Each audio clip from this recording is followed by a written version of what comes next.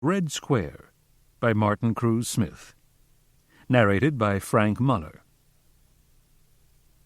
Arkady Renko cracked the case aboard the Polar Star, and so, redeemed at last, he is back in Moscow and back at work in the Moscow prosecutor's office. The city he has returned to is totally different from the one he left. The Communist Party is dead, the ruble is worthless, and organized crime is the only entity that functions efficiently in the city. While all around him the Russian mafia and greedy party commissars plunder the last assets of the Soviet Union, Arkady wonders whether being an honest man in a bankrupt system isn't really a wasted life. And now, Red Square. Part 1. Moscow, August 6 to August 12, 1991. Chapter 1. In Moscow, the summer night looks like fire and smoke.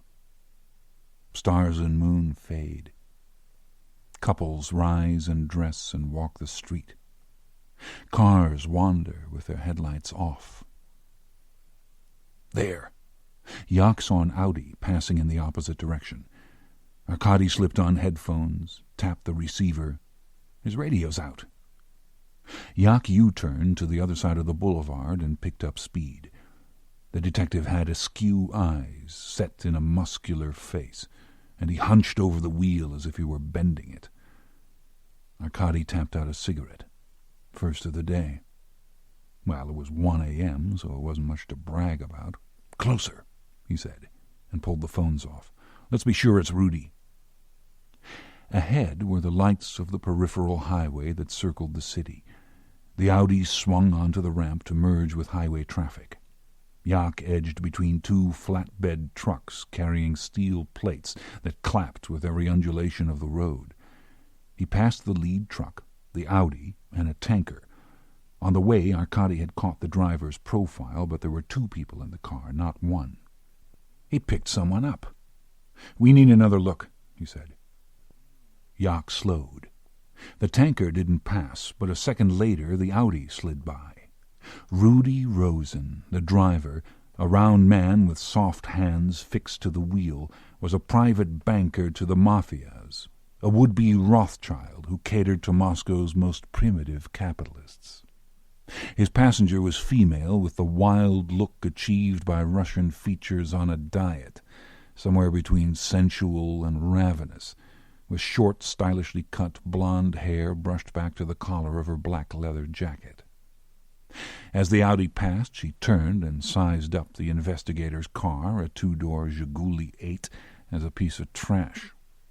In her 30s, Arkady thought. She had dark eyes and a wide mouth and puffy lips, parted slightly as if starving.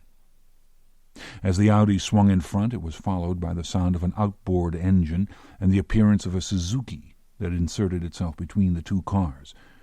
The motorcycle rider wore a black dome helmet, black leather jacket, and black high tops that sparkled with reflectors. Yak eased off. The biker was Kim, Rudy's protection. Arkady ducked and listened to the headset again. "Still dead. He's leading us to the market. There are some people there. If they recognize you, you're dead." Yak laughed. "Of course, then we'll know we're in the right place." "Good point. God forbid anyone should exercise sanity," Arkady thought. "Anyway, if anyone recognizes me, it means I'm still alive." All the traffic squeezed off the same exit ramp. Yak tried to follow the Audi, but a line of rockers, bikers, swarmed in between. Swastikas and czarist eagles decorated their backs, all wreathed in the rising smoke of exhaust pipes stripped of mufflers. At the end of the ramp, construction barriers had been pushed to one side.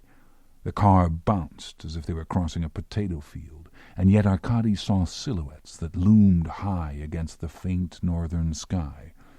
A Moskvich went by, its windows crammed with swaying rugs. Ahead, brake lights spread into a pool of red. The rockers drew their bikes into a circle. announcing their stop with a chorus of roars. Cars and trucks spaced themselves roughly on a knoll here and a trough there. Yak killed the Zhiguli in first. The car had no neutral or parking gear. He emerged from the car with a smile of a crocodile who has found monkeys at play. Arkady got out wearing a padded jacket and cloth cap. He had black eyes and an expression of bemusement, as if he had recently returned from a long stay in a deep hole to observe changes on the surface, which wasn't far from the truth. This was the new Moscow. The silhouettes were towers, red lights at the top to warn off planes. At their bases were the chalky forms of earth movers, cement mixers, stacks of good bricks and mounds of bad, rebars sinking into mud. Figures moved around the cars, and more were still arriving, an apparent convention of insomniacs. No sleepwalking here, though. Instead, the swarming, purposeful hum of a black market. In a way, it was like walking through a dream, Arkady thought. Here were cartons of Marlboros, Winstons, Rothmans, even despised Cuban cigarettes, stacked as high as walls. Videotapes of American action or Swedish porn sold by the gross for distribution. Polish glassware glittered in factory crates. Two men in running suits arranged not windshield wipers, but whole windshields, and not merely carved out of some poor sod's car, but new, straight from the assembly line. And food. Not blue chickens dead of malnutrition, but whole sides of marbled beef hanging in a butcher's truck. Gypsies lit kerosene lamps beside attaché cases to display counterfeit gold Tsarist rubles in mint condition, sealed and sold in plastic strips. Yak pointed out a moon-white Mercedes. Further lamps appeared, spreading the aura of a bazaar. There might be camels browsing among the cars, Arkady thought, or Chinese merchants unrolling bolts of silk. An encampment to themselves was the Chechen mafia, men with pasty-pocked complexions and black hair who sprawled in their cars like pashas at their ease. Even in this setting, the Chechens enforced a space of fear. Rudy Rosen's Audi was in a choice central location near a truck unloading radios and VCRs. A well-behaved line had formed outside the car under the gaze of Kim, who stood 1 foot on his helmet about 10 meters away. He had long hair that he pushed away from small Korean features. His jacket was padded like armor and open to a compact model of the Kalashnikov called Malish, little boy.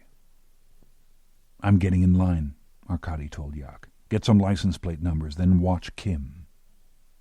Arkady joined the queue while Yak loitered by the truck. From a distance, the VCRs seemed solid Soviet goods. Miniaturization was a virtue for consumers of other societies. Generally, Russians wanted to show what they bought, not to hide it. But were they new? Yak ran his hand along the edges, searching for the telltale cigarette burns of a used machine. There was no sign of the golden-haired woman who had come with Rudy. Arkady felt himself being scrutinized, and turned toward a face whose nose had been broken so many times it had developed an elbow. "What's the rate tonight?" the man asked. "I don't know," Arkady admitted. "They twist your prick here if you have anything but dollars. Or tourist coupons. Do I look like a fucking tourist?" He dug into his pockets and came out with crumpled bills. He held up one fist. "Zlotys." He held up the other. "Forints. Can you believe it? I followed these two from the Savoy. I thought they were Italian, and they turned out to be a Hungarian and a Pole." "It must have been pretty dark," Arkady said. "When I found out, I almost killed them. I should have killed them to spare them the pain of trying to live on fucking forints and zlotys." Rudy rolled down the window on the passenger side and called to Arkady. "Next." To the man waiting with zlotys, he added, "This will take a while." Arkady got in. Rudy was well wrapped in a double-breasted suit, an open cash box on his lap. He had thinning hair combed diagonally across his scalp, moist eyes with long lashes, a blue cast to his jowls. A garnet ring was on the hand that held the calculator. The back seat was an office of neatly arrayed file boxes, laptop computer, computer battery, and cases of software, manuals, and computer disks. "This is a thoroughly mobile bank," Rudy said. "An illegal bank. On my disks I can hold the complete savings records of the Russian Republic. I could do a spreadsheet for you some other time." "Thanks. Rudy, a rolling computer center does not make for a satisfying life." Rudy held up a Game Boy. "Speak for yourself." Arkady sniffed. Hanging from the rearview mirror was something that looked like a green wick. "It's an air freshener," Rudy said. "Pine scent." "It smells like armpit of mint. How can you breathe?" "It smells cleaner. I know it's me. Cleanliness, germs. It's my problem. What are you doing here?" "Your radio's not working. Let me see it." Rudy blinked. "You're going to work on it here?" "Here is where we want to use it. Behave as if we're conducting a normal transaction." "You said this would be safe." "But not foolproof. Everybody's looking." "Dollars? Deutschmarks? Francs?" Rudy asked. The cash-box tray was stuffed with currencies of different nationalities and colors. There were francs that looked like delicately hand-tinted portraits, lira with fantastic numbers and Dante's face, oversized Deutschmarks brimming with confidence, and most of all, compartments of crisp-as-grass green American dollars. At Rudy's feet was a bulging briefcase with, Arkady assumed, much more. Tucked by the clutch, there was also a package wrapped in brown paper. Rudy lifted the $100 bills from the tray to reveal a transmitter and micro-recorder. "Pretend I want to buy rubles," Arkady said. "Rubles?" Rudy's finger froze over the calculator. "Why would anyone want to buy rubles?" Arkady played the transmitter's power switch back and forth, then fine-tuned the frequency. "You're doing it, buying rubles for dollars or Deutschmarks." "Let me explain. I'm exchanging. This is a service for buyers. I control the rate. I'm the bank, so I always make money, and you always lose. Arkady, nobody buys rubles." Rudy's small eyes swelled with sympathy. "The only real Soviet money is vodka. Vodka is the only state monopoly that really works." "You have some of that, too." Arkady glanced at the rear floor, which was littered with silvery bottles of Starka, Ruskaya, and Kuban vodka. "It's Stone Age barter. I take what people have. I help them. I'm surprised I don't have stone beads and pieces of 8. Anyway, the rate is 40 rubles to the dollar." Arkady tried the on button of the recorder. The miniature spools didn't move. "The official rate is 30 rubles to the dollar." "Yes, and the universe revolves around Lenin's asshole. No disrespect." "It's funny. I deal with men who would slit their mother's throat and are embarrassed by the concept of profit." Rudy became serious. "Arkady, if you can just imagine profit apart from crime, then you have business. What we're doing right now is normal and legal in the rest of the world." "He's normal?" Arkady looked in the direction of Kim, his eyes fixed on the car. The bodyguard had the flat face of a mask. Rudy said, "Kim's there for effect. I'm like Switzerland, neutral. Everybody's banker. Everybody needs me.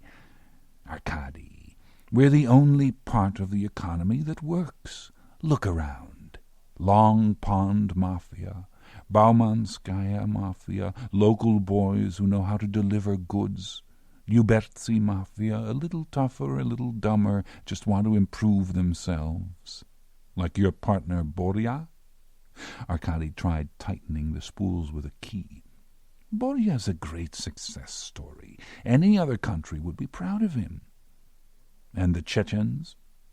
Granted, Chechens are different. If we were all rotting bones, they wouldn't mind.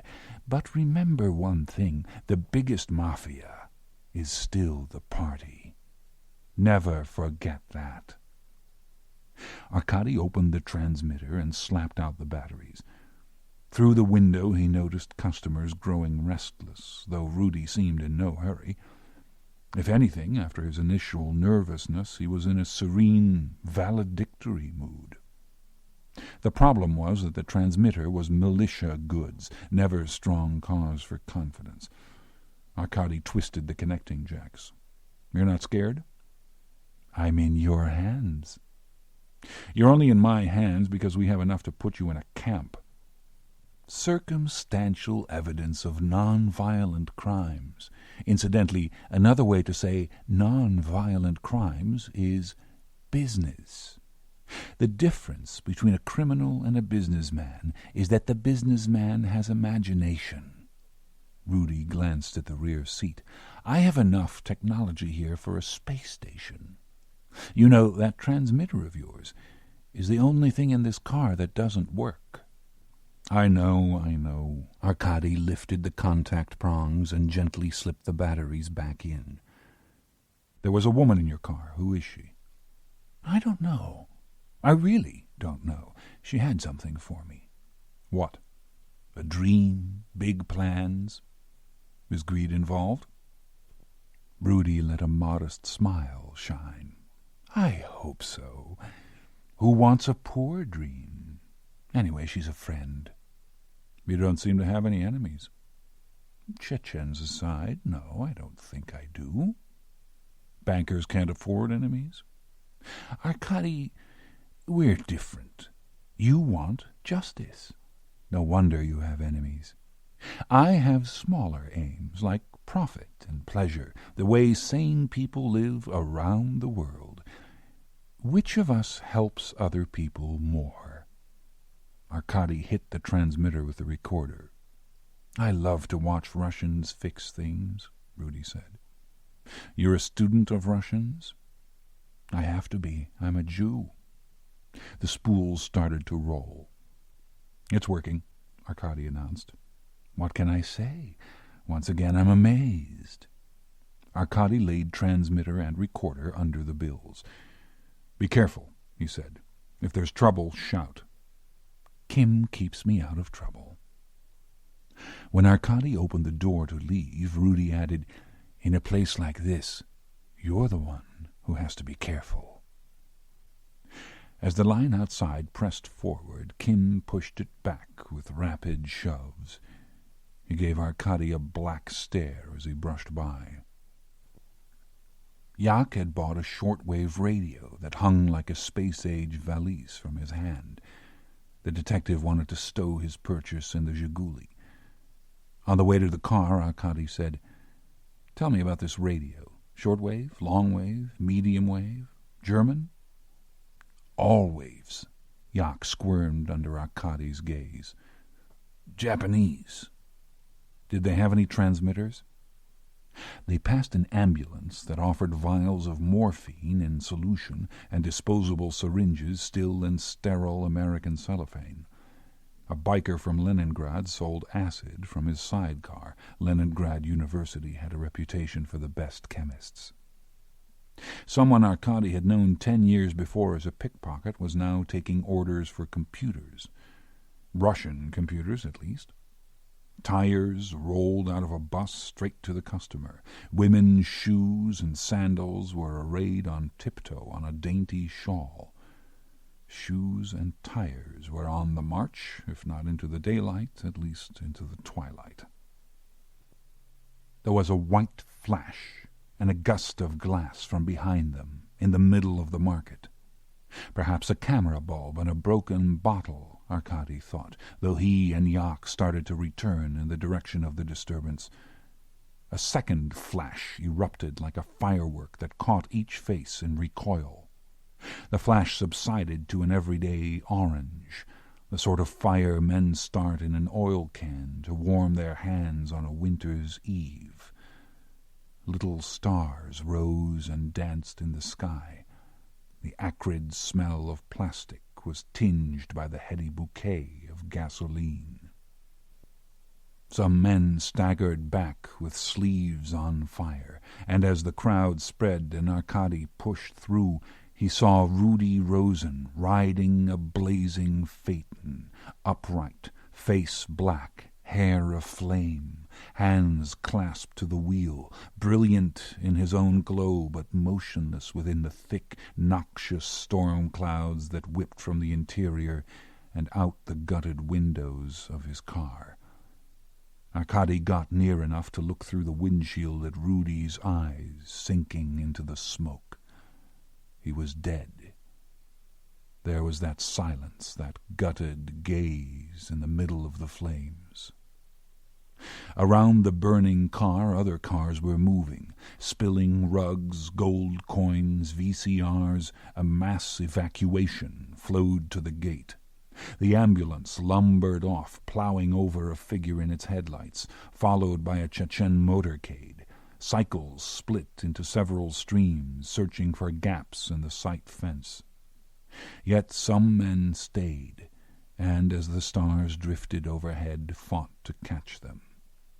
Arkady himself leaped and plucked from the air a burning Deutschmark, then $1, then a franc, all lined with worms of burning gold. Chapter 2. Although the ground was still in shadow, Arkady could see that the site was a layout of 4 20-story towers around a central plaza. 3 of the towers were faced in precast concrete, while the last was still in a skeletal girders and crane phase that in the hopeful light of dawn appeared both gargantuan and frail. On the ground floors, he supposed, there would be restaurants, cabarets, perhaps a cinema, and in the middle of the plaza, when the earth movers and cement mixers were gone, a view of tour buses and taxis. Now, however, there were a forensic van, the Zhiguli, and the black shell of Rudy Rosen's Audi sitting on a black carpet of singed glass. The Audi's windows were hollow, and the heat of the fire had exploded and then burned the tires, so at least it was the stench of burnt rubber that was strongest. As if listening, Rudy Rosen sat stiffly upright. "Glass seems to be evenly distributed," Arkady said. Paulina followed with her pre-war Leica and took a picture every other step. "Glass is melted closer to the car, which is a 4-door Audi. Left doors shut.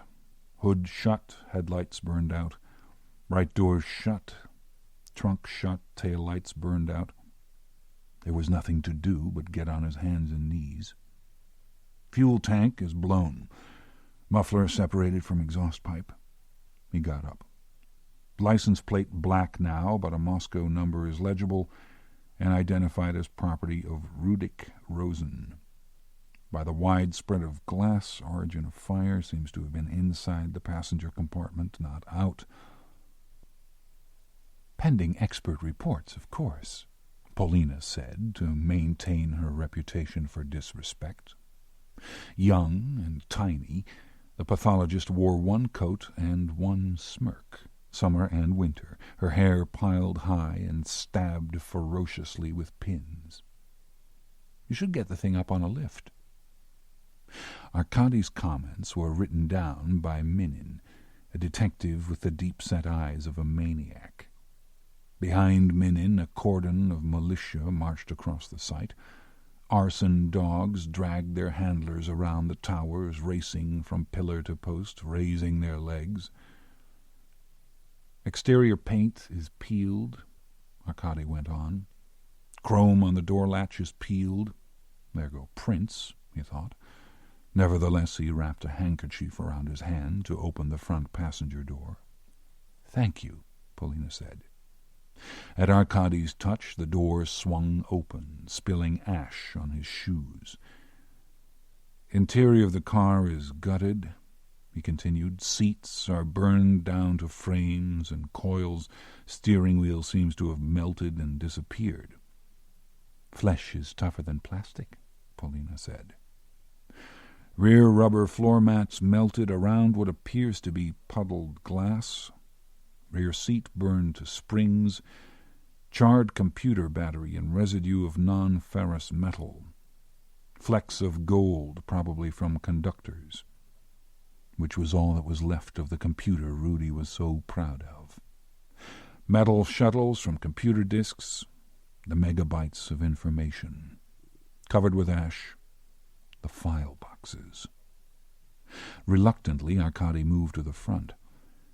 Flash signs by the clutch, fragments of charred leather, plastic residue, batteries in dash compartment. Naturally, the heat was intense. Polina leaned in to snap a shot with her Leica. 2,000 degrees at least. "On the front seat," Arkady said, "a cash box. The tray is empty and charred. Under the tray are small metal contacts. 4 batteries, perhaps the remains of a transmitter and tape recorder. So much for surveillance. Also on the seat is a metal rectangle, perhaps the back of a calculator. Key in the ignition is turned to off. 2 other keys on the ring, which brought him to the driver. This was not where Arkady excelled. In fact, this is where he could have used a long walk and a cigarette. With the burned ones, you have to open the camera aperture all the way just to get any detail, Polina said. Detail? The body is shrunken, Arkady said, too badly charred to be immediately identified as male or female, child or adult. Head is resting on the left shoulder, clothes and hair are burned off, some skull shows through. Teeth do not appear salvageable from molds, no visible shoes or socks. Which didn't really describe the new, smaller, blacker Rudy Rosen riding on the airy springs of his chariot. It didn't capture his transformation into tar and bone, the particular nakedness of a belt buckle hanging in the pelvic saddle, the wandering sockets of the eyes, and the molten gold of his fillings, the pants stripped for speed, the way his right hand gripped an invisible steering wheel as if he were cruising through hell, and the fact that the pearlized wheel had melted like pink taffy on his fingers. It didn't convey the mysterious way bottles of Sterka and Kuban vodka had liquefied and pooled, how hard currency and cigarettes had vanished in a puff. Everybody needs me. Not anymore. Arkady turned away and saw that as black as Rudy Rosen was, Minin's face registered nothing but satisfaction, as if this sinner had suffered barely enough. Arkady took him aside and aimed him at some of the searchers among the militia who were stuffing their pockets. The ground was strewn with goods abandoned in the panic of the evacuation. I told them to identify and chart what they found. You didn't mean for them to keep it. Arkady took a deep breath. Right. Look at this. Polina probed a corner of the back seat with her hairpin. Dried blood. Arkady went over to the Zhiguli. Yak was in the back seat, questioning their only witness, the same unlucky man Arkady had met when he was waiting to talk to Rudy, the mugger with too many zlotys.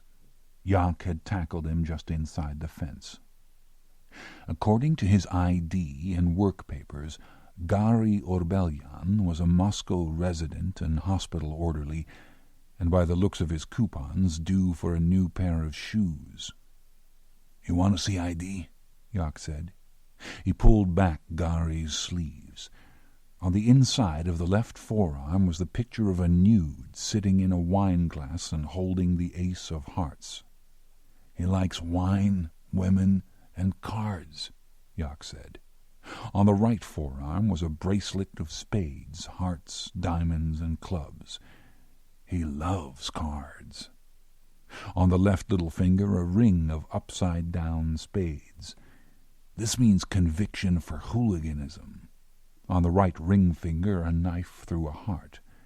This means he's ready to kill. So let's say Gary did not wash up in a basket of reeds.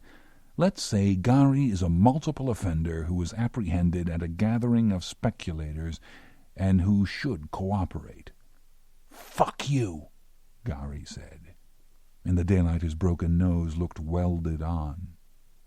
"Still have your forints and zlotys?" Arkady asked. "Fuck you!" Yak read from his notes. The witness states that he spoke to the fucking deceased because he thought the deceased was someone who owed him money. He then left the fucking deceased's car and was standing at a distance of approximately 10 meters about 5 minutes later when the fucking car exploded. A man the witness knows as Kim threw a second fucking bomb into the car and then ran. "Kim?" Arkady asked. "That's what he says. He also says he burned his fucking hands trying to save the deceased." Yak reached into Gary's pockets to pull out handfuls of half-burned Deutschmarks and dollars. It was going to be a warm day. Already the dewiness of dawn was turning to beads of sweat. Arkady squinted at a sunlit banner that hung limply across the top of the western tower. New World Hotel. He imagined the banner filling with a breeze and the tower sailing away like a brigantine. He needed sleep. He needed Kim. Paulina knelt on the ground on the passenger side of the Audi. "More blood," she called.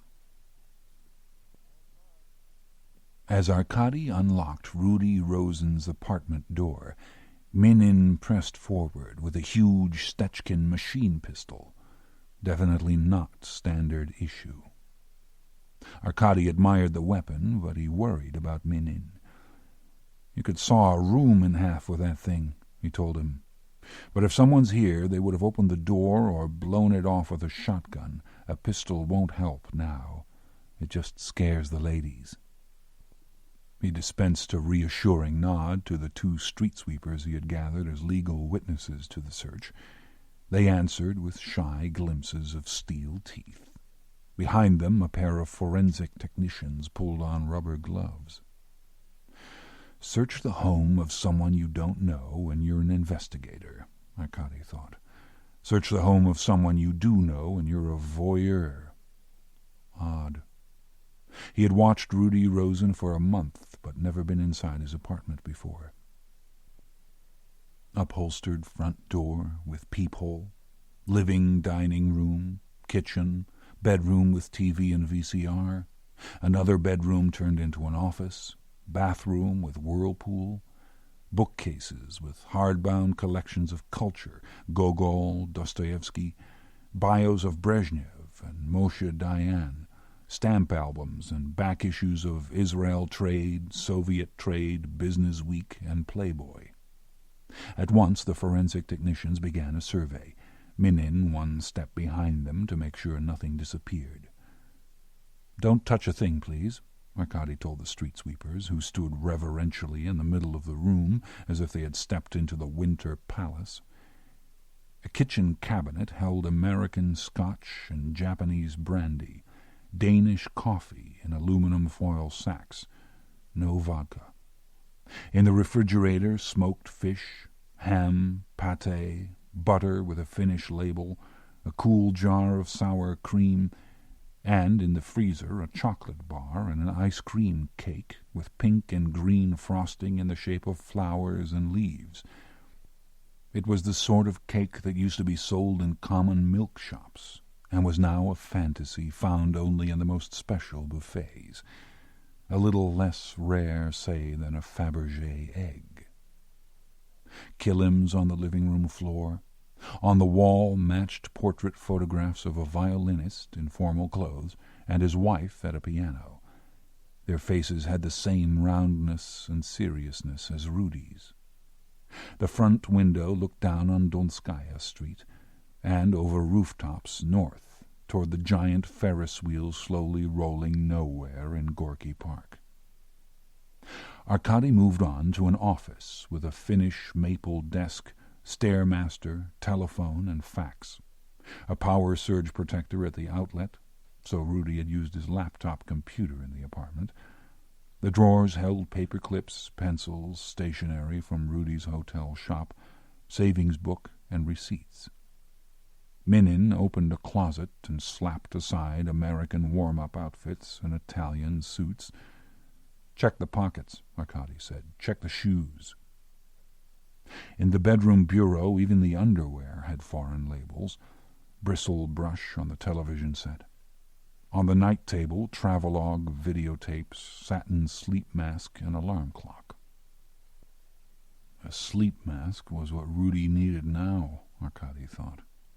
Safe but not foolproof. Was that what he had told Rudy?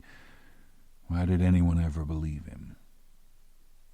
One of the street sweepers had followed him as silently as if she moved in felt slippers. She said, "Olga Semyonovna and I share a flat. We have Armenians and Turkmen in the other rooms. They don't speak to each other." "Armenians and Turks? You're lucky they don't kill each other," Arkady said. He unlocked the bedroom window for a view of a courtyard garage. Nothing hanging outside the sill. The communal apartment is death to democracy. He thought about it. Of course, democracy is death to the communal apartment. Minin entered. "I agree with the chief investigator. What we need is a firm hand." The sweeper said, "Say what you want. In the old days there was order."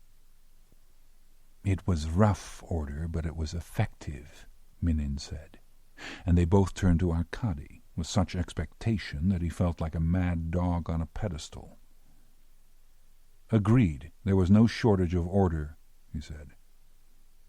At the desk, Arkady filled in the protocol of search. Date, his name, in the presence of, here he entered the names and addresses of the two women. According to search warrant number, entered citizen Rudik Davidovich Rosen's residence, apartment 4A at 25 Donskaya Street. Arkady's eye was caught by the fax again. The machine had buttons in English, for example, redial. Gingerly he lifted the phone and pushed the button. The receiver produced tones, a ring, a voice. "Feldman."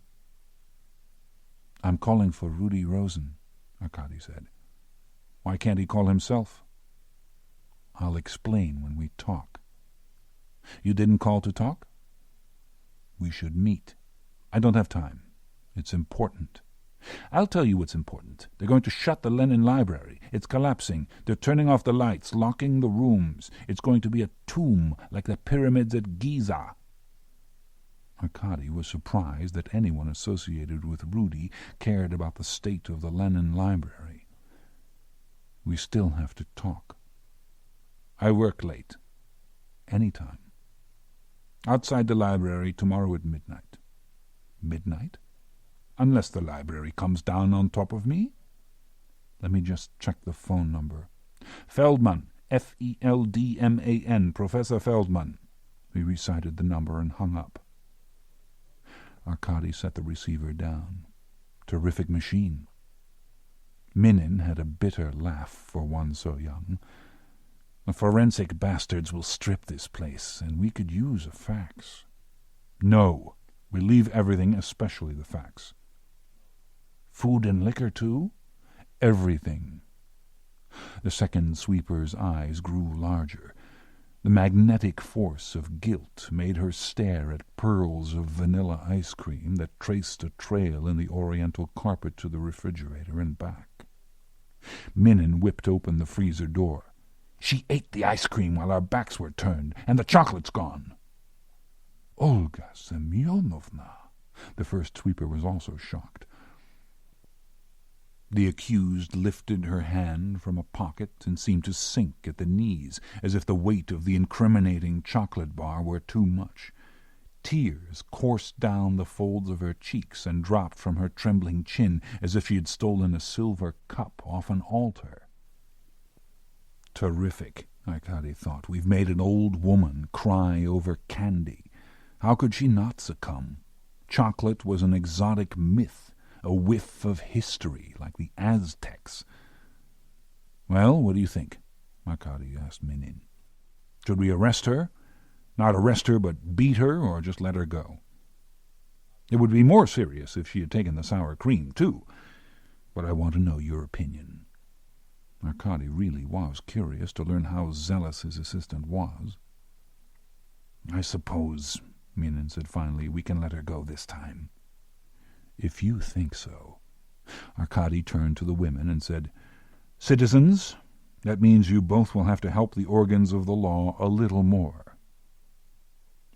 Soviet garages were mysteries because steel siding was not legally for sale to private citizens, yet garages constructed of such siding continued to appear magically in courtyards and multiply in rows down back streets.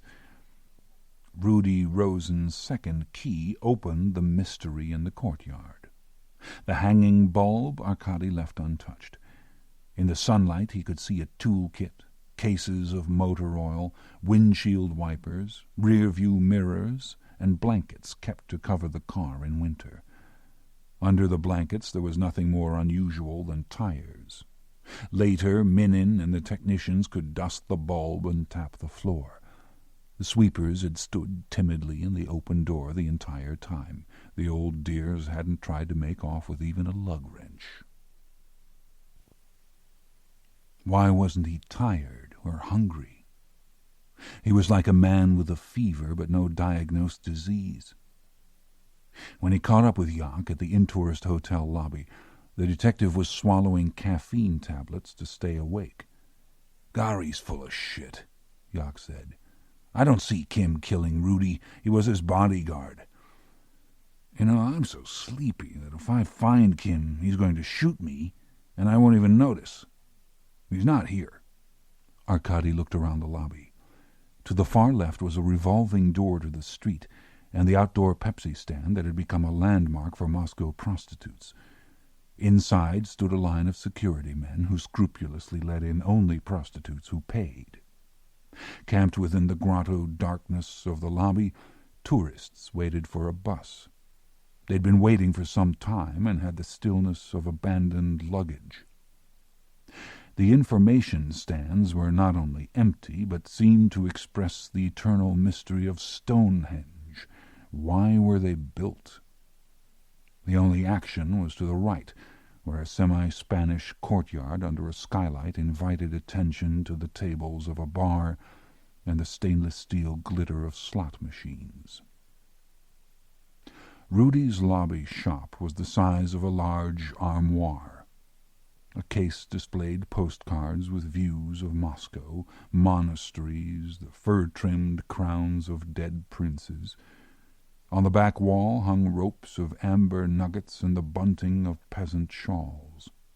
On the side shelves, wooden hand-painted dolls of ascending sizes crowded around plaques for Visa, MasterCard, American Express.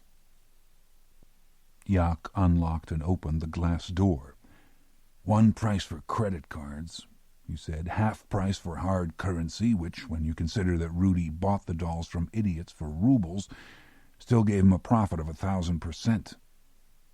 "Nobody killed Rudy over dolls," Arkady said. Handkerchief on his hand, he opened the counter drawer and flipped through a ledger. All figures, no notes. Minin and forensics would have to come here, too. Yak cleared his throat and said, "I have a date. See you in the bar." Arkady locked the shop and wandered across the courtyard to the slots. The machines displayed draw poker or revealed plums, bells, and lemons on wheels of chance under instructions in English, Spanish, German, Russian, and Finnish. All the players were Arabs, who circulated joylessly, setting down cans of orange CC soda to stack tokens. In the middle of the machines, an attendant poured a silvery stream of tokens into a mechanical counter, a metal box with a crank that he kept in furious motion. He jumped when Arkady asked him for a light. Arkady caught his own reflection on the side of a machine. A pale man with lank, dark hair in desperate need of sunshine and a shave, but not frightening enough to account for the way the attendant wrestled with his lighter. "Did you lose count?" he asked. "It's automatic," the clerk said. Arkady read the numbers off the counter's tiny dials. Already 7,590. 15 canvas sacks were full and tied shut, 5 empty sacks to go. "How much are they?" he asked. 4 tokens for $1. 4 into... Well, I'm not good at mathematics, but it seems enough to share. When the clerk started looking around for help, Arkady said, "Just joking. Relax." Jak was sitting at the far end of the bar, sucking sugar cubes and talking to Yulia, an elegant blonde dressed in cashmere and silk. A pack of Rothmans and a copy of L were open beside her espresso. Jak pushed a cube across the table as Arkady joined them. "Hard currency bar. They don't take rubles." "Let me buy you lunch," Yulia offered. "We're staying pure," Jak said. She gave him a rich smoker's laugh. "I remember saying that myself." Jak and Yulia had once been man and wife. They had met on the job, so to speak, and fallen in love. Not a unique situation in their callings. She had gone on to bigger and better things. Or he had, hard to say. The buffet had pastries and open-faced sandwiches under banners for Spanish brandy. Was the sugar the product of imported Cuban sugar cane or the plain but honest Soviet sugar beet? Arkady wondered. He could become a connoisseur. Australians and Americans traded monotones along the bar. At nearby tables, Germans wooed prostitutes with sweet champagne. "What are they like, the tourists?" Arkady asked Yulia. "You mean special kinks?" "Types." She allowed him to light her cigarette and took a thoughtful drag. She crossed her long legs in slow motion, drawing eyes from around the bar. "Well, I specialize in Swedes. They're cold, but they're clean, and they're regular visitors. Other girls specialize in Africans. There's been a murder or two, but generally Africans are sweet and grateful." "Americans?" "Americans are scared. Arabs are hairy. Germans are loud." "What about Russians?" Arkady asked. "Russians?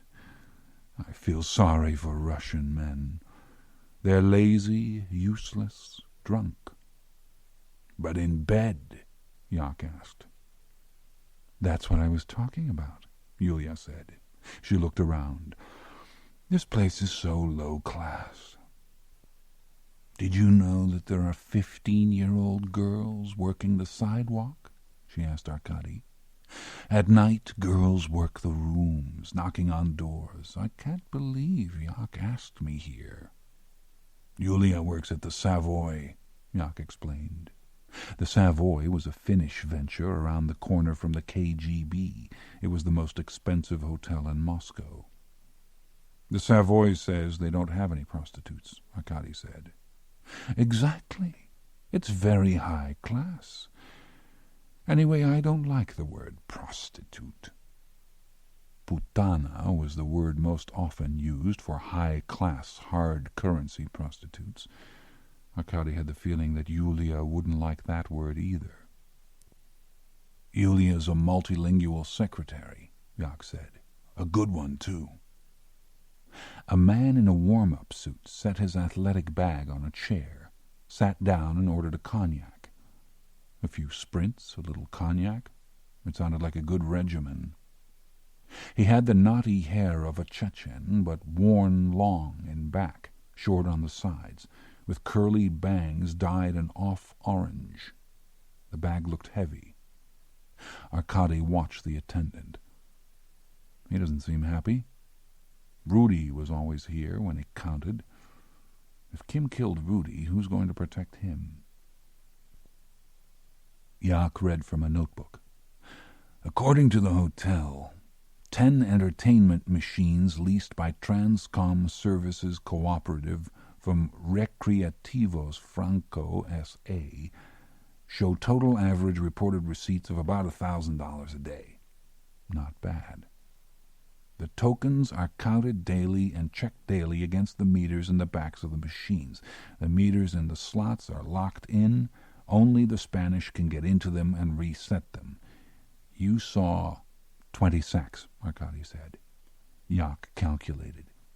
Each sack holds 500 tokens, and 20 sacks is $2,500, so that's $1,000 for the state and $1,500 a day for Rudy. I don't know how he did it, but by the sacks he beat the meters. Arkady wondered who Transcom was. It couldn't be just Rudy. That kind of import and lease needed party sponsorship, some official institution willing to be a partner.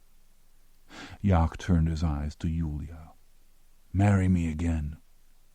I'm going to marry a Swede, an executive. I have girlfriends in Stockholm who've already done it. It's not Paris, but the Swedes appreciate someone who's good with money and knows how to entertain. I've had proposals. And they talk about the brain drain, Yak said to Arkady. One gave me a car, Yulia said. A car? Yak was more respectful. A Volvo. Naturally. Your bottom should touch nothing but foreign leather. Yak implored her. Help me. Not for cars or ruby rings, but because I didn't send you home the first time we took you off the street. He explained to Arkady. The first time I saw her, she was wearing gumboots and a mattress. She's complaining about Stockholm, and she came from somewhere in Siberia where they take antifreeze to shit. That reminds me, Yulia said, unfazed. For my exit visa, I may need a statement from you saying you don't have any claims on me. We're divorced. We have a relationship of mutual respect. Can I borrow your car? Visit me in Sweden. Yulia found a page in her magazine that she was willing to deface. She wrote 3 addresses in curly script, folded the margin, and tore it along the crease. I'm not doing you a favor. Personally, Kim is the last person I'd want to find. You sure I can't buy you lunch? Arkady said, I'll just treat myself to one more cube before we go. Be careful, Yulia told Yak. On the way out, Arkady caught another glance of himself in the bar mirror. Grimmer than he thought. Not the kind of face that woke up expecting sunshine. What was that old poem by Mayakovsky? Regard me, world, and envy. I have a Soviet passport. Now everyone just wanted a passport to get out, and the government, ignored by all, had collapsed into the sort of spiteful arguments that erupted in a whorehouse where no customers had come to call in 20 years. What could explain this store, this country, this life? A fork with 3 out of 4 tines, 2 kopecks. A fish hook, 20 kopecks, used. But fish weren't choosy. A comb as small as a seedy mustache, reduced from 4 kopecks to 2. True, this was a discount shop. But in another, more civilized world, wasn't this trash? Wouldn't it all be thrown away? Some items had no discernible function. A wooden scooter with rough wooden wheels and no pole, no bars to hang on to. A plastic tag embossed with the number 97. What were the odds someone had 97 rooms, 97 lockers, or 97 anything, and was only missing the number 97? Perhaps it was the idea of buying, the idea of a market, because this was a cooperative shop and people wanted to buy something. On the third table was a bar of soap, shaved and shaped out of a larger used bar of soap, 20 kopecks. A rusty butter knife, 5 kopecks. A blackened light bulb with a broken filament, 3 rubles. Why, when a new bulb was 40 kopecks? Since there were no new light bulbs for sale in the stores, you took this used bulb to your office, replaced the bulb in the lamp on your desk, and took the good bulb home so that you wouldn't live in the dark. Arkady slipped out the back door and walked across the dirt toward the second address, a milk shop, cigarette in his left hand, which meant that Kim had not been inside the cooperative. Up the street, Yak seemed to be reading a newspaper in a car. There was no milk, cream, or butter in the milk shop, though the coolers were stacked with boxes of sugar. The empty counters were staffed by women in white coats and caps who wore the boredom of a rear guard. Arkady lifted a sugar box. Empty. "Whipped cream?" Arkady asked a clerk. "No," she seemed startled. "Sweet cheese?" "Of course not. Are you crazy?" "Yes, but what a memory," Arkady said. He flashed his red ID and walked around the counter and through the swinging door into the rear. A truck was in the bay, and a delivery of milk was being unloaded directly into another unmarked truck. The store director came out of a cooler. Before the doors snapped shut, Arkady saw wheels of cheese and tubs of butter. "Everything you see is reserved. We have nothing, she announced. Arkady opened the cooler door. An elderly man huddled like a mouse in a corner. In one hand he clutched a certificate, naming him a volunteer civilian inspector to combat hoarding and speculation. In his other hand was a bottle of vodka. "Staying warm, Uncle?" Arkady asked. "I'm a veteran." The old man touched the bottle to the medal on his sweater. "I can see that." Arkady walked around the storeroom. Why did a milk shop need bins? "Everything here is special order for invalids and children," the director said. Arkady opened a bin to see sacks of flour stacked like sandbags. When he opened another, pomegranates rolled around his feet and over the storeroom floor. A third bin, and lemons poured over pomegranates. "Invalids and children!" the director shouted. The last bin was stacked with cigarettes. Arkady stepped carefully around the fruit and exited through the bay. The men loading the milk tucked their faces away. From the back of the shop, his cigarette still in his left hand, Arkady walked across a yard seeded with broken glass to the main street. On it, apartment houses rusted in seams along drain pipes and window casings. Cars had the creased and rusted look of wrecks. Kids hung on to a rust-orange carousel without seats. The school seemed to be built of bricks of rust. At the end of the street, the local party headquarters was sheathed like a sepulchre in white marble. At Yulia's last address for Kim, Arkady dropped the cigarette as he approached a pet shop whose plaster had fallen from its facade in large geographic sections. He heard Yak and the car rolling close behind. The only animals for sale seemed to be chicks and cats peeping and mewing in wire cages. The clerk was a Chinese girl carving what looked like liver for a customer. When the liver stirred, Arkady saw that it was actually a spreading mound of bloodworms. He stepped behind the counter and into a back room, as the girl followed with her cleaver and warned, "This is no entry." In the back were sacks of wood shavings and chicken pellets, a refrigerator with a calendar for the year of the sheep, shelves with tall glass jars of teas, mushrooms and fungi, man-shaped ginseng, and items labeled only in Chinese characters, but which he recognized from the herbal shops he had seen in Siberia. What looked like tar in a jar was black bear bile. A larger bottle held a lumpish mass of coagulated pig's blood, good for soup. There were dried seahorses and deer penises that resembled peppers.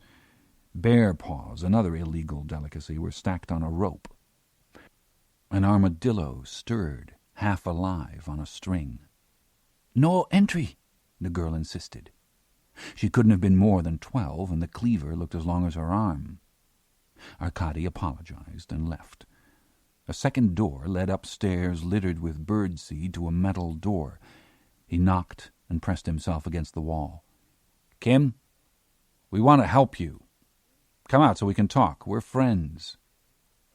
Someone was inside. Arkady heard the careful easing of a floorboard and a sound like rustling sheets. When he pounded the door, it popped open. He walked into a storeroom that was dark except for a shoebox that was burning from the top down in the middle of the floor. He smelled the lighter fluid that had been poured onto it. Around the walls were television cartons. On the floor, a bare mattress, toolkit, hot plate. He pulled the curtains aside and looked out the open window at a fire escape leading down to a yard knee-deep in pet shop trash. Birdseed bags, steel netting, dead chicks. Whoever had been here was gone. He tried the switch. The light bulb was gone, too. Well, that showed forethought. Arkady made a complete circuit of the room, looking behind the cartons before he returned to the burning box. The sound of the flames was soft and furious at the same time, a miniature firestorm. It wasn't a shoebox. The side of it said Cindy, and showed a doll with a blonde ponytail sitting at a table pouring tea. He recognized it because Cindy dolls were the most popular import in Moscow, displayed in every toy store window, non-existent on the shelves. The box's illustration also showed a dog, perhaps a Pekingese, that sat at the doll's feet and wagged its tail. Yak rushed in to stamp out the fire. "Don't!" Arkady pulled him back. The fire line edged down into the picture. As Cindy's hair burst into flame, her face darkened in alarm. She seemed to raise the teapot, then stand as her upper half was consumed. The dog waited faithfully as paper burned down around him. Then the entire box was black, twisted, spider-webbed with red, turning grey and gauzy, with a layer of ashes that Arkady blew away. Inside was a landmine, lightly charred, its 2 pressure pins up, triggered, still waiting for Yak's foot to push them down. Chapter 3. Arkady drew a cartoon car on a piece of paper. Crayons, he thought, were about all he lacked. Amenities for rehabilitated Special Investigator Renko included desk and conference table, 4 chairs, files, and a closet that held a combination safe. Also 2 deluxe portable typewriters, 2 red outside phones with dials, and 2 yellow intercoms without. He had 2 windows dressed with curtains, a wall map of Moscow, a rollaway brown board, an electric samovar, and an ashtray. On the table, Polina spread a black-and-white 360-degree panorama of the construction site and approaching shots of the Audi, then detailed color shots of the gutted car and driver. Minin hovered zealously. Yak, 40 hours without sleep, stirred like a boxer trying to rise before the count of 10. "It was vodka that made the fire so bad," Yak said. "Everyone thinks of vodka," Polina sneered. "What really burns are seats, because they're polyurethane. That's why cars burn so quickly, because they're mostly plastic. The seat adheres to the skin like napalm. A car is just an incendiary device on wheels." Arkady suspected that not so long ago Polina had been the girl in pathology class with the best reports, illustrated and footnoted in punctilious detail. "In these photographs I first show Rudy still in the car, then after we've peeled him off and removed him, then a shot through the springs to show what fell through from his pockets, intact steel keys, Copex melted with floor trash, hardware from the seat, including what was left of our transmitter. The tapes burned, of course, if ever there was anything on them. In the first photographs you'll notice that I have circled in red a flash mark on the side wall by the clutch. She had, indeed, right by the charred shin bones and shoes of Rudy Rosen's legs. Around the flash mark were traces of red sodium and copper sulfate, consistent with an explosive incendiary device. Since there are no remains of a timer or fuse, I assume it was a bomb designed to ignite on contact. There was also gasoline. From when the tank blew, Yak said. Arkady drew a stick figure in the car, and with a red pen a circle around the stick feet. What about Rudy? Flesh in that condition is as hard as wood, and at the same time bones break as soon as you cut. It's hard enough to pick the clothes off. I brought you this. From a plastic bag, Polina produced a newly buffed garnet and a hard puddle of gold, what was left of Rudy's ring. The cool pride on her face reminded Arkady of the sort of cat that brings mice to its owner. You checked his teeth? Here's a chart. The gold ran, and I haven't found it, but there are signs of a filling in the second lower molar. This is all preliminary to a complete autopsy, of course. Thank you. Just one thing, she added. There's too much blood. Rudy was probably pretty cut up, Yak said. Polina said, people who are burning to death don't explode. They're not sausages. I found blood everywhere. Arkady squirmed. Maybe the assailant was cut. I sent samples to the lab to check the blood type. Good idea. You're welcome. Chin up, contemptuous from then on of the proceedings, she even sat just like a cat. Yak diagrammed the market on the brown board, showing the relative positions of Rudy's car, Kim, the line of customers, then at a distance of 20 meters the truck with VCRs. A second grouping was arranged in a loose orbit of ambulance, computer salesman, caviar van, then more space, and half an orbit that included gypsy jewelers, rockers, rug merchants, the Zhiguli. It was a big night. With Chechens there, we're lucky the whole place didn't erupt. Yak stared at the board. Our only witness states that Kim killed Rudy. At first I found it hard to believe, but looking at who was actually close enough to throw a bomb, it makes sense.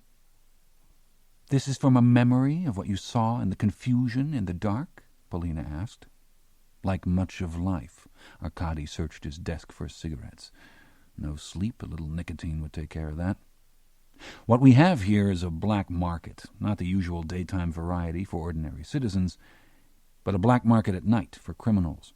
Neutral territory and a very neutral victim in Rudy Rosen.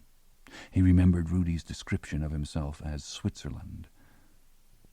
You know, this was like spontaneous combustion, Yak said. You get together enough thugs, drugs, vodka, throw in some hand grenades, and something's going to happen. A type like that probably cheated someone, Minin suggested. I liked Rudy, Arkady said. I forced him into this operation, and I got him killed. The truth was always good for embarrassment. Yak looked pained by Arkady's lapse, like a good dog that sees his master trip. Minin, on the other hand, seemed grimly satisfied. The question is, why 2 firebombs? There were so many guns around. Why not shoot Rudy? Our witness is Gary Orbelyan, Yak reminded him. Arkady continued, who identifies Kim as an assailant. Now, we saw Kim with a Malish. It could have emptied 100 bullets into Rudy more easily than throwing a bomb. All he had to do was pull the trigger. Polina asked, why 2 bombs instead of 1? The first was enough to kill Rudy. Maybe the point wasn't just to kill Rudy, Arkady said. Maybe it was to burn the car. All his files, every piece of information, loans, deals, paper files, discs, were on the back seat. Yak said, when you kill someone, you want to leave the area. You don't want to have to start moving files. They're all smoke now, Arkady said. Polina changed to a happier subject. If Kim was close to the car when the device ignited, maybe he was injured. Maybe it was his blood. I alerted hospitals and clinics to report anyone coming in with burns, Yak said. I'll add lacerations to that. I just find it hard to believe that Kim would have turned on Rudy. If nothing else, Kim was loyal. How are we on Rudy's place? Arkady asked while he followed the at once tantalizing and repellent smell of stale tobacco to a bottom drawer. Polina said, "The technicians lifted prints. So far they've only found Rudy's." In the back of a drawer, Arkady found a forgotten pack of Bellamores, a true gauge of desperation. He asked, "You haven't finished the autopsy?" She said, "There's a wait for morgue time, I told you." "A wait for morgue time? That's the ultimate insult." The Bellamore lit with a puff of black fumes, like diesel exhaust. Hard to smoke it and hold it away at the same time, but Arkady tried. "Watching you smoke is like watching a man commit suicide," Polina said. "No one has to attack this country, just drop cigarettes." Arkady changed the subject. "What about Kim's place?" Yak reported that a more complete search of the storeroom had turned up more empty cartons for German car radios and Italian running shoes, the mattress, empty cognac bottles, birdseed, and tiger balm. "All the fingerprints from the storeroom matched the militia file on Kim," Polina said. "The prints on the fire escape were smudged." "The witness identified Kim throwing a bomb into Rudy's car. You find a landmine in his room. How much doubt can there be?" Minin asked. "We didn't actually see Kim," Arkady said. "We don't know who was there." "The door opened and there was a fire inside," Yak said. "Remember when you were a kid? Didn't you put dog shit in a bag and set the bag on fire to see people stamp it out?" "No," Minin shook his head. He'd never done anything like that. Yak said, "We used to do it all the time. Anyway, instead of dog shit, there was a landmine.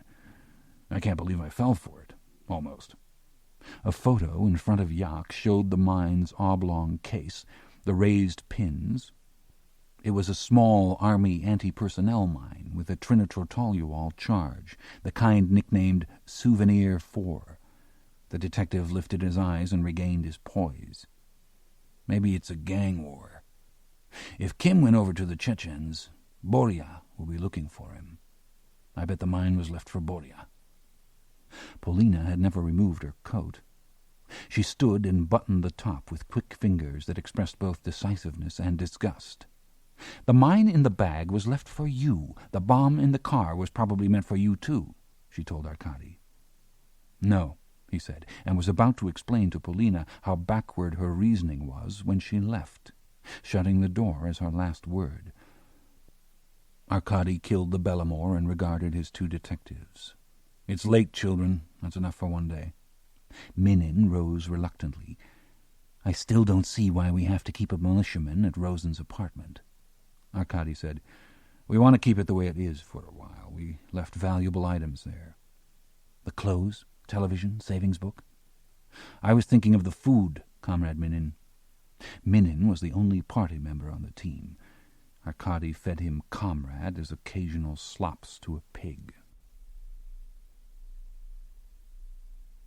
Sometimes Arkady had the feeling that, while he had been away, God had lifted Moscow and turned it upside down. It was another Moscow he had returned to, no longer under the grey hand of the party. The wall map showed a different, far more colorful city, painted with grease pencils.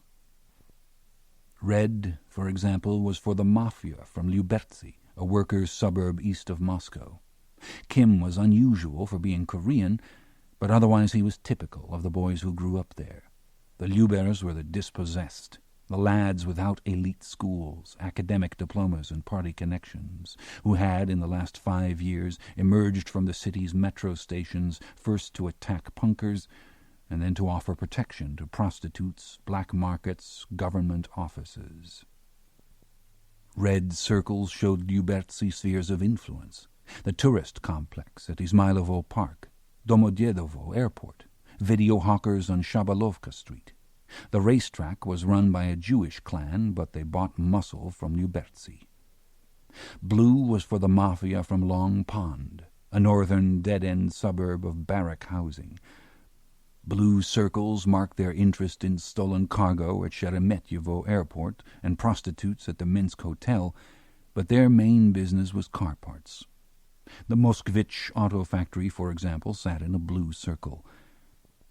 Rudy's friend Borya Gubenko had not only risen to the top of Long Pond, but had also brought Uberti under his influence.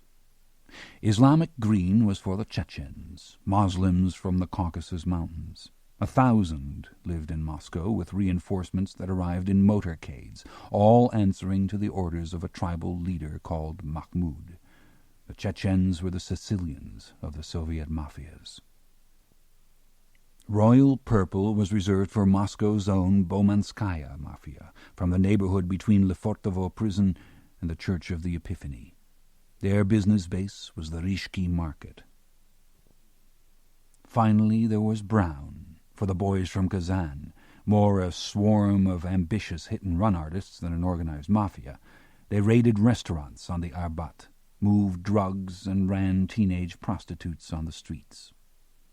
Rudy Rosen had been banker for them all. Just following Rudy in his Audi had helped Arkady to draw this brighter, darker Moscow. 6 mornings a week, Monday through Saturday, Rudy had followed a set routine.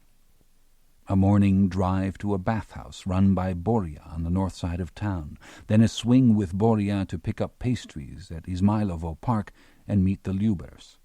Late morning coffee at the National Hotel with Rudy's Baumanskaya contact, even lunch at the Uzbekistan with his enemy Mahmud. The circuit of a modern Moscow businessman, always trailed by Kim on the motorcycle like a cat's tail. The night outside was still white. Arkady wasn't sleepy or hungry. He felt like the perfect new Soviet man, designed for a land with no food or rest. He got up and left the office. Enough. There was grill work at each landing of the stairwell to catch divers, prisoners trying to escape. Maybe not only prisoners, Arkady thought on the way down. In the courtyard, the Zhiguli was parked next to a dog van. 2 dogs with bristling backs were chained to the van's rear bumper. Ostensibly, Arkady had 2 official cars, but gas coupons enough for only 1, because the oil wells of Siberia were being drained by Germany, Japan, even fraternal Cuba, leaving a thin trickle for domestic consumption. From his second car, he'd also had to cannibalize the distributor and battery to keep the first one running, because to send the Zhiguli to the shop was equivalent to sending it on a trip around the world, where it would be stripped on the docks of Calcutta and Port Said. Gas was bad enough. Gas was the reason that defenders of the state slipped from car to car with a siphon tube and can. Also the reason dogs were leashed to bumpers. Arkady got in through the passenger side and slid over to the wheel. The dogs shot the length of their chains and tried to claw through his door. He prayed and turned the key. At least 1/10 of a tank of gas. There was a God. 2 right turns put him in Gorky Street's gamut of shop windows, still lit. What was for sale? A scene of sand and palm trees surrounded a pedestal surmounted by a jar of guava jam. At the next store, mannequins fought over a bolt of chintz. Food stores displayed smoked fish as iridescent as oil slicks. At Pushkin Square, a crowd spilled into the street. A year before, there had been exhilaration and tolerance between competing bullhorns. 12 different flags had waved: Lithuanian, Armenian, the Tsarist red, white, and blue of the Democratic Front. Now all were driven from the field except for 2 flags, the front's and, on the opposite side of the steps, the red banner of the Committee for Russian Salvation. Each standard had its 1,000 adherents trying to outshout the other group. In between were skirmishes, the occasional body down and being kicked or dragged away. The militia had discreetly withdrawn to the edges of the square and to the metro's stairs. Tourists watched from the safety of McDonald's. Cars were stopped, but Arkady maneuvered up an alley into a courtyard of plane trees, a quiet backwater to the lights and horns on the avenue outside. A playground's chairs and a table were set into the ground, waiting for a bear's tea party. At the far end he drove up a street narrowed by trucks straddling the sidewalk. They were heavy, with massive military wheels, the backs covered by canvas. Curious, Arkady honked. A hand drew aside a flap, revealing special troops in grey gear and black helmets with shields and clubs. Armed insomniacs. The worst kind, Arkady thought. The prosecutor's office had offered him a modern flat in a suburban high-rise of apparatchiks and young professionals, but he had wanted to feel he was in Moscow. That he was, and the angle formed by the Moscow and Yaza rivers, in a 3-story building behind a former church that produced liniment and vodka. The church spire had been gilded for the '80 Olympics, but the interior had been gutted to make way for galvanized tanks and bottling machinery. How did the distillers decide which part of their production was vodka and which was rubbing alcohol? Or did it matter? While he was removing windshield wipers and rear-view mirror for the night, Arkady remembered Yak's shortwave radio, still in the car trunk. Radio, wipers, and mirror in hand, he considered the food shop on the corner. Closed, naturally. He could either do his job or eat. That seemed to be the option. If it was any consolation, the last time he had made it to the market, he'd had a choice of cow head or hooves. Nothing in between, as if the bulk of the animal had disappeared into a black hole. Since access to the building could be gained only by punching numbers into a security box, someone had helpfully written the code by the door. Inside, the mailboxes were blackened where vandals had shoved newspapers in the slots and torched them. On the second floor, he stopped by a neighbor's for his mail. Veronika Ivanovna, with the bright eyes of a child and the loose grey hair of a witch, was the closest thing to a guard the building had. 2 personal letters and a phone bill. She handed them over. I couldn't get you any food because you didn't remember to give me your ration card. Her apartment was illuminated by the airless glow of a television set. All the old people in the building seemed to have gathered on chairs and stools around the screen to watch, or rather to listen, with their eyes closed to the image of a grey, professorial face with a deep, reassuring voice that carried like a wave to the open door. You may be tired. Everyone is tired. You may be confused. Everyone is confused. These are difficult times, times of stress. But this is the hour of healing, of reconnecting with the natural, positive forces all around you. Visualize. Let your fatigue flow out your fingertips. Let the positive force flow in. A hypnotist? Arkady asked. Come in. It's the most popular program on television. Well, I am tired and confused, Arkady admitted. Arkady's neighbors leaned back in their seats as if from the radiant heat of a fireplace. It was the fringe of beard under the chin that gave the hypnotist a serious academic cast. That and the thick glasses that enlarged his eyes, as intense and unblinking as an icon's. Open yourself up and relax. Cleanse your mind of old dogmas and anxieties, because they only exist in your mind. Remember, the universe wants to work through you. I bought a crystal on the street, Veronika said. His people are selling them everywhere. You place a crystal on the television set, and it focuses his emanations directly on you like a beacon. It amplifies him. In fact, Arkady saw a row of crystals on her set. Do you think it's a bad sign when it's easier to buy stones than food? He asked. You will only find bad signs if you're looking for them. That's the problem. In my work, I look for them all the time. From his refrigerator, Arkady took a cucumber, yogurt, and stale bread that he ate standing at an open window, looking south over the church toward the river. The neighborhood had ancient lanes on real hills, and an actual wood-burner's alley hidden behind the church. Behind the houses were back lots that used to hold dairy cows and goats, which sounded good now. It was the newer parts of the city that looked abandoned. The neon signs above the factories were half dark, half lit, delivering illegible messages. The river itself was as black and still as asphalt. Arkady's living room had an enamel-top table with a coffee can of daisies, armchair, good brass lamp, and so many bookshelves that the room seemed to have been built against a dam of books, a paperback bulwark from the poet Akhmatova to the humorist Zoshchenko, and including a Makarov, a 9mm pistol he kept behind the Pasternak translation of Macbeth. The hall had a shower and WC, and led to a bedroom with more books. His bed was made. He gave himself credit for that. On the floor were a cassette player, headphones, and ashtray. Under the bed he found cigarettes. He knew he should lie down and close his eyes, yet he discovered himself wandering back through the hall. He wasn't sleepy or hungry. Merely as an occupation, he looked into the refrigerator again. The last items were a carton of something called Berry of the Forest and a bottle of vodka.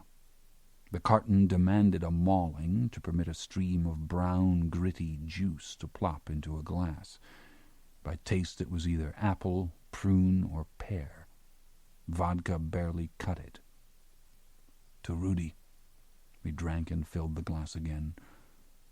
Since he had Yak's radio, he placed it on the table and turned on a garble of shortwave transmissions. From distant points of the earth came spasms of excitable Arabic and the round vowels of the BBC. Between signals, the planet itself seemed to be mindlessly humming, perhaps sending those positive forces the hypnotist had talked about. On a medium band, he heard a discussion in Russian about the Asian cheetah. The most magnificent of desert cats, the cheetah claims a range that extends across southern Turkmenia to the tableland of Ustyurt. Distribution of these splendid animals is uncertain, since none have been seen in the wild for 30 years. Which made the cheetah's claims about as valid as Tsarist banknotes, Arkady thought. But he liked the concept of cheetahs still lurking in the Soviet desert, loping after the wild ass or the goitered gazelle, gathering speed, darting around tamarisk trees, leaping skyward. He found he had gravitated to the bedroom window again. Veronica, who lived below, said he walked a kilometer from room to room every night. Just claiming his open range, that's all. A different voice on the radio, a woman's, read the news about the latest Baltic crisis. He half listened while he considered the landmine at Kim's address. Arms were stolen from military depots every day. Were army trucks going to set up shop at every street corner? Was Moscow the next Beirut? Filmy smoke hung over the city. Below, the same smoke swirled around empty vodka cases. He drifted back to the living room. There was a strange slant to the broadcast, yet the voice itself sounded vaguely familiar. The right-wing organization Red Banner stated that it planned a rally tonight in Moscow's Pushkin Square. Although special forces are on the alert, observers believe the government will once again sit on its hands until chaos escalates and it has the excuse of public order to sweep away political opponents on both the right and the left. The indicator needle was between 14 and 16 on the medium wave, and Arkady realized he was listening to Radio Liberty. The Americans ran 2 propaganda stations, the Voice of America and Radio Liberty. VOA, staffed by Americans, was a buttery voice of reason. Liberty was staffed by Russian emigres and defectors, hence offered vitriol more in character with its audience. An arc of jamming arrays had been built south of Moscow simply to block Radio Liberty, sometimes chasing the signal up and down the dial. Although full-time jamming had stopped, this was the first time since then that Arkady had heard the station. The broadcaster talked calmly about riots in Tashkent and Baku. She reported new findings on the poison gas used in Georgia, more thyroid cancer from Chernobyl, battles along the border with Iran, ambushes in Nagorno-Karabakh, Islamic rallies in Turkestan, miners' strikes in the Donbass, railroad strikes in Siberia, drought in the Ukraine. In the rest of the world, Eastern Europe still seemed to be rowing its lifeboats away from the sinking Soviet Union. If it was any consolation, the Indians, Pakistanis, Irish, English, Zulus, and Boers were making hells of their parts of the globe. She finished by saying that the next news would be in 20 minutes. Any reasonable man would have been depressed, yet Arkady checked his watch. He got up, assembled cigarettes, and took the next vodka straight. The program between newscasts was about the disappearance of the Aral Sea. Irrigation for Uzbek cotton fields had drained the Aral's river, leaving thousands of fishing boats and millions of fish foundered in slime. How many nations could say they had wiped out an entire sea? He got up to change the water for the daisies. The news came on at the half-hour for only 1 minute. He listened to the blissful chirpings of Belarusian folk songs until the news returned again at the hour for 10 minutes. The stories didn't change. It was her voice he sat forward to attend to. He laid his watch on the table. He noticed he had lace curtains. Of course, he knew his windows had curtains, but a man can forget these niceties until he sits still. Machine-made, of course, but quite nice, with a floral tracery fading into the pale light outside. "This is Irina Asanova with the news," she said. So she hadn't married. Or else she hadn't changed her name. And her voice was both fuller and sharper, not a girl's anymore. The last time he had seen her, she was stepping across a snowy field, wanting to go and wanting to stay at the same time. The bargain was that if she went, he stayed behind. He had listened for her voice so many times since. First in interrogation, when he was afraid she had been caught, later in psycho wards, where his memory of her was grounds for treatment. Working in Siberia, he sometimes wondered whether she still existed, had ever existed, was a delusion. Rationally, he knew he would never see or hear her again. Irrationally, he always expected to see her face turning the next corner, or hear her voice across a room. Like a man with a condition, he had waited every second for his heart to stop. She sounded good. She sounded well. At midnight, when programming started to repeat, he finally turned the radio off. He had a last cigarette by the window. The church spire blazed like a golden flame against the grey under the arch of the night. Chapter 4.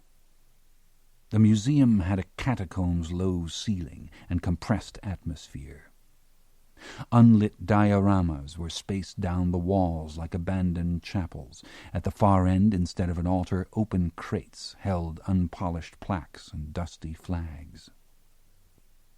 Arkady remembered the first time he had been granted admittance, 20 years before, and the ghoulish eyes and sepulchral tone of his elderly guide, a captain whose only duty was to instill in visitors the glorious heritage and sacred mission of the militia. He tried the light switch on a display. Nothing. The next switch did work, and illuminated a foreshortened Moscow street circa 1930, with the hearse-like cars of that period, model figures of men striding importantly, women shuffling with bags, boys hiding behind lamp-posts, all apparently normal, except for, lurking on the corner, a doll with his coat collar turned up to his hat brim, a miniature paranoid. "Can you find the undercover officer?" the captain had proudly asked. The younger Arkady had arrived with other high school boys, a group picture of sniggering hypocrisy. "No," they chorused with a straight face while they traded smirks. 2 more dead switches. Then a scene of a man skulking into a house to reach for an overcoat hanging in the foyer. In an adjoining parlor, a plaster family listened contentedly to the radio. A caption revealed that when this master criminal was captured, he had 1,000 coats in his possession. Wealth beyond compare. "Can you tell me," the captain had asked, "how this criminal, without drawing suspicion, carried these coats home? Think before you answer." 10 blank faces stare back. "He wore them." The captain looked each boy in the eye so that everyone understood the sheer brilliance and inventive deceit of the criminal mind. He wore them. Other models continued the historical survey of Soviet crime. Not a tradition of subtlety, Arkady thought. See photos of slaughtered children. See the axe. See the hair on the axe. Another display of disinterred bodies. Another murderer with a face half erased by a lifetime of vodka consumption. Another carefully preserved axe. Two scenes in particular were designed to draw gasps of horror. One was of a bank robber who made his getaway in Lenin's car, equal to stealing an ass from Christ. The other featured a terrorist with a homemade rocket that had narrowly missed Stalin. Find the crime, Arkady thought, trying to kill Stalin or missing him. "Don't dwell in the past," Rodionov said from the door. The city prosecutor delivered his warning with a smile. "We're the men of the future, Renko. All of us from now on." The city prosecutor was Arkady's superior, the all-seeing eye of Moscow courts, the guiding hand of Moscow investigators. More than that, Rodionov was also an elected deputy to the People's Congress, a barrel-chested totem of the democratization of Soviet society at all levels. He had the frame of a foreman, the silvery locks of an actor, and the soft palm of an apparatchik. Perhaps a few years ago he had been just one more clumsy bureaucrat. Now he had the particular grace that comes from performing for cameras, a voice modulated for civil debate. As if he were bringing together two dear friends, he introduced Arkady to General Penyagin, a larger, older man with deep phlegmatic eyes, whose blue summer uniform was marked by a black armband. The chief of criminal investigation had died only days before. Penyagin was now head of CID, and though he had 2 stars on his shoulder boards, he was distinctly the new bear in the circus, taking his cue from Rodionov. The city prosecutor's other companion was a different type altogether, a jaunty visitor named Albov, who looked less Russian than American. Rodionov dismissed the displays and cartons with a wave and told Arkady, "Penyagin and I are in charge of cleaning out the ministry archives. These will all be junked, replaced by computers. We joined Interpol because as crime becomes more international, we have to react imaginatively, cooperatively, without outdated ideological blinders. Imagine when our computers here are hooked up to New York, Bonn, Tokyo. Already, Soviet representatives are actively assisting in investigations abroad." "No one could escape anywhere," Arkady said. "You don't look forward to that prospect?" Penyagin asked. Arkady wanted to please. He had once shot a prosecutor, a fact that lent relations a certain delicacy. But was he thrilled by that prospect? The world as a single box?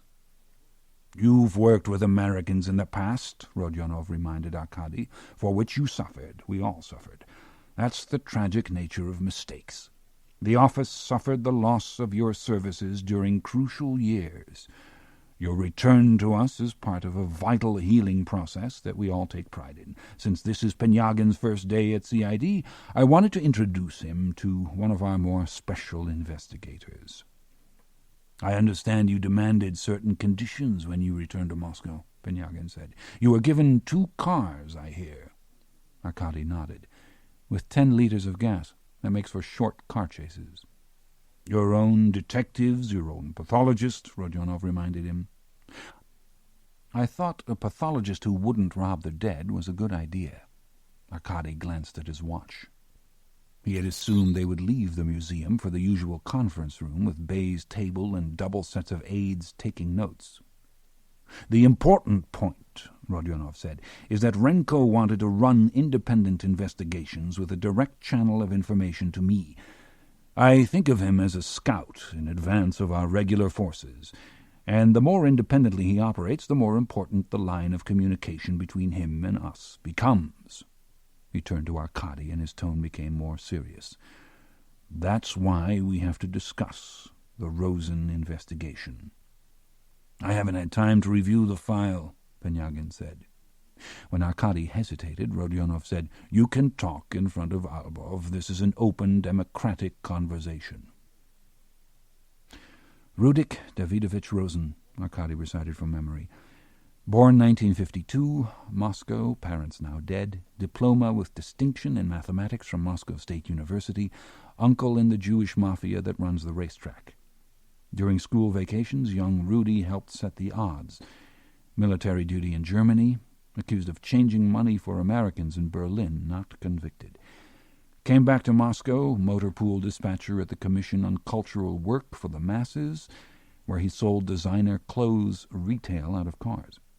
Switchyard director at the Moscow Trust of the Flour and Groats industry, where he stole wholesale by the boxcar.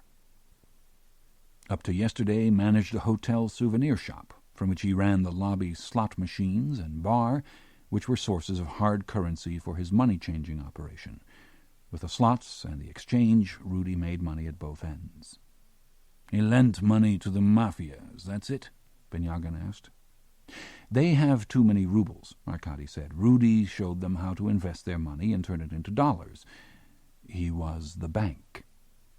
"What I don't understand," Penyagin said, "is what you and your special team are going to do now that Rosen is dead. What was it, a Molotov cocktail? Why don't we leave Rosen's killer to a more ordinary investigator?" Penyagin's predecessor at CID had been that rare beast who actually had risen from the detective ranks, so he would have understood without having everything explained. The only thing Arkady knew about Penyagin was that he had been a political officer, not operational. He tried to educate him gently. "As soon as Rudy agreed to put my transmitter and recorder in his cash box, he became my responsibility. That's the way it is. I told him I could protect him, and he was part of my team. Instead, I got him killed." "Why would he agree to carry a radio for you?" Albov spoke for the first time. His Russian was perfect. "Rudy had a phobia. He was hazed in the army. He was Jewish, he was overweight, and the sergeants got together and put him in a coffin filled with human waste and nailed him in for a night. Since then he had a fear of close physical contact or dirt or germs. I only had enough to put him in a camp for a few years, but he didn't think he could survive. I used the threat to make him carry the radio." "What happened?" Albov asked. "The militia equipment failed, as usual. I entered Rudy's car and tinkered with the transmitter until it worked. 5 minutes later, he was on fire." "Did anyone see you with Rudy?" Rodionov asked. "Everyone saw me with Rudy. I assumed no one would recognize me." "Kim didn't know that Rosen was cooperating with you?" Albov asked. Arkady revised his opinion. Though Albov had the physical ease and blow-dried assurance of an American, he was Russian. About 35, dark brown hair, soulful black eyes, charcoal suit, red tie, and the patience of a traveler camping with barbarians. "No," Arkady said. "At least I didn't think he did." "What about Kim?" Rodionov asked. Arkady said, "Mikhail Senovich Kim, Korean, 22, Reform School, Miners' Colony, Army Construction Battalion, Lyubertsy Mafia, car theft, and assault.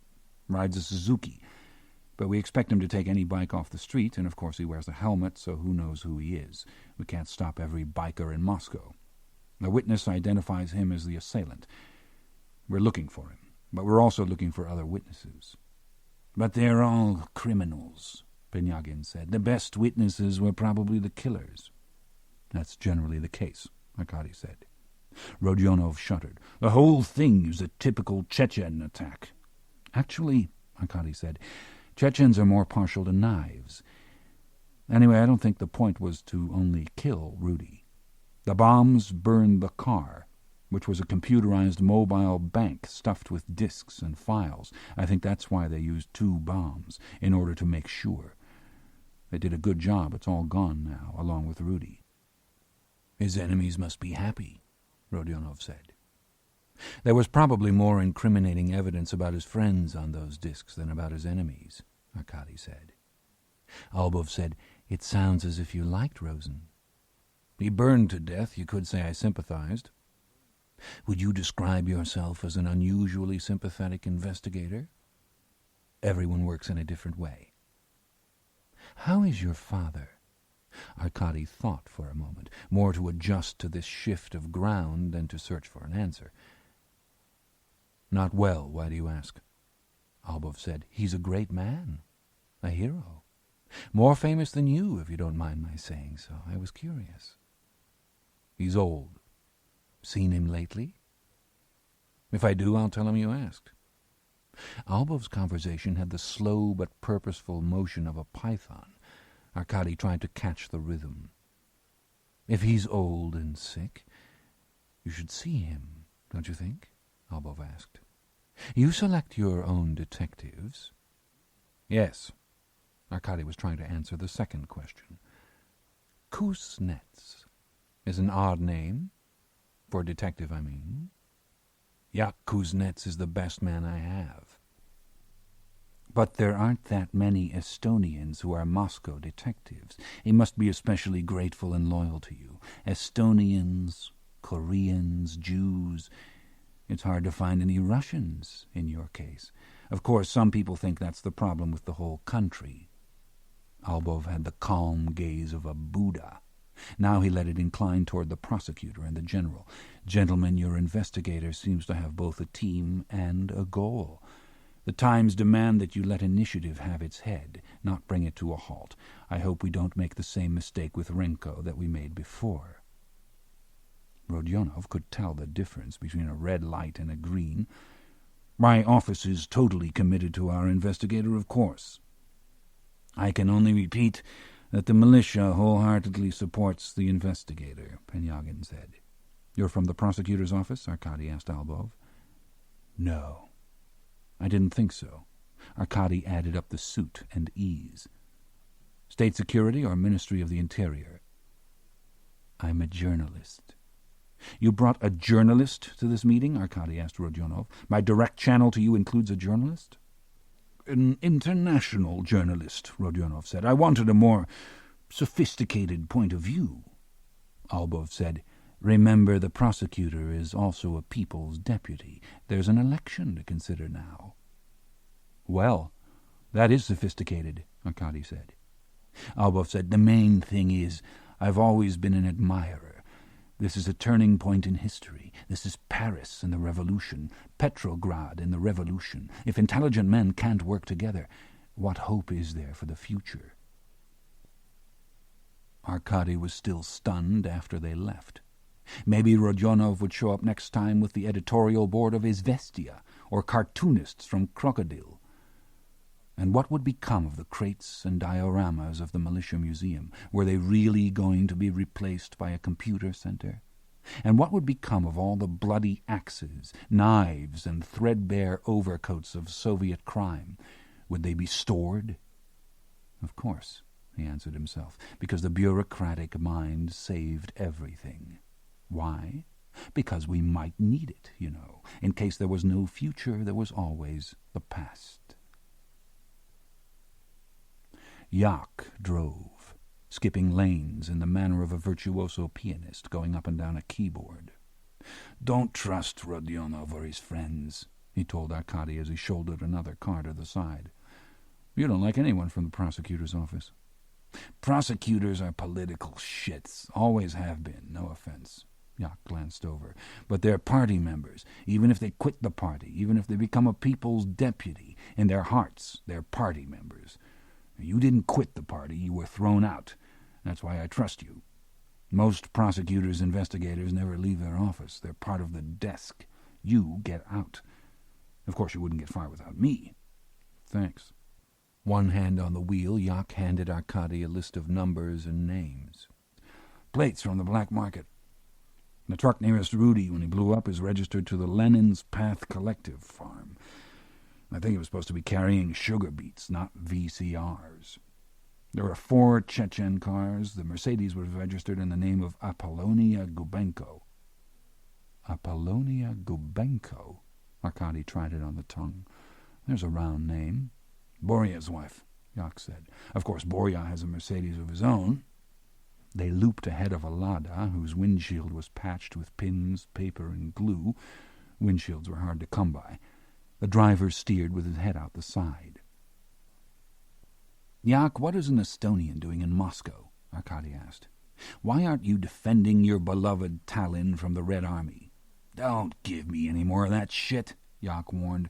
"I was in the Red Army. I haven't been to Tallinn in 15 years. What I know about Estonians is that they live better and complain more than anyone else in the Soviet Union. I'm going to change my name." "Change it to Apollo."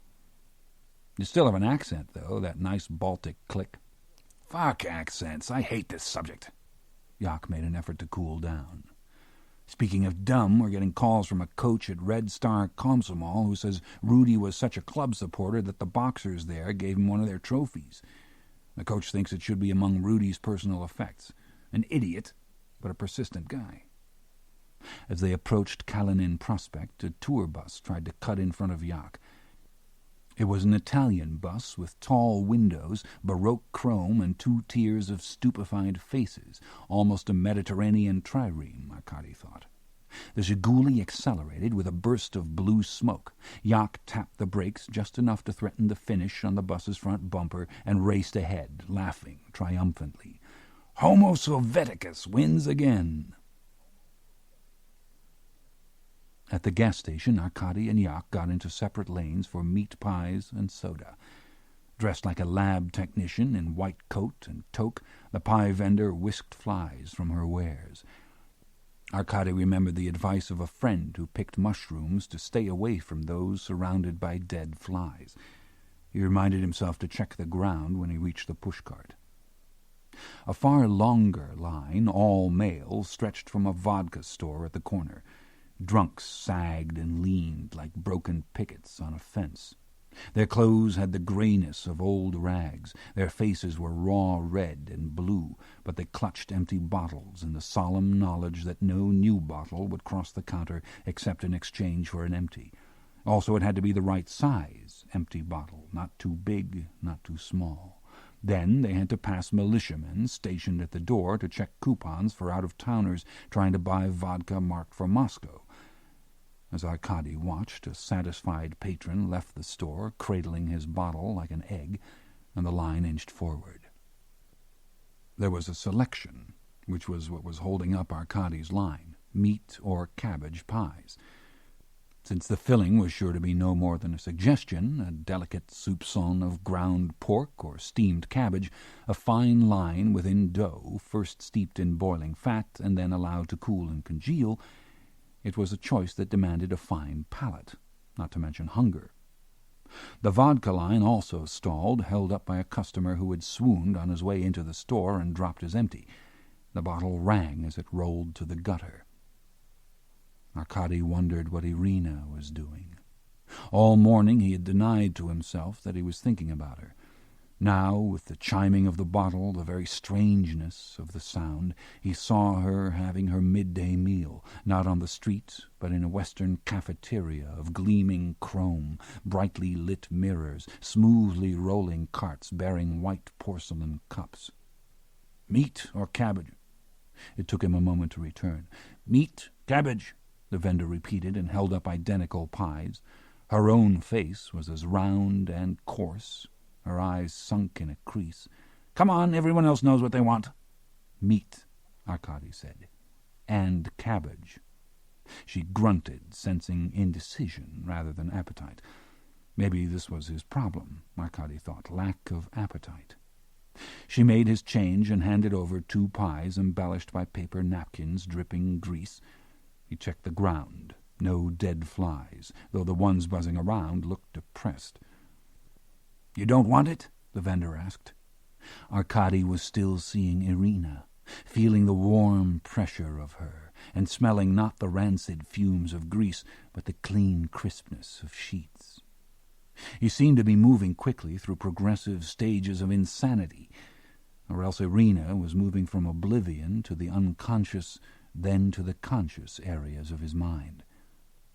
As the vendor leaned over her cart, a transformation took place. In the middle of her face appeared what was left of a girl's embarrassment, of sad eyes lost between jowls, and she shrugged apologetically with round shoulders. "Eat it. Don't think about it." When Yak brought the sodas, Arkady awarded him both pies. "No, thanks," Yak recoiled. "I used to like them before I started working with you. You ruined them for me." Chapter 5. On Butyevsky Street, past a long storefront of lingerie and lace, was a building of barred windows with a driveway that dipped by a guardhouse down to entrance stairs. Inside, an officer issued numbered aluminum tags to Arkady and Yak. A grill with a heart-shaped pattern slid open, and they followed a guard across a parquet floor, down a stairwell with rubber treads, and into a corridor of calcified stucco lit by bulbs and wire cages. Only one person had ever escaped from Butyevsky prison, and that was Dzerzhinsky, the founder of the KGB. He had bribed the guard. In those days a ruble meant something. "Name?" the guard asked. A voice behind the cell door said, "Orbelian." "Article?" "Speculation, resisting arrest, refusal to cooperate with proper organs. What the fuck, I don't know." The door opened. Gary stood, stripped to the waist, his shirt tied turban-style around his head. With his rakishly broken nose and torso of tattoos, he looked more like a pirate marooned on a desert island than a man who had spent one night in jail. "Speculation, resisting, and refusal. Great witness," Yak said. The interrogation room had a monastic simplicity. Wooden chairs, metal desk, icon of Lenin. Arkady filled out the protocol form. Date, city, his own name, under the grand title, Investigator of Very Important Cases under the General Prosecutor of the USSR. Interrogated Orbelian, Gary Semyonovich, born 3/11/60, Moscow, passport number, Armenian nationality. "Naturally," Yak said. Arkady went on. "Education and specialization?" "Vocational. Medical industry," Gary said. "Brain surgeon," Yak said. "Unmarried, hospital orderly, not a party member, criminal record of assault and possession of drugs for sale." "Government honors?" Arkady asked. Both Yak and Gary laughed. "It's the next question on the protocol," Arkady said, probably just looking to the future. After he wrote out the exact time, the questioning began, going over the same ground Yak had covered at the crime site. Gary had been walking away from Rudy's car when he saw it blow up, and then Kim throw in a second bomb. "You were walking backwards from Rudy's car?" Yak asked. "How did you see all this?" "I stopped to think." "You stopped to think?" Yak asked. "What about?" When Gary fell silent, Arkady asked, "Did Rudy change your forints and zlotys?" "No." Gary's face went dark as a cloud. "You were pretty mad." "I would have twisted his fat neck." "Except for Kim?" "Yeah. But then Kim did it for me." Gary brightened. Arkady drew an X in the middle of a page and handed Gary the pen. "This is Rudy's car. Mark where you were, then mark what else you saw." With concentration, Gary drew a stick figure with trembly limbs. He added a box with wheels. Truck with electronic goods. Between him and Rudy, a black tin figure. Kim. A box with a cross. Ambulance. A second box. Maybe a van. Lines with heads. Gypsies. Smaller squares with wheels. Chechen cars. "I remember a Mercedes," Yak said. "They were already gone." "They?" Arkady asked. "Who was they?" "A driver. I know the other one was a woman." "Can you draw her?" Gary drew a stick figure with a big bust, high heels, and curly hair. "Maybe blonde. I know she was built." "A real careful observer," Yak said. "So you saw her out of the car, too," Arkady said. "Yeah, coming from Rudy's." Arkady held the paper a couple of ways. "Good drawing." Gary nodded. Arkady thought so, too. With his blue body and busted face, Gary looked just like the stick figure on the page, rendered more human by his picture. The Southport car market was bounded by Proletariat Prospect and a loop of the Moscow River. New cars were ordered in a hall of white marble. No one went inside. There were no new cars. Outside, gamblers laid cardboard on the ground to play three-card monte. Construction fences were papered with offers. Have tires in medium condition for 1985 Zhigulis. And please, looking for fan belt for 64 Peugeot. Yak wrote down the number for the tires just in case. At the end of the fence was a dirt lane of used Zhigulis and Zaporozhets, two-cylinder German Trabants, and Italian Fiats as rusty as ancient swords.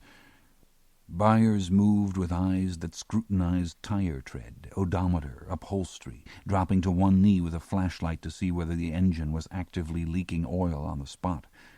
Everyone was an expert.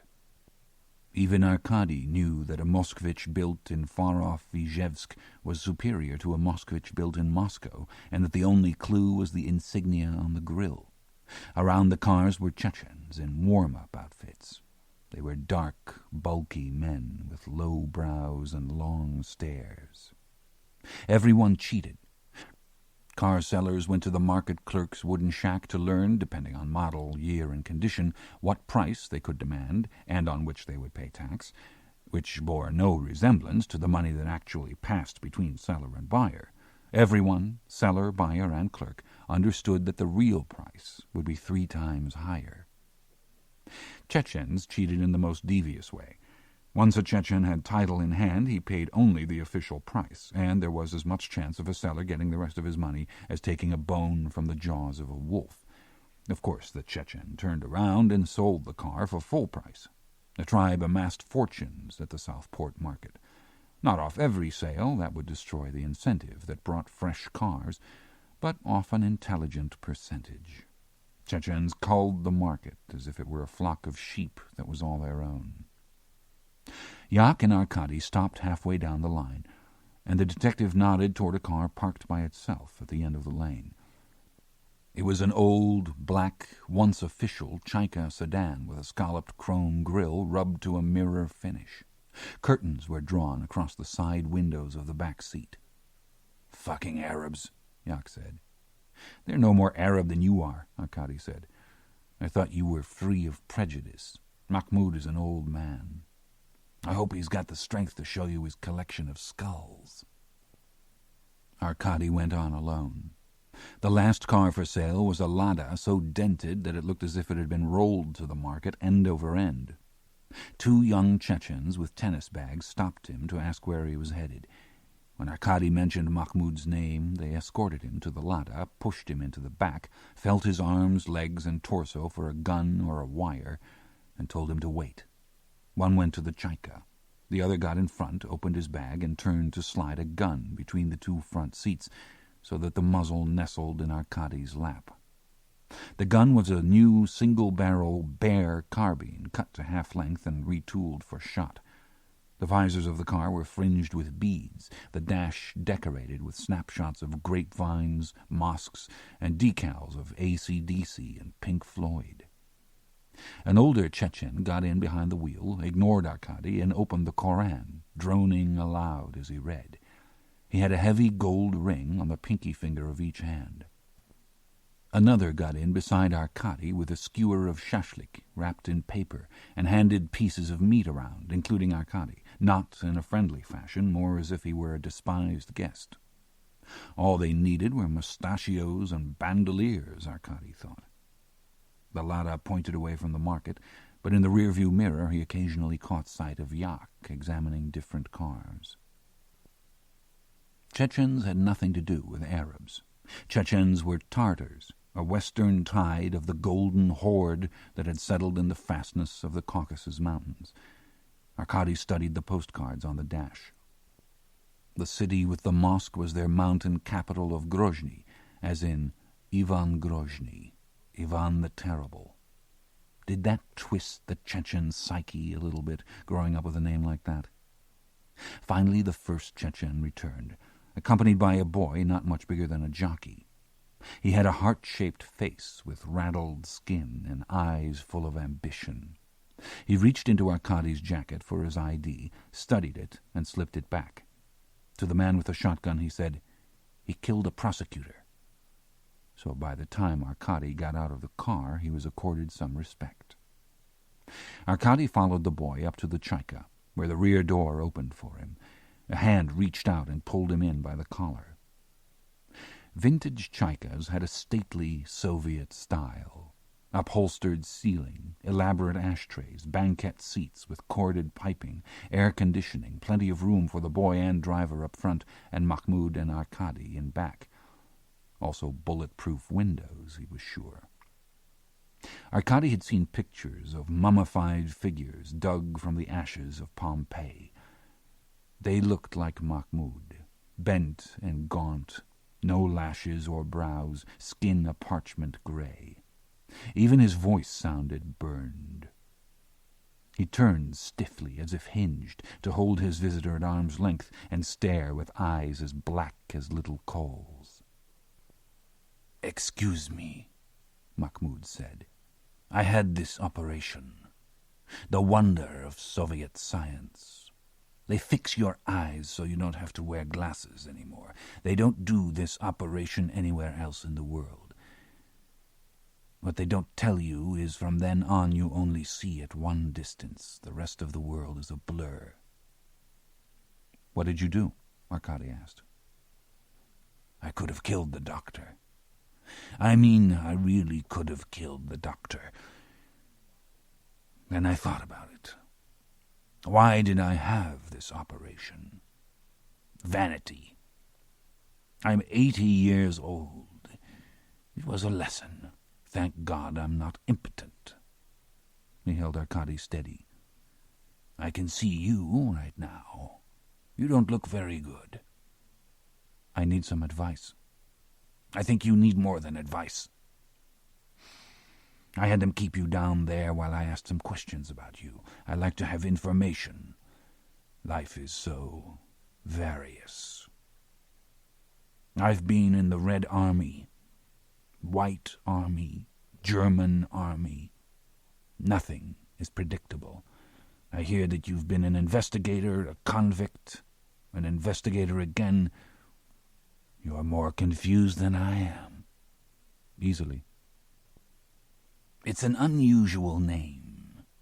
You're related to Renko, that madman from the war?" "Yes."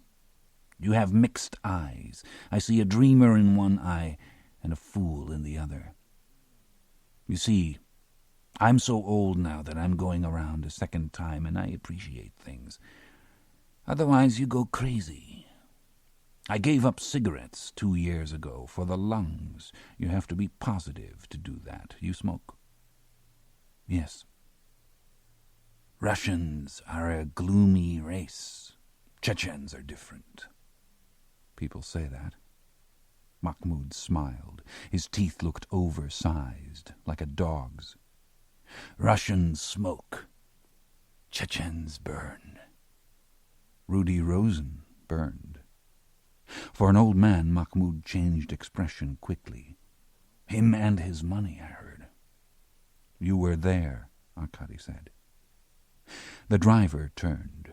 Though he was big, he was almost as young as the boy beside him, with acne clustered at the corners of a pouty mouth, hair long and back, short on the side, bangs a spray-painted orange. It was the athlete from the in-tourist bar. Mahmoud said, "This is my grandson, Ali. The other is his brother, Benno." "Nice family." "Ali is very fond of me, so he doesn't like to hear this sort of accusation." "That's not an accusation," Arkady said. "I was there too. Maybe we're both innocent." "I was at home asleep. Doctor's orders." "What do you think might have happened to Rudy?" "With this medication I have and oxygen tubes, I look like a cosmonaut and I sleep like a baby." "What happened to Rudy?" "My opinion? Rudy was a Jew, and a Jew thinks he can eat with the devil and keep his nose from being bitten off. Maybe Rudy knew too many devils." 6 days a week, Rudy and Mahmoud had taken Turkish coffee together while they bargained over exchange rates. Arkady remembered seeing the fleshy Rudy across the table from the bone-thin Mahmoud and wondering who would eat whom. You were the only one he was afraid of. Mahmoud rejected the compliment. We had no problem with Rudy. Other people in Moscow think the Chechens should go back to Grozny, back to Kazan, back to Baku. Rudy said you were out to get him. He was lying. Mahmoud dismissed the idea like a man used to demanding belief.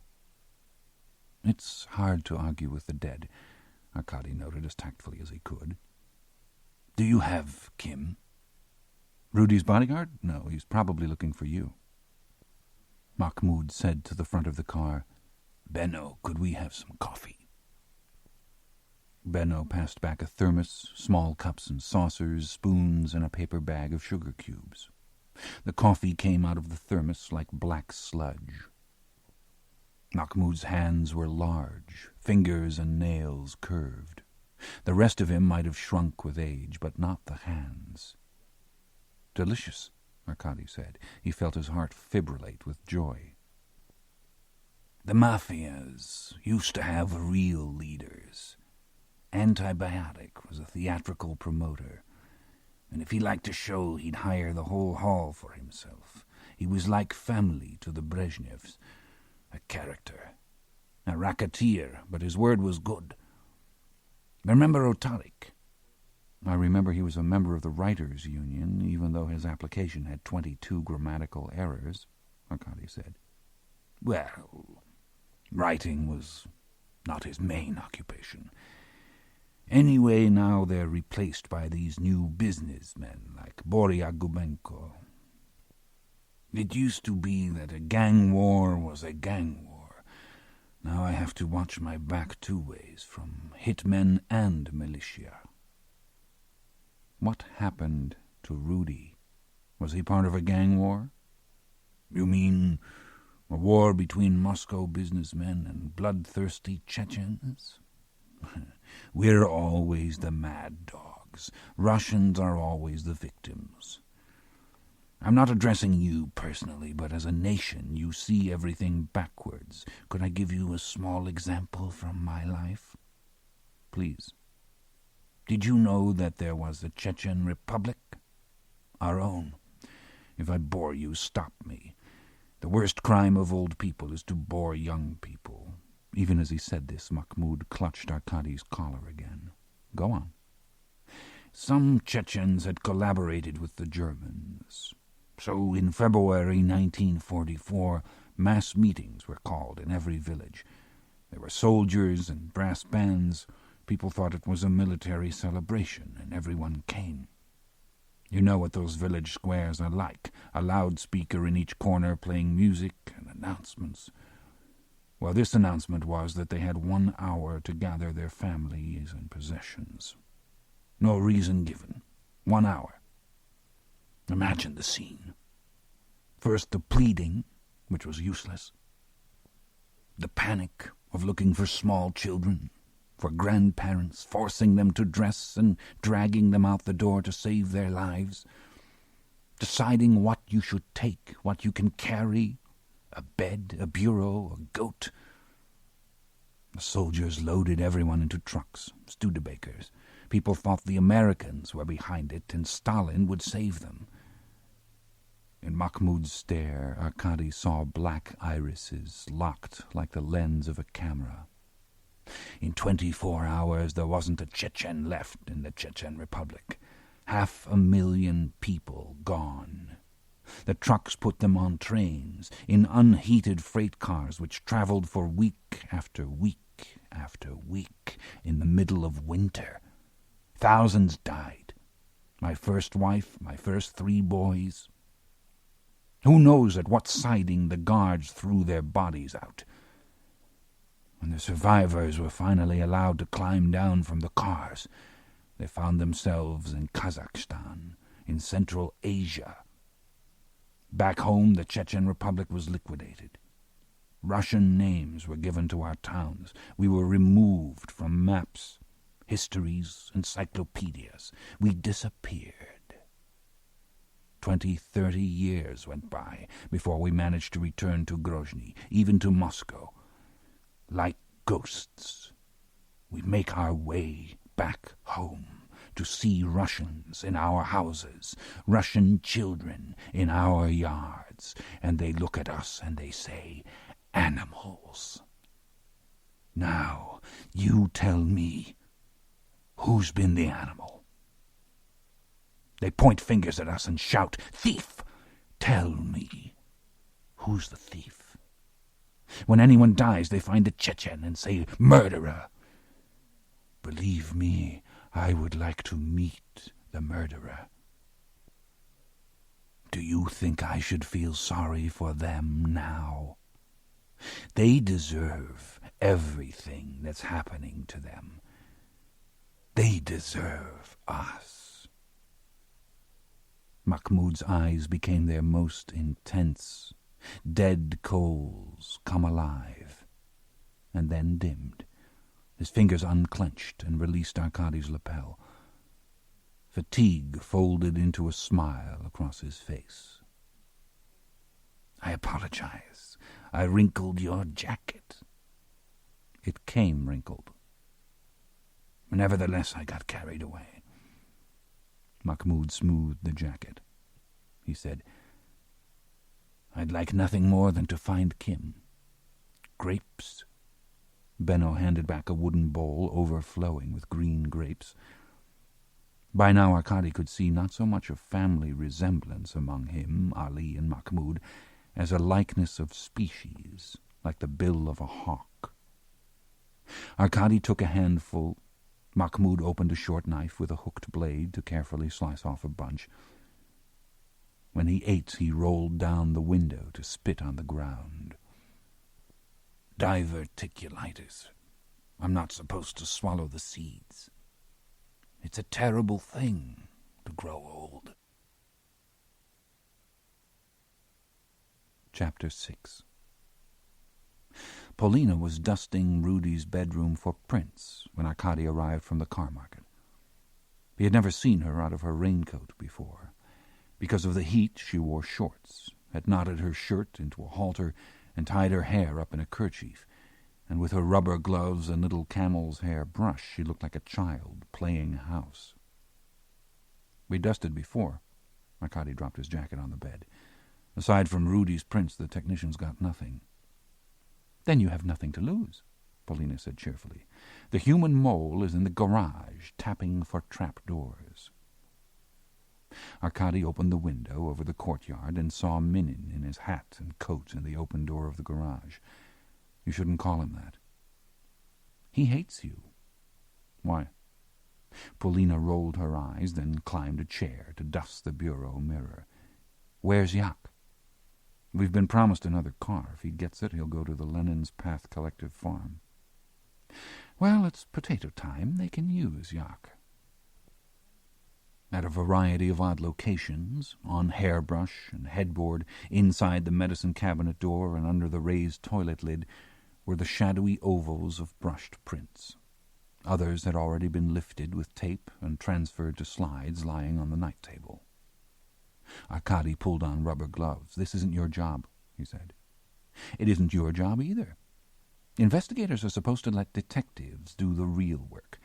I have the training for this, and I'm better than the others, so why shouldn't I?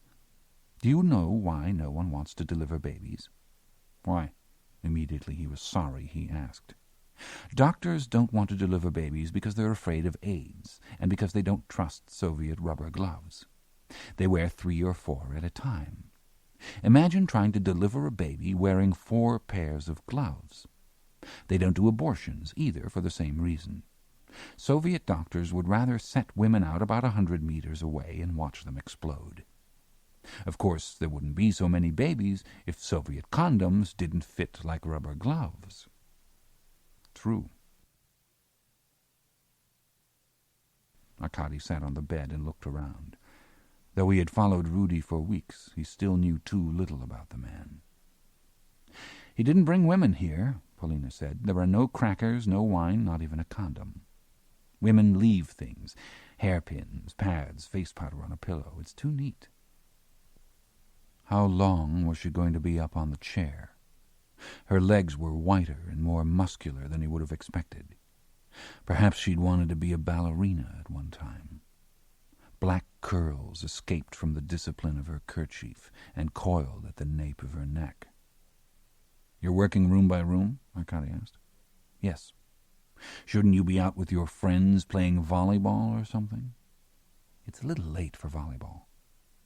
"Did you lift prints from the videotapes?" "Yes." She bounced a glare off the mirror. "I got you more morgue time," Arkady said to mollify her.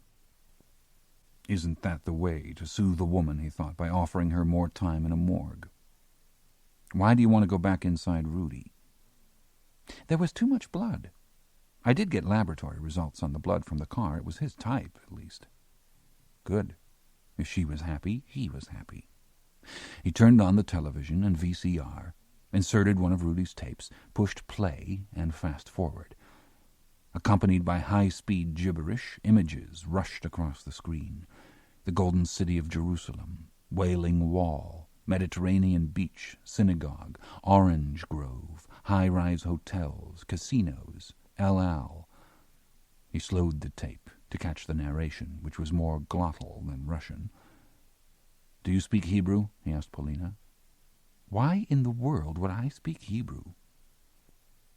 The second tape showed in rapid succession the white city of Cairo, pyramids and camels, Mediterranean beach, sailboats on the Nile, muezzin on a minaret, date grove, high-rise hotels, Egypt air. "Arabic?" Arkady asked. "No."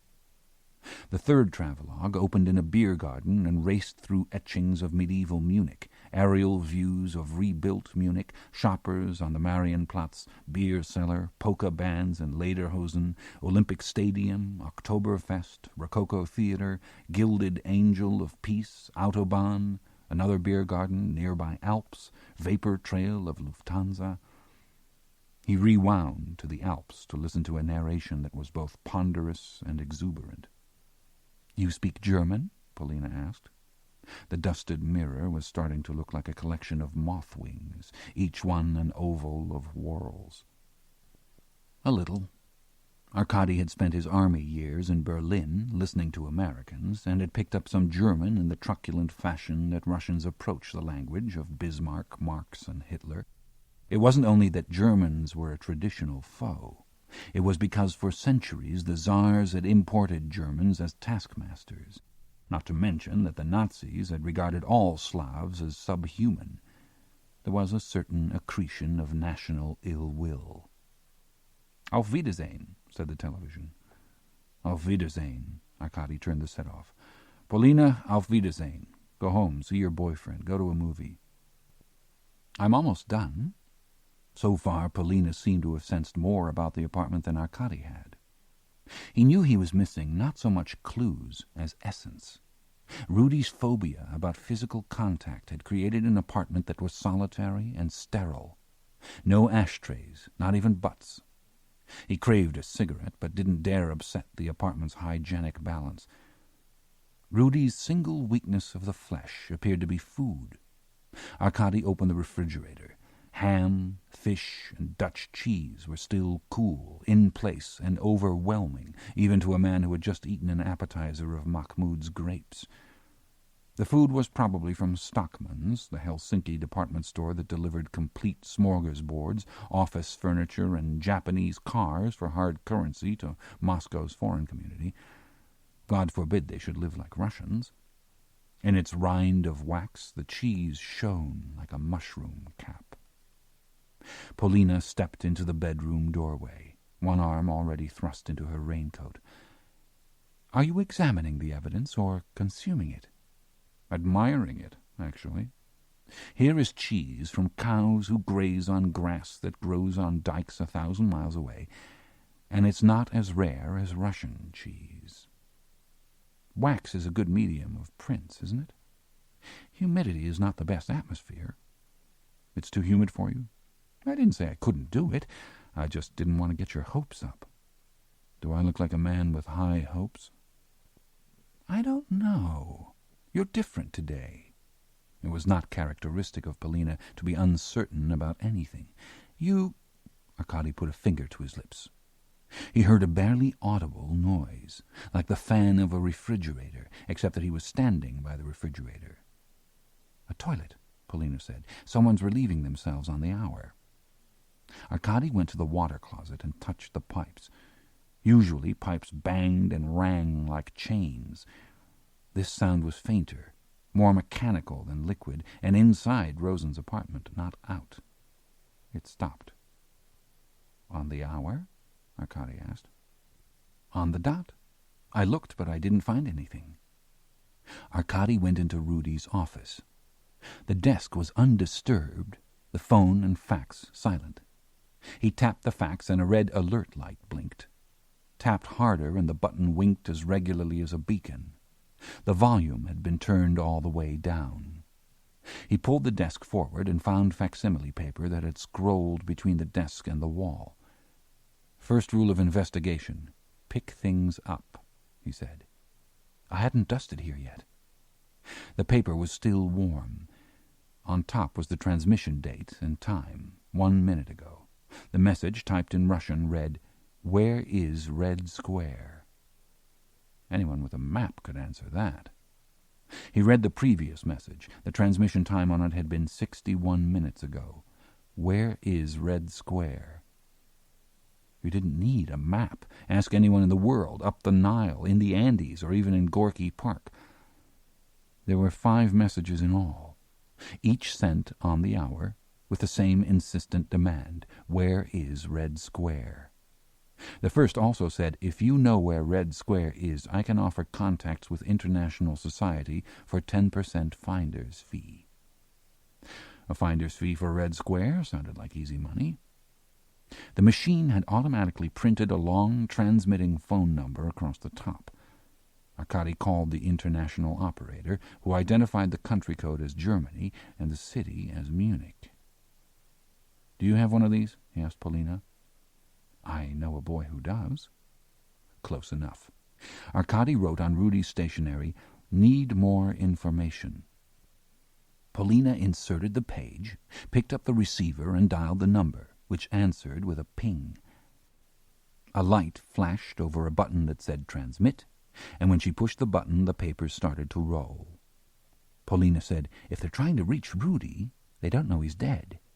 That's the idea. So you'll get pointless information or find yourself in an embarrassing social situation. I can't wait." They waited an hour without an answer. Finally, Arkady went downstairs and visited the garage, where Minin was tapping the floor with the butt end of a shovel. The hanging light bulb had been replaced by one with greater wattage.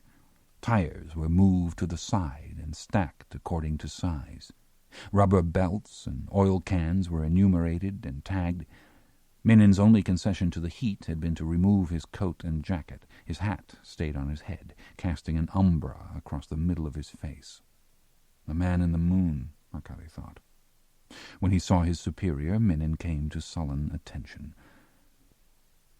Arkady thought the problem was that Minin was the classic dwarf child. Not that he was small, but Minin was the unloved creature, the sort who always felt despised.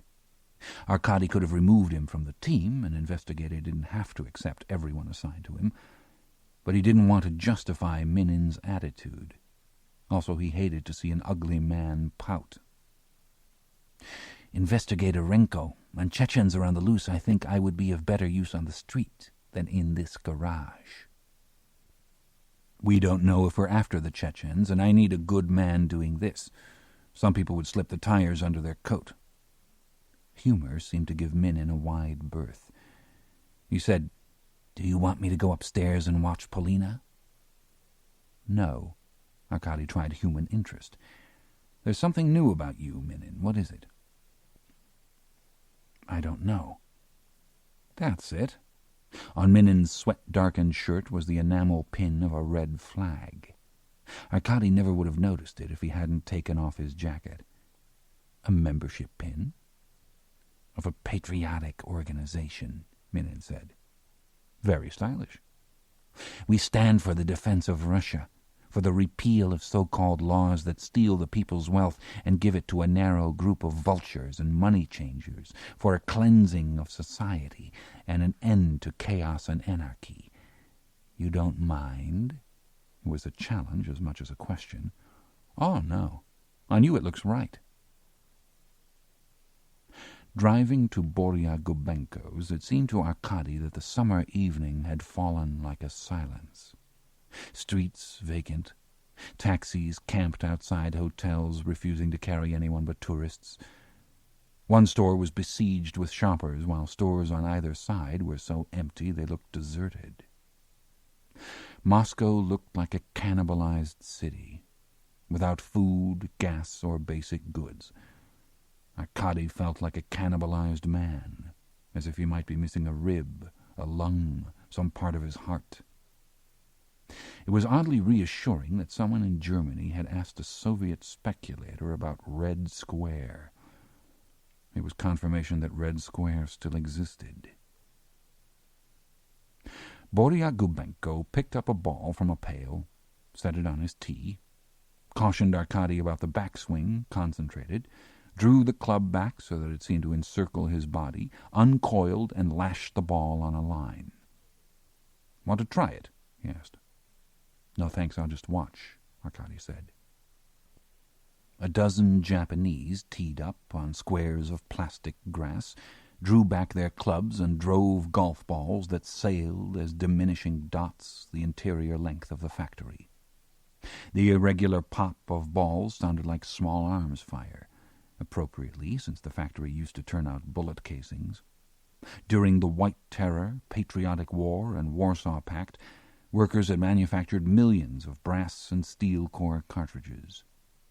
To convert to a golf range, assembly lines had been scrapped and the floor painted a pastoral green. A couple of immovable metal presses were screened by cut-out trees, a touch appreciated by the Japanese, who wore golf caps even indoors. Besides Boria, the only Russian players Arkady could see were a mother and daughter in matching short skirts taking a lesson.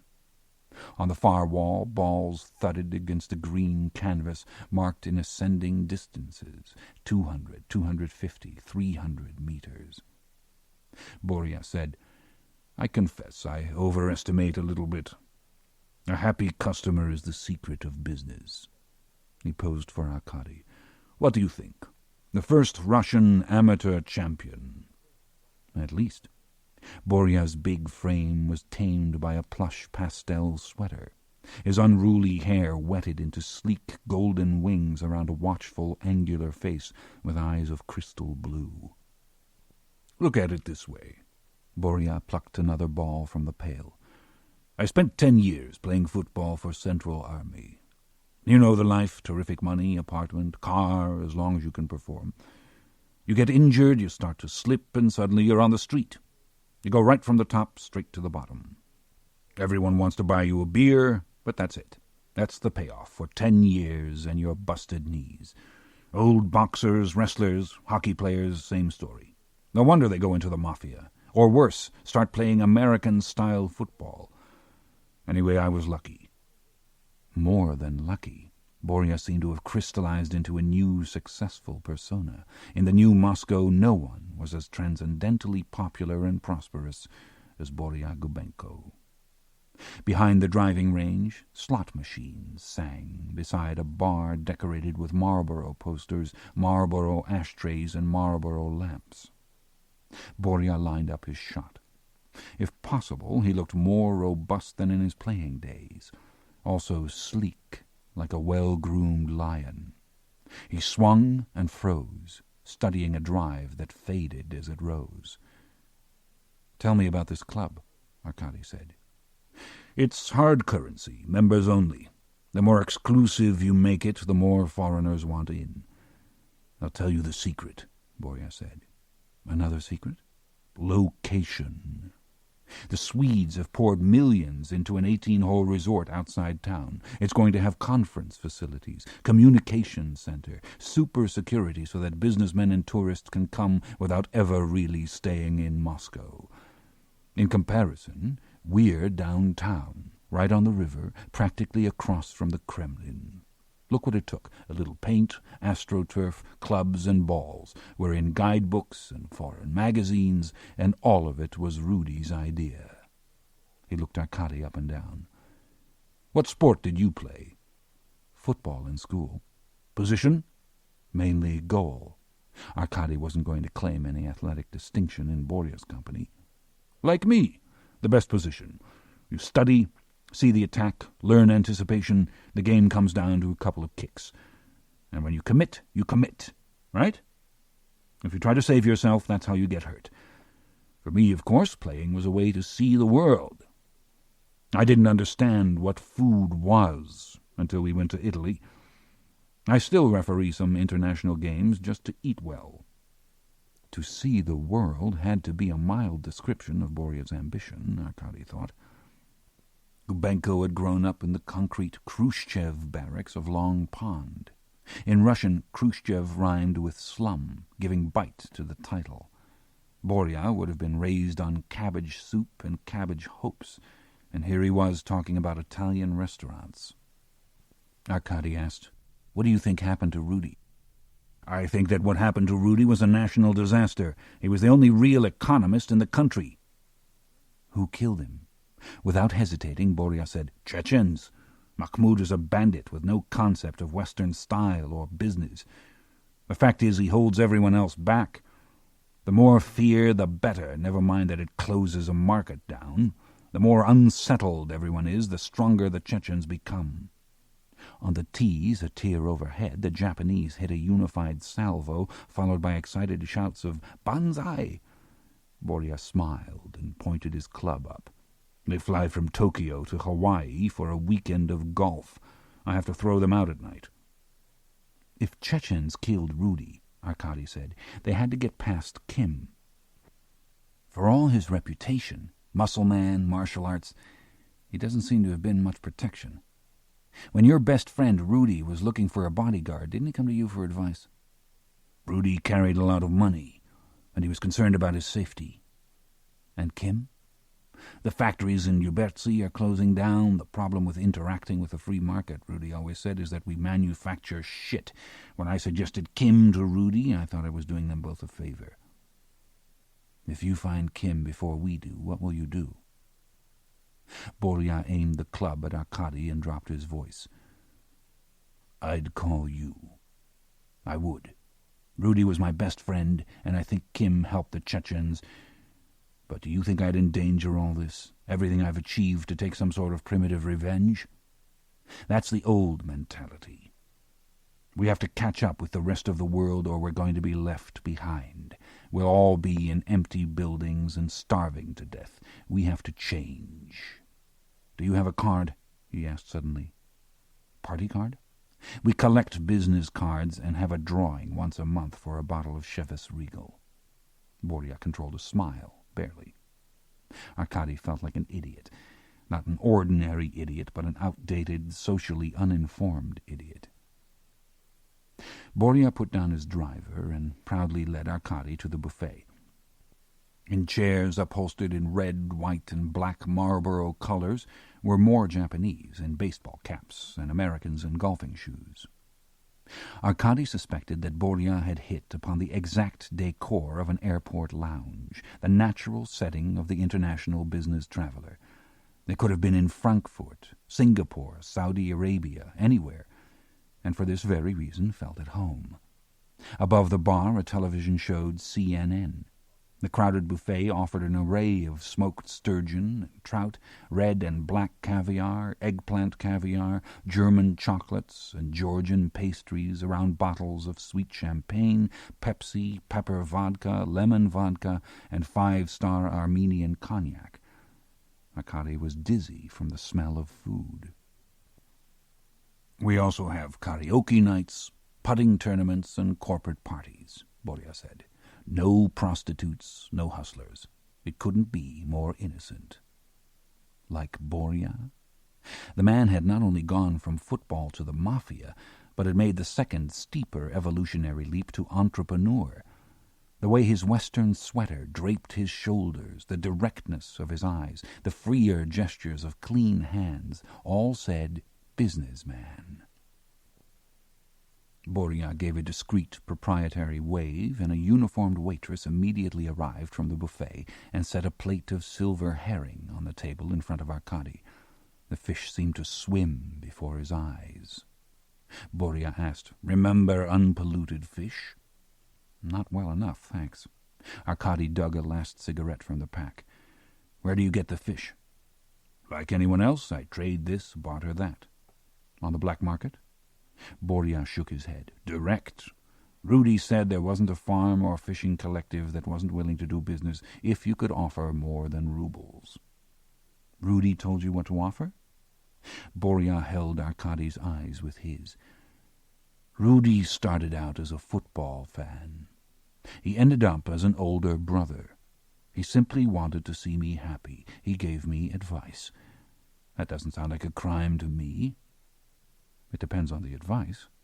Arkady wanted to provoke a reaction. Boria's eyes were clear as water, without a ripple. "Rudy always said there was no need to break the law, just to rewrite it." He looked ahead. "Do you know an Apollonia Gubenko?" Arkady asked. "My wife. I know her well." "Where was she the night Rudy died?" "What does it matter?"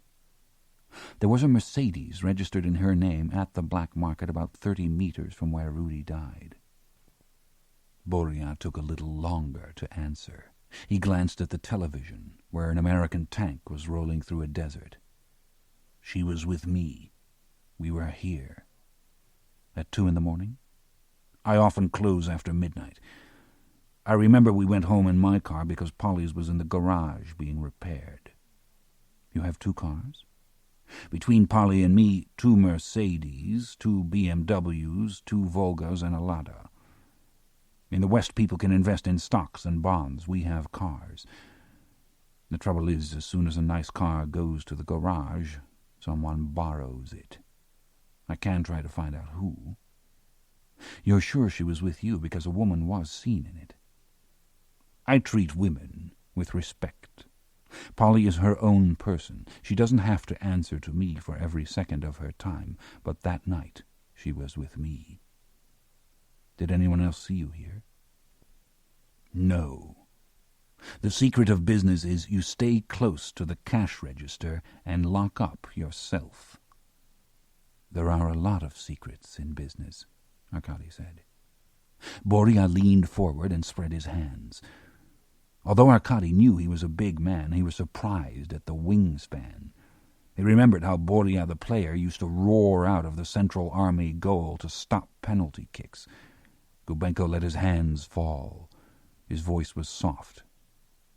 "Renko." "Yes?" "I'm not going to kill Kim. That's your job." Arkady looked at his watch. It was 8 p.m. He had already missed the first broadcast, and his mind was starting to wander. "I have to go." Boria steered Arkady through the bar. Another discreet signal had been sent, because the waitress caught up to them with 2 packs of cigarettes, which Boria stuffed into Arkady's jacket. The mother and daughter made their way around the tables. They shared the same fine features and grey eyes. When the woman spoke, she had a faint lisp. Arkady was relieved to hear an imperfection. "Boria, the teacher's waiting for you." "The pro, Polly, the pro." Armenian nationalists attacked Soviet internal troops again yesterday, inflicting 10 deaths and as many wounded, Irina said. The object of the Armenian attack was a Soviet army depot, which they ransacked, removing small arms, assault rifles, mines, a tank, a personnel carrier, mortars, and anti-tank guns. The Moldavian Supreme Soviet yesterday declared its sovereignty, 3 days after the Georgian Supreme Soviet did the same. Arkady set a table of brown bread, cheese, tea, and cigarettes, and sat facing the radio as if it had come to dinner. He should have returned to Rudy's apartment, yet here he was, a man with no will, in time for her broadcast. What apocalyptic news she had. But it didn't matter. Rioting continued in Kirgizia between Kyrgyz and Uzbeks for the third straight day.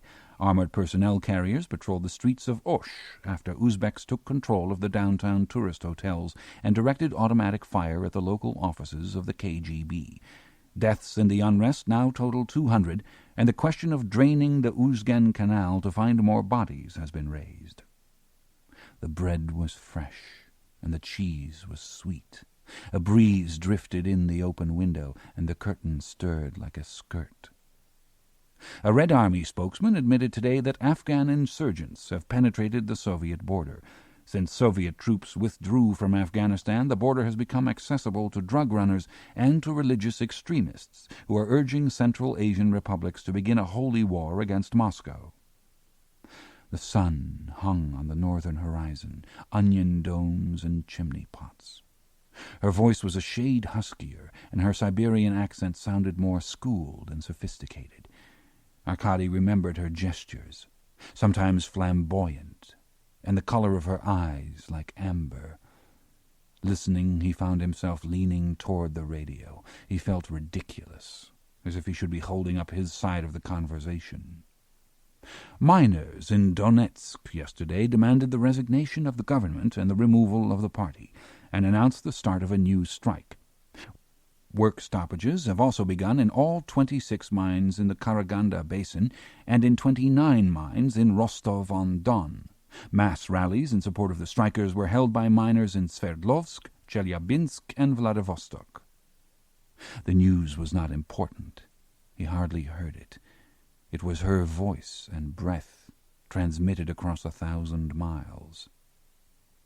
Last night in Moscow, the Democratic Front rallied outside Gorky Park to call for the delegalization of the Communist Party. At the same time, members of the right-wing Red Banner met to defend the party. Both groups demanded the right to march in Red Square. She was Scheherazade, Arkady thought. Night after night she could tell tales of oppression, insurrection, strikes, and natural disaster, and he would listen as if she were spinning stories of exotic lands, magical spices, flashing scimitars, and pearl-eyed dragons with scales of gold, as long as she would talk to him. Chapter 7. At midnight, Arkady waited across from the Lenin Library, admiring the statues of Russian writers and scholars that hovered along the roofline. He remembered what he had heard about the building being ready to collapse. True enough, the statues looked ready to jump. When a shadow emerged and locked the door, Arkady crossed the street and introduced himself. "An investigator, I'm not surprised." Feldman wore a fur hat, carried a briefcase, and looked like Trotsky, down to a goat's beard of snow white. He started a vigorous shuffle toward the river, and Arkady fell in step beside him. "I have my own key. I didn't steal anything. You want to search?" Arkady ignored the invitation. "How do you know Rudy?"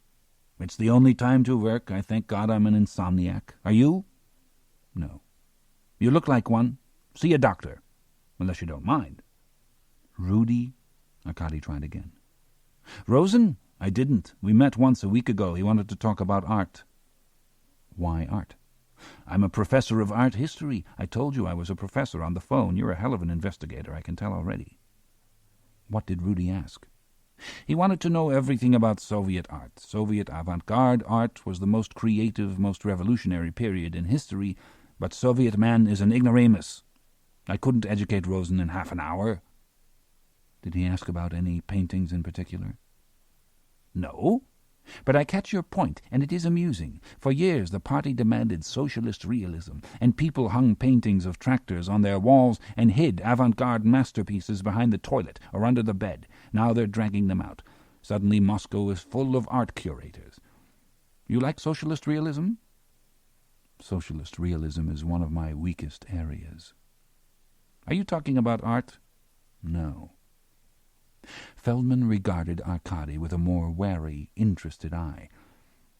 They were in the park behind the library, where steps ran between trees down to the river near the southwest corner of the Kremlin. Spotlights made the lower branches into lattices of gold that turned to black. I told Rosen that what people forget is that there actually was idealism at the beginning of the revolution. Starvation and civil war aside, Moscow was the most exciting place in the world to be. When Mayakovsky said, "Let us make the squares our palettes, the streets our brushes," he meant it. Every wall was a painting. There were painted trains, boats, airplanes, balloons. Wallpaper and dinner plates and gum wrappers were all created by artists who genuinely thought they were making a new world. At the same time, women were marching for free love. They all believed anything was possible. Rosen asked how much one of those gum wrappers would be worth now. The same question occurred to me, Arkady admitted. Feldman stomped down the stairs in disgust.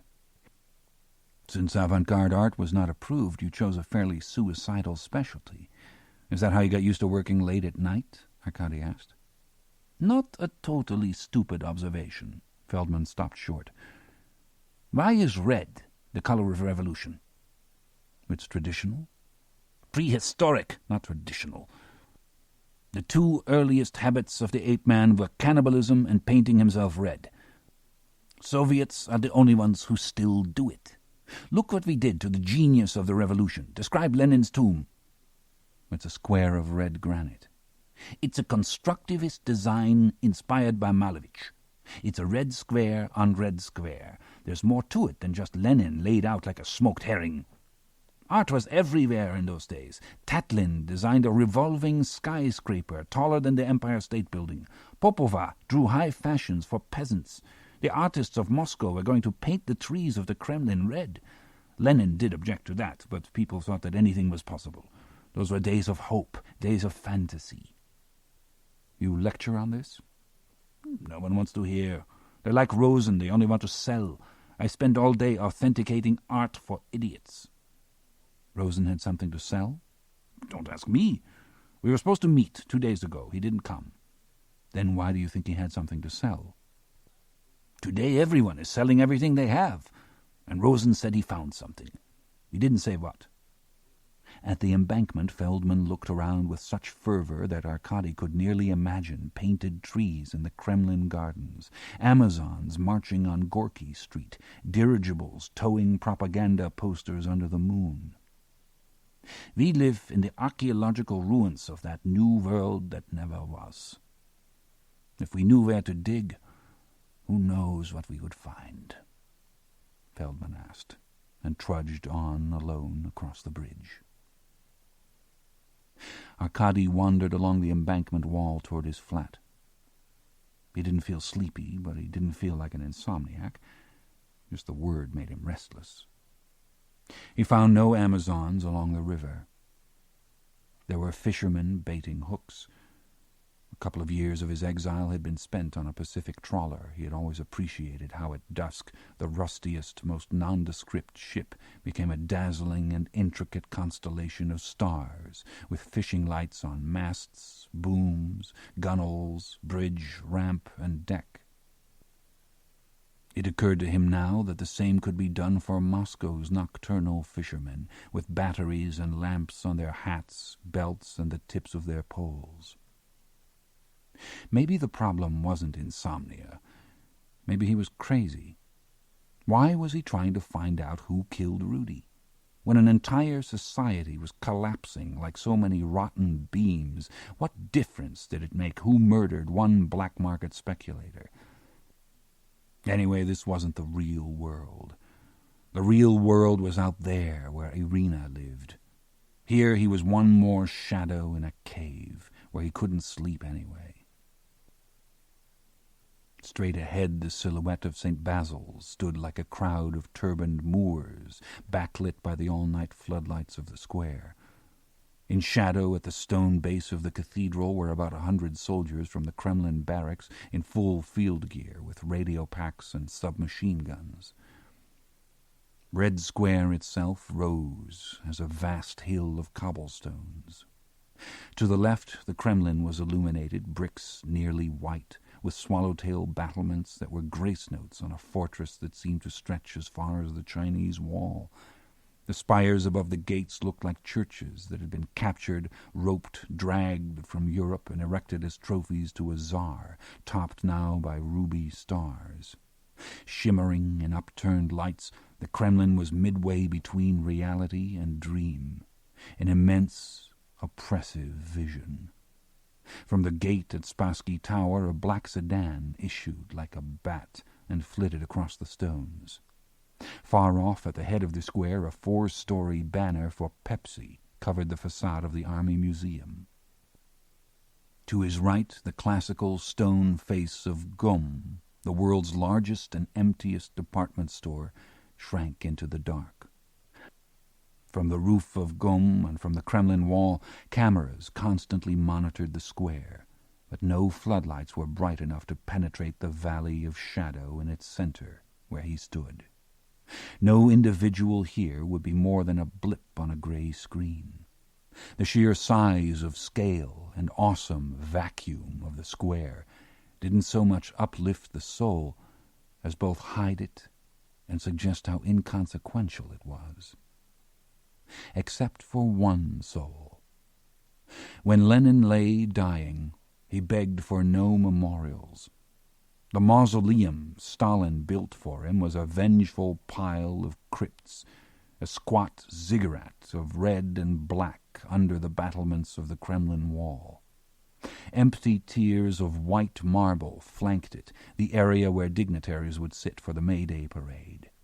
Lenin's name was inscribed in red letters above the door of the tomb. At the door 2 honor guards, boy sergeants with white gloves and faces as pale as waxworks, swayed with fatigue. Ordinary traffic was barred from the square, but as Arkady turned away from the tomb, a black Zil rolled out of Cherny Street, and racing at official speed, crossed in front of GUM toward the river and sank into the dark around St. Basil's. Tires squealed, a sharp sound of protest that reverberated the length of the square. The Zil came back. Because the car's headlights were dark, it was too late when Arkady realized it was coming straight at him.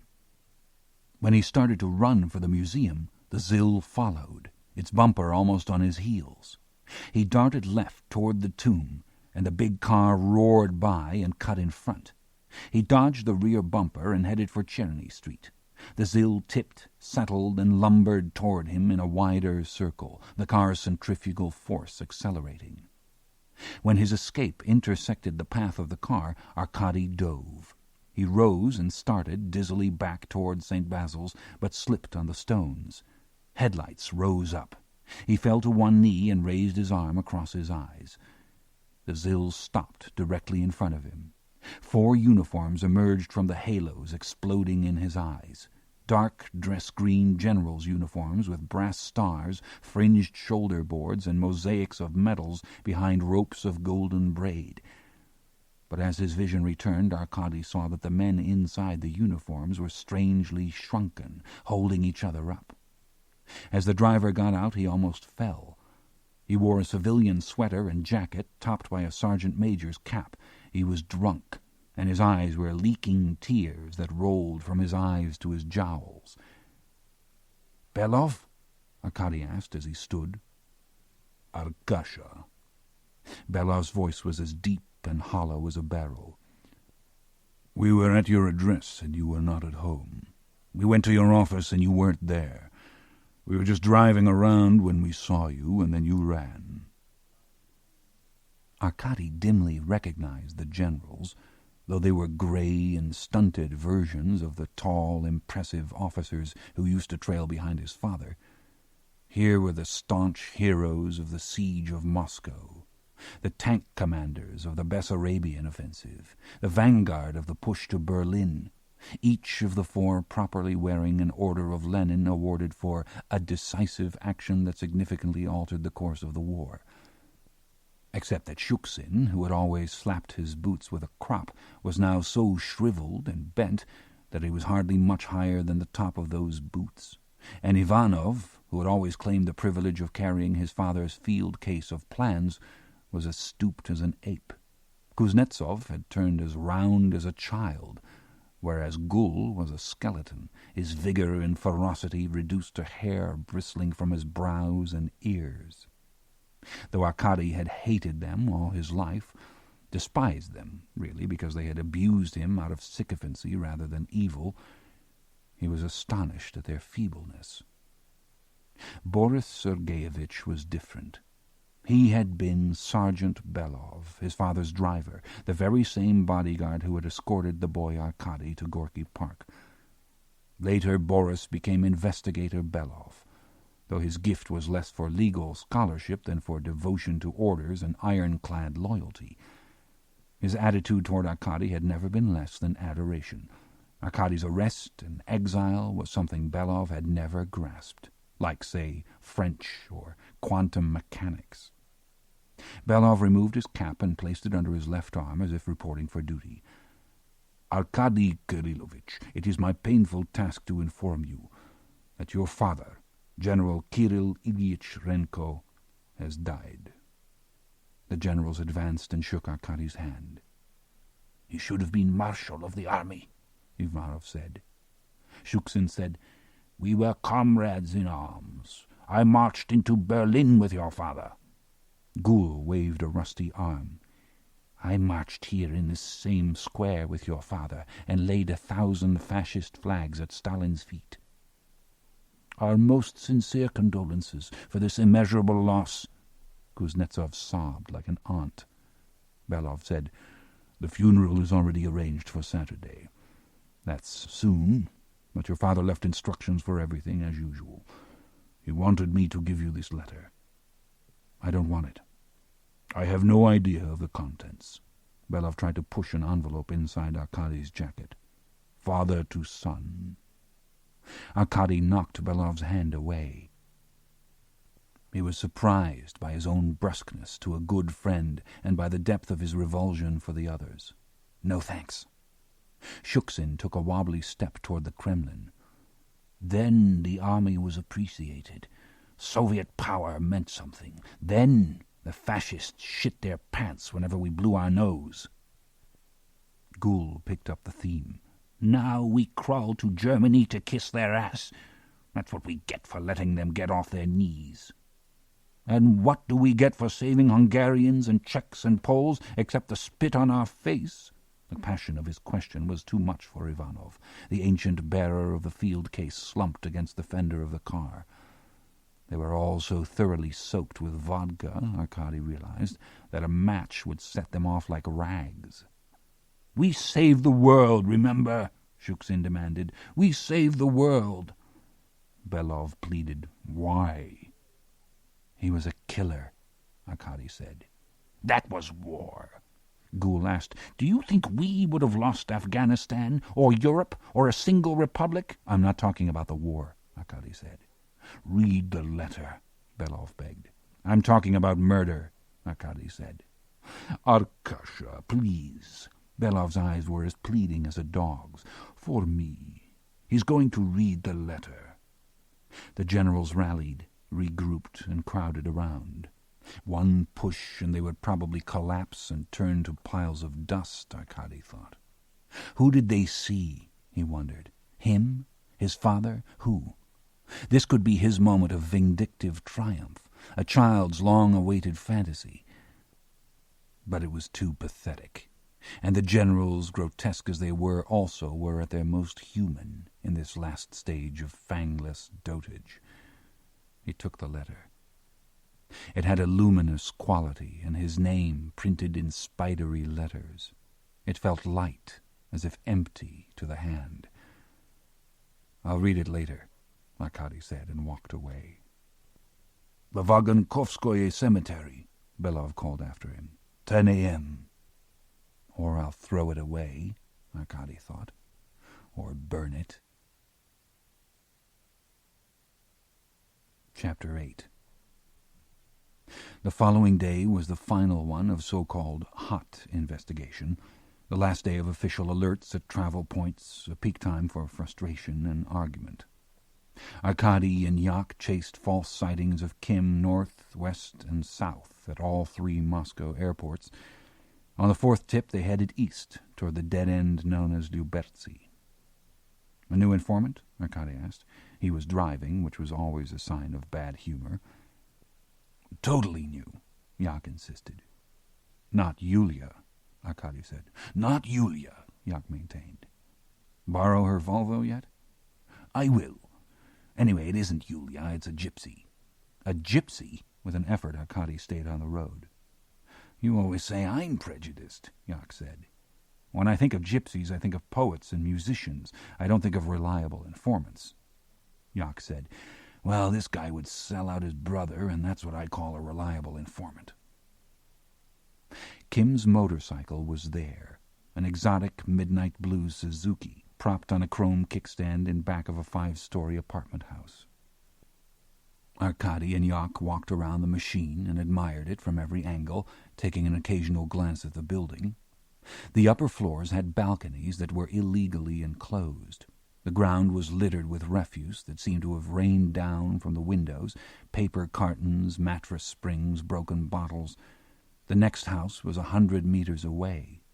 It was an incomplete landscape of houses set far apart, sewer pipes lying in open trenches, concrete walkways that intersected among weeds.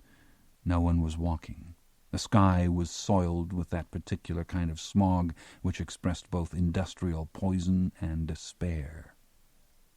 Lyubertsy was what all Russians feared, which was to be outside the center, not to be in Moscow or Leningrad, to be forgotten and invisible, as if the steppes started here, only 20 kilometers from the Moscow city limits. This was the vast population that moved on a straight track from daycare to vocational school to assembly line to the long vodka line to the grave. Lyubertsy was also what Muscovites feared, because its young factory workers took the train into Moscow to beat up privileged urban kids. It was only natural that Lyubers developed into a mafia with a special talent for tearing up rock shows and restaurants. Yak cleared his throat. "In the cellar," he said. "The cellar?" It was the last thing Arkady wanted to hear. "If we're going into the cellar, we should have bulletproof vests and lamps. You didn't order those?" "I didn't know Kim was going to be here." "You didn't really believe your reliable informant, did you?" "I didn't want to cause a lot of fuss," Yak said. The trouble was that Lyubertsy cellars were not ordinary cellars, because until recently the private practice of unarmed Oriental self-defense had been against the law. In response, Lyuber musclemen had gone underground, refitting coal bins and boiler rooms as secret gymnasiums. Wandering alone around a Lyubertsy basement was not a prospect Arkady looked forward to, but he knew it would take a day to get special gear out of Moscow. 3 babushkas sat on the steps of the apartment house and watched over a playground where toddlers climbed into a sandbox that was made from rotting boards. The women had the grey heads and black coats of crows. Yak asked, "Remember the Komsomol club that called about a trophy for Rudy?" "Vaguely." "Did I mention they keep calling?" "Is this a good time to mention it?" Arkady asked. "What about my radio?" Yak asked. "Your radio?" "I bought it. I'd like to listen to it. You keep forgetting to bring it in." "Come by my place tonight and pick it up." They couldn't stand around the bike all day, Arkady thought. They had already been seen. Yak said, "I have the gun, so I'll go in." "As soon as someone goes in, he's going to run. Since you have the gun, you wait here and stop him." Arkady walked up to the steps. The women regarded him as if he had arrived from a different solar system. He tried a smile. No, they didn't accept smiles here. He looked at the playground. It was empty. The kids were chasing cottonwood fluffs across the lot. He glanced back at Yak, who was sitting on the bike and watching the building. He moved along the base of the house until he found stairs leading down to a steel door. The door was unlocked, and the other side of it was as black as an abyss.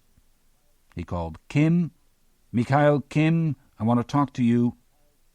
The answer was a profound hush.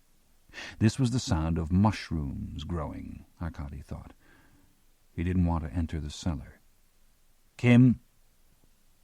He felt around until he found a chain. When he pulled it, a dozen dim light bulbs appeared, hanging from an electrical line tacked directly to bare support beams. Not so much illumination as markers in the dark. As he stooped down, it was like slipping into shallow water. Clearance from floor to ceiling was 1.5 meters, sometimes less. It was crawl space excavated into a tunnel that worked its way over and around exposed pipes and valves. The underside of the house creaked overhead like a ship. He peeled cobwebs from his face and held his breath. Claustrophobia was an old friend come along for the trip. The main thing was to keep moving from one tiny shivering light bulb to the next, to breathe more evenly, to not think about the weight of the building pressing down on his back, to not consider the low quality of Soviet construction, to not imagine for a moment that the tunnel resembled a mouldering grave. At the last light bulb, Arkady squeezed through a second hatch and found himself on his hands and knees inside a low, windowless room that was smoothly plastered and painted and lit by a fluorescent tube. On the floor were mattresses, barbells, and pulleys. The barbells were homemade from steel wheels crudely slotted to fit over bars. The pulleys were boiler plates cut up and strung with wire. On the walls were a full-length mirror and a picture of Schwarzenegger in total flex. A heavy bag hung by a chain from the ceiling. The air was pungent with sweat and talc. Arkady got to his feet. Beyond was a second room with benches and weights on blocks. Books on bodybuilding and nutrition lay on a mattress. One bench was slick and showed the imprint of a sneaker. Set in the ceiling above the bench was a metal plate. There was a switch on the wall.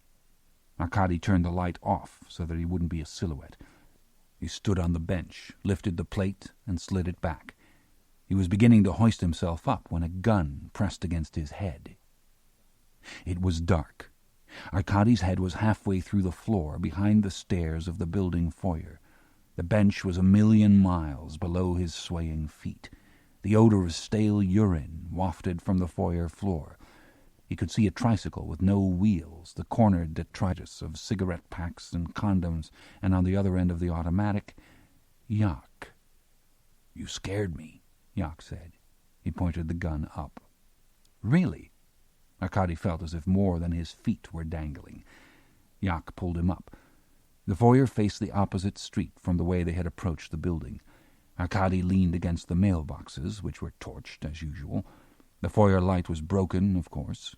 No wonder people got killed. Yak was embarrassed. "You were taking forever, so I came around to see if there was another way in, just as you popped up." "I won't do it again." Yak said, "You should have a gun." "If I had a gun, we'd be a suicide pact." Arkady still felt dizzy when they went outside. "Let's just watch the motorcycle," Yak suggested. When they came around the building, Kim's beautiful bike was gone. The militia towed vehicular wrecks to a dock near the South Port, handy to the metal stamps and auto factories of the proletariat borough. Whatever was remotely reusable had been stripped from them. These were the bones of cars, and they had a kind of dignity, like dried flowers. The dock had a vista of the entire southern end of Moscow. It was not Paris, granted, but it possessed a certain sweep, the occasional gold cap of a church flashing in the shadow of industrial chimneys. The evening sky was still lit. Arkady found Polina at the end of the dock working with a brush, cans of paint, and squares of pressed wood. She had unbuttoned her raincoat, a concession to the balmy weather.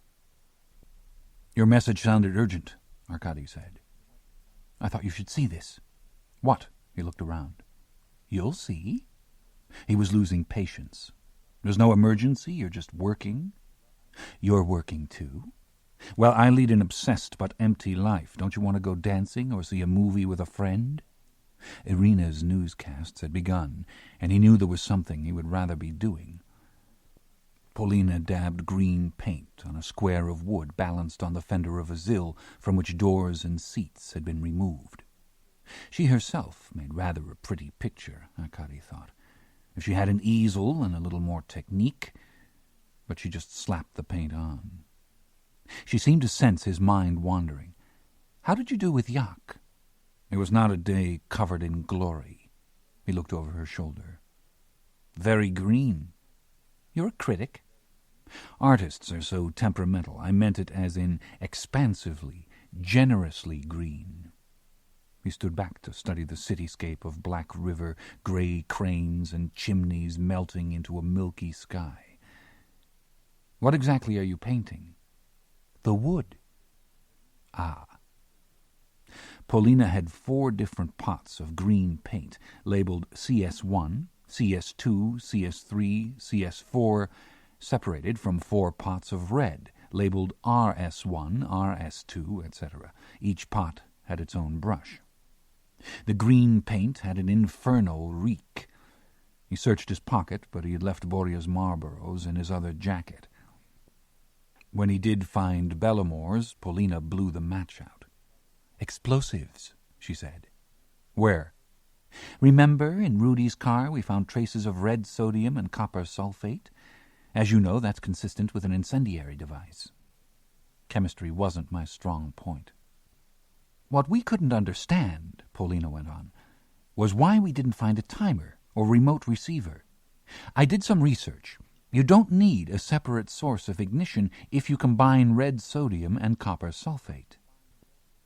Arkady looked at the pots at his feet again. RS, red sodium, marine paint red, a deep carmine with an ochre tinge. CS, copper sulfate, a vile stew-pot green with a sniff of the devil. He put his matches away. "You don't need a fuse?" Paulina set the wet board down on the Zill's front seat and brought out another on which the green paint was dry. Over the board she taped brown paper. "Red sodium and copper sulfate are relatively harmless individually. Together, however, they react chemically and generate enough heat to spontaneously ignite." Spontaneously? But not immediately, and not necessarily. That's the interesting part. It's a classic binary weapon. 2 halves of an explosive charge separated by a membrane. I'm testing different barriers, such as cheesecloth, muslin, and paper, for time and effectiveness. I've already put painted boards in 6 cars. Paulina took the brush from a can marked RS4 and started painting the paper in broad strokes of red sodium. Arkady noticed that she started with a W, like a house painter. "If they did ignite immediately, you'd know by now," he said. "Yes." "Paulina, don't we have militia technicians with bunkers and body armor and very long brushes to do this sort of thing?" "I'm faster and better." Paulina was quick. She kept red drips from falling into green cans, and in less than a minute covered the papered board so that it had a completely scarlet surface. Arkady said, "So when the wet red sodium soaks through the paper and makes contact with the copper sulfate, they heat up and ignite? That's the idea, put very simply." Paulina took a notepad and pen from her raincoat and jotted the paint numbers and the time down to the second. With finished board and brush in hand, she started to stroll down the line of wrecks. Arkady walked with her. "I can't help thinking you'd be better off skipping through a park or sharing an ice cream sundae with someone." The cars on the dock were crushed, rusted, and stripped. A Volga was so twisted that its axle aimed at the sky. A blunt-nosed Niva wore its steering wheel through the front seat. They passed a Lada with its engine block resting ominously in the rear. Around the dock were darkened factories and military depots. Out on the river, the last hydrofoil of the evening slid by like a snake of lights. Paulina laid the red board by the brake pedal of a 4-door Moskvich and painted a 7 on the left front door. When she saw Arkady begin to approach the other 6 cars on the end of the dock, she said, "You'd better wait." They sat in a Zill from which windshield and wheels had been removed, affording a low, clear view of the dock and the far bank. Arkady said, "A bomb inside the car, Kim outside, It seems a little redundant. Polina said, "At the assassination of Duke Ferdinand, which started World War I, there were 27 terrorists with bombs and guns at different points along the procession route." "You've made a study of assassinations?" Rudy was only a banker, not an heir to the throne. "In contemporary attacks by terrorists, especially against Western bankers, the car bomb is the weapon of choice." "You have made a study of this." It made his heart sink. "I'm still confused about the blood in Rudy's car," Polina admitted. "I'm sure you'll figure it out. You know, there's more to life than death." Polina had the dark curls of a girl painted by Manet, Arkady thought. She ought to be in a lace collar and long skirt, sitting at a wrought-iron table on sun-dappled grass, not in a wreck on a dock talking about the dead.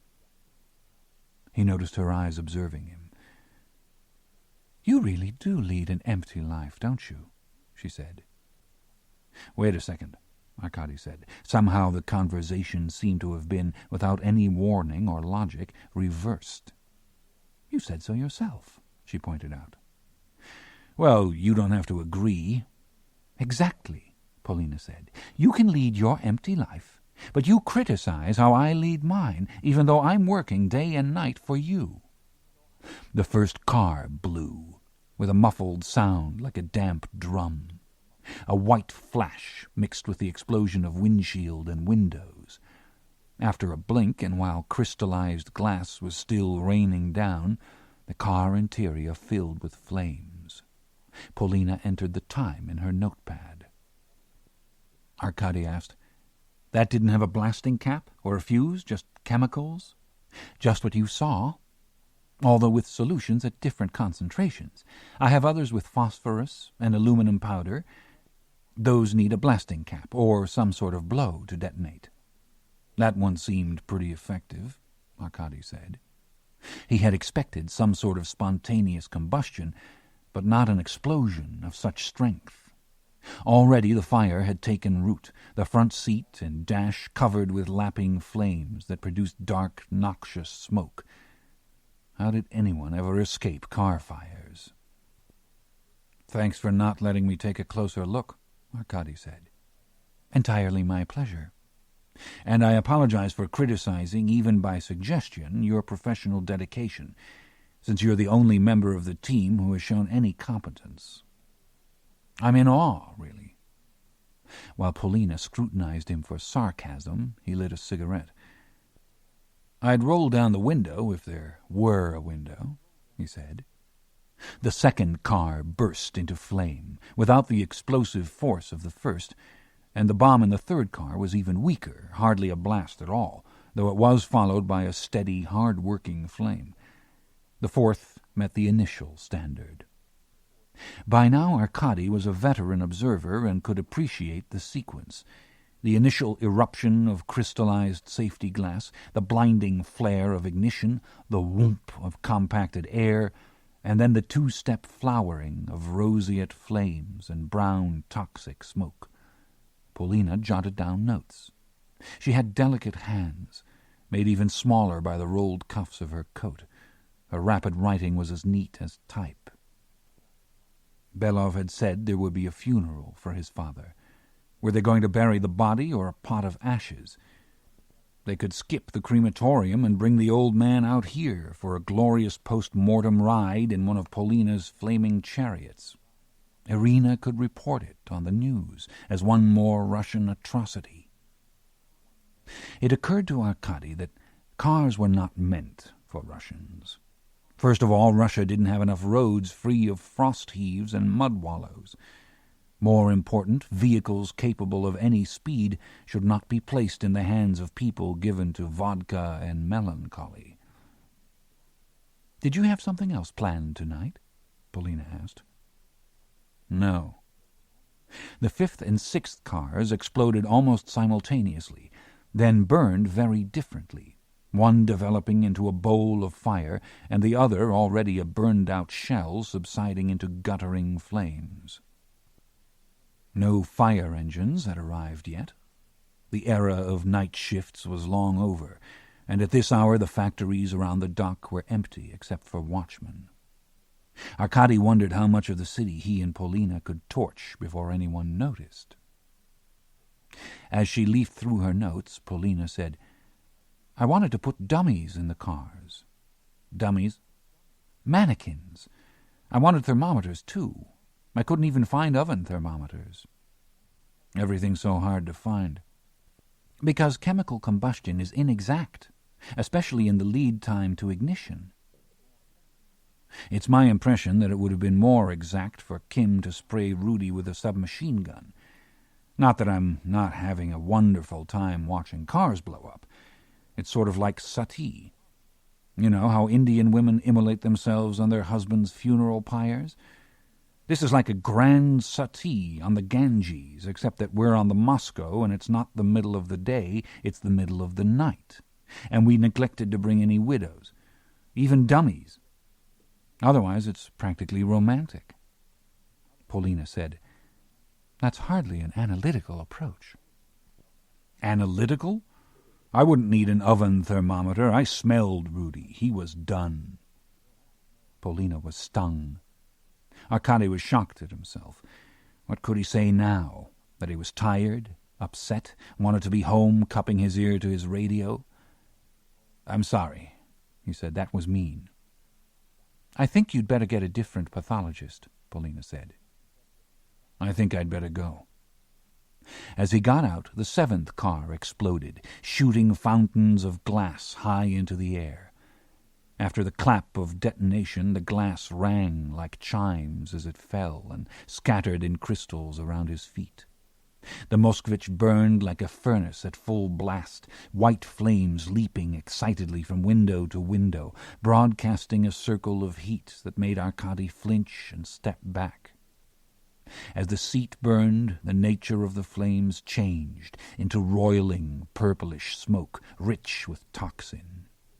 Paint bubbled, and the whole dock glowed with shining glass, like coals. He noticed that Polina was making notes again. She would have made a good assassin, he thought. She was a good pathologist. He was an idiot. Chapter 9. It's sad about Rudy. He was very human, warm, concerned about Soviet youth. Antonov winced as one boy backed another into a corner and knocked out his mouthpiece. Many's the time he was here, encouraging the kids, telling them to mind the straight and narrow. Antonov bobbed sympathetically as the beleaguered fighter slipped free. Stick him! Stick him! Move! Well, that's a good imitation of a propeller. Anyway, Rudy was like an uncle. This is not the center of Moscow. These kids are not going to special schools for ballerinas. Hit him! But youth is our most precious possession. Every boy and girl in Komsomol gets a fair chance. Model planes, chess, basketball. I bet Rudy sponsored every club here. Backpedal! No, not you, him! Yak hadn't checked in yet. Polina had called, but the last place Arkady had wanted to start the day was the morgue. Didn't she ever get her fill of gore? On the other hand, watching boys pummel each other was proving no cure for a headache. Master of sport Antonov gave the impression of a man whose brains had long since been pounded into more solid stuff. He had a grey crew-cut and flat utilitarian features, and in his fists, so knotted that he seemed to have extra knuckles, he held a bell mallet and a watch. The boys in the ring wore leather helmets, tank tops, shorts. Their skin was as pale as potato flesh, except where they had been hit. Sometimes they looked like they were boxing, the next moment as if they were dancing badly. Besides the ring, the Leningrad Borough Komsomol Gymnasium also gave room to wrestling mats and weights, so the walls resounded with the puffing of wrestlers and lifters. There were two different psychological types, Arkady thought. Weightlifters were soloists of grunts, while wrestlers couldn't wait to get tangled. A dim light penetrated whitewashed windows, and an ancient reek clung to the air. Wrestling and boxing ladders framed the door, and a sign that said, "Cigarettes and success don't mix," which reminded Arkady that he had unconsciously put on the jacket with Borya's 2 packs of Marlboros, so there was a bright side to things. "Rudy was a sports enthusiast. That's why you asked me to come? You had a trophy for him?" Antonov asked. "He's really dead?" "Absolutely dead." "Follow up! Follow up!" Antonov shouted up at the ring. To Arkady he said, "Forget the trophy." Forget the trophy? Antonov had called the office twice a day about the trophy. "What's Rudy going to do with the trophy now?" "That's what I wondered," Arkady said. "I don't want to be disrespectful, but I had a question. Say in a cooperative, the person who signs the checks dies. Does that mean the other partner in the cooperative gets whatever money is left in the account?" "You were partners with Rudy?" Antonov sneered as if the question were ridiculous. "Not me, personally, no. The club." "Excuse me, don't switch leads. If you're right-handed, stay right-handed." Arkady started to wake up. "The club and Rudy?" "Local komsomols are allowed to be in cooperatives. It's only fair, and sometimes it helps to have an official partner involved when you want to bring in certain stuff." "Slot machines?" Arkady took the happiest guess. Antonov remembered his watch and whacked the mallet on a pail. The fighters reeled away from each other, neither able to raise a glove. "It's perfectly legal," Antonov said, and lowered his voice. "Transcom Services with a capital K." Transcom. The Young Communist League plus Rudy equaled the in-tourist slots. Seen in the light of Rudy's talent, this dingy little Komsomol club was dross turned to gold. For Arkady it was a minor victory, admittedly inconsequential compared to finding Kim. Antonov said, "You'll see the club's on the cooperative papers. There were the names of the partners, statement of services, bank accounts, everything." "You have the papers?" "Rudy had all the papers," Antonov said. "Well, I think Rudy took them with him." The dead were perverse. In the morgue, they were patient. Gurneys lined the hall, the bodies under soiled sheets, waiting their turn on the table with a final supine lack of urgency. No matter to them if they rotted for lack of formaldehyde. There was no offense taken if an investigator lit an expensive American cigarette to mask the stench. Rudy was in a drawer, internal organs in a plastic bag between his legs. Polina, however, was gone. Arkady found her midway in a line of 1,000 people queuing for beets in the small park next to Petrovka. Rain fell in a steady, insinuating drizzle that sparkled around lamplights. Some umbrellas were up, though not many, because people needed both hands free for bags. At the head of the line, soldiers piled sacks in the mud. With her raincoat buttoned to her chin, drops beaded on her dark hair, Polina looked as if she were being borne forward by a centipede of pinched eyes and mouths. There were other lines for eggs and bread, and a line that wound around a kiosk for cigarettes. Food vigilantes patrolled the lines to make sure no one switched. Arkady didn't have his coupons, so all this plenty was wasted on him. Polina said, "I came here after the doc to finish up Rudy. I told you there was too much blood. He's all yours now." Arkady doubted there could ever be too much blood for Polina, but he maintained an attitude of appreciation. Obviously she had worked all night. "Polina, I'm sorry about the doc. I'm terrible about forensic medicine and pathology. You have more nerve than I do." Behind Polina, a woman with a gray shawl, gray brows, and mustache leaned toward him to demand, "Are you trying to cut in?" "No," the woman said. "They should shoot people who cut in." "Watch him," advised the man behind her. He was a short, bureaucratic type with an impressive briefcase, the kind that could hold a lot of beets. All the way down the queue, Arkady saw faces regarding him with suppressed fury. They moved one lockstep forward, crowding to make a wall he couldn't breach. "How long have you been in line?" Arkady asked Polina. "Just an hour. I'll get some beets for you," she said, and glared at the pair behind her. "Fuck them." "What do you mean, too much blood?" Polina shrugged. She had offered. "Describe the explosions when Rudy died," she said. "What you saw, exactly." "2 bursts of flame," Arkady said. "The first was a surprise. It was brilliant, white. That was the red sodium copper sulfate device. The second burst?" "The second was bright, too." "As bright?" "Less." He had run them together in his mind before. "We didn't have a clear view, but maybe more orange than white. Then we saw burning money rising in the smoke." "So 2 bursts of flame, but only one hot enough to leave a flash point in the car. Did you smell anything after the second burst?" "Gasoline." "The gas tank?" "That blew later." Arkady watched a brawl at the kiosk where a customer claimed he had been given only 4 packs for the month, not 5. A pair of soldiers carried him like a suitcase, one arm around his neck and one around his crotch, and threw him into a van. Gary told us that Kim threw a bomb into the car. It could have been a Molotov cocktail, a bottle of gasoline. "It was better than that," Polina said. "What's better?" "Gelled gasoline. Gelled gasoline sticks and burns and burns. That's why there was so much blood." Arkady still didn't understand. "Before you said burning didn't cause bleeding." "I went over Rosen again.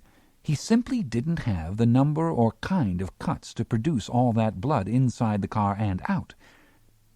I know that the lab said it was his blood type, but this time I checked it myself. It wasn't his type. It wasn't even human blood. It was cattle blood." "Cattle blood?" "Drain the blood through a cloth and use the serum. Mix it with gasoline and a little coffee or baking soda. Stir until it gels." "A bomb of blood and gasoline?" "It's a guerrilla technique. I would have caught on faster if the lab result had been correct," Polina said. "You can thicken gasoline with soap, eggs, or blood." "That must be why they're in short supply," Arkady said. The couple behind Polina were listening intently. "Don't get eggs," the woman warned. "The eggs have salmonella." The bureaucrat countered. "That is a baseless rumor started by the persons who intend to keep all the eggs to themselves." The line shuffled forward another step. Arkady wanted to stamp his feet to keep warm. Polina was in open sandals, but she could have been a plaster bust for her reaction to rain, blood, and the insanity of the weight. Her entire attention was focused on the nearing scales. The rain fell harder. Drops ran along the contour of her temple and webbed the pagoda curve of her hair. "Are they selling by weight or by count?" she asked her neighbors. "Dear," the old woman said, "it all depends whether they have rigged scales or little beets." "Do we get beet greens, too?" Polina asked. "There's another line for greens," the woman said. Arkady said, "You did a good job. I'm sorry it had to be so gruesome." Polina said, "If it bothered me, I'd be in the wrong profession." "Maybe I'm in the wrong profession," Arkady said. Most of the transactions at the scales were mute and sullen exchanges of rubles and ration chits for beets, though every 4th or 5th erupted into an accusation of cheating and a demand for more, denunciations that sang with frustration, hysteria, and rage, which drew the line anxiously closer until soldiers pushed it back and the customer on, so that there was a constant eddy and pulse within the line. At least the rain washed the beets, showing their scarlet under a lamp-post. In its light Arkady could see that the sacks heaped behind the scales exhibited the effects of their rough passage from the country, dirt and bruises staining the wet burlap. The wetter sacks were smeared bright red, the ground around them was steeped red, and the scales were dyed a winy vermilion speckled with the skins of beets. In the reflection off the water running from the sacks, the entire park glowed in a spreading lens of red. Polina stared down at her toes and open sandals, which were already stained pink. Arkady watched her face turn to wax, and he caught her as she dropped. "Not the morgue, not the morgue," she said. Arkady put her arm over his shoulder and half-carried, half-walked her out of the park and down Petrovka Street in search of some place she could sit. Across the street an ambulance was leaving the gate of a buff-colored mansion, the sort of pre-revolutionary building the party loved to use for offices. It seemed to be some kind of clinic. As soon as he got her into the courtyard, though, Polina insisted, "Not a doctor." On one side of the courtyard was a rustic wooden entrance, whimsically painted with crowing roosters and dancing pigs. They went through into an empty cafe. Small tables were surrounded by leather banquettes, and a row of stools stood along a padded bar. In back of the counter was an arsenal of orange juice presses. Polina sat at a banquette, put her head between her knees, and said, "Shit, shit, shit, shit, shit." A waitress appeared from the kitchen to chase them away, but Arkady held up his ID and asked for brandy. "This is a medical clinic. We don't serve brandy." "Then medicinal brandy." "For $. Arkady put a pack of Marlboros on the table. The waitress stared, unmoved. He added the other pack. 2 packs. "And 30 rubles. She disappeared, returned a moment later, and in one circular motion set down a flask of Armenian cognac with 2 glasses and scooped up the cigarettes and money. Polina sat up and let her head loll back. Her hair hung in sad ringlets. "That's half your weekly salary," she said. "What was I going to save it for? Beets?" He poured her a glass that she downed in one swallow. "I don't think you really wanted borscht anyway," he said. "That lousy body. Once you know what happened, it's worse, not better." She tried long, deliberate breaths. "That's why I went outside. Then I saw the food lines and joined the nearest one. No one makes you go back to work if you're shopping." At the bar, the waitress dug under her apron for a lighter, lit a cigarette, and exhaled with a sensuality that hooded her eyes. Arkady envied her. "Excuse me," he called. "What kind of clinic is this? A cafe with leather seats and soft lighting? It's rather fancy." "It's for foreigners," the waitress said. "It's a diet clinic." Arkady and Polina shared a glance. There must be hysteria in the air, he thought, because she seemed ready to laugh and cry at the same time, and he felt the same way himself. "Well, Moscow is certainly the right place," he said. "They couldn't come to a better place," Polina said. Arkady saw colour return to her cheeks. It was interesting how quick recovery was in someone young, like roses. He poured her another glass and one for himself. "It's insane, Polina. It's Dante's Inferno with breadlines. Maybe there's a diet center in hell." "Americans would go," she said. "They'd do aerobics." There was a real smile on her face, perhaps because there was a real smile on his. It merely took appreciating insanity together. "Moscow could be hell. This could be it," she said. "Good cognac." Arkady poured 2 more glasses. It had a terrific impact on an empty stomach. "To hell," he added. He could feel the damp in his clothes rising like steam. He called to the waitress, "What kind of food is on this diet?" "Depends." She screwed her lips around the cigarette. "Whether you're on a fruit diet or a vegetable diet." "Fruit diet? Do you hear that, Polina? Like what?" he asked. "Pineapples, papayas, mangoes, bananas." The waitress rattled them off casually, as if she were intimately acquainted with them. "Papayas?" Arkady repeated.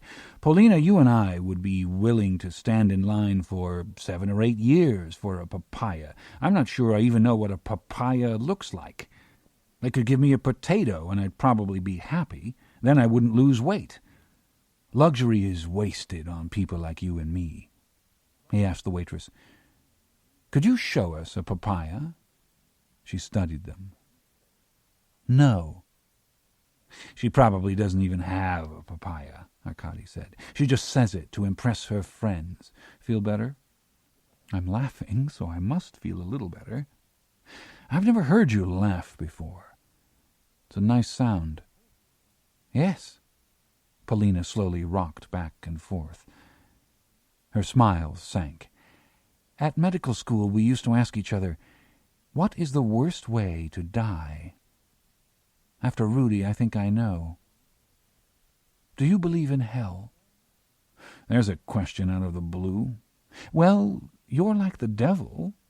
You take a secret glee in your work, like you've come to grab the damned. That's why Jak likes to work with you."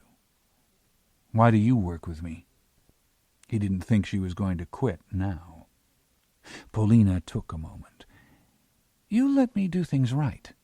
You let me get involved." Arkady knew this was the problem. The morgue was a simple theater of black and white, dead or alive.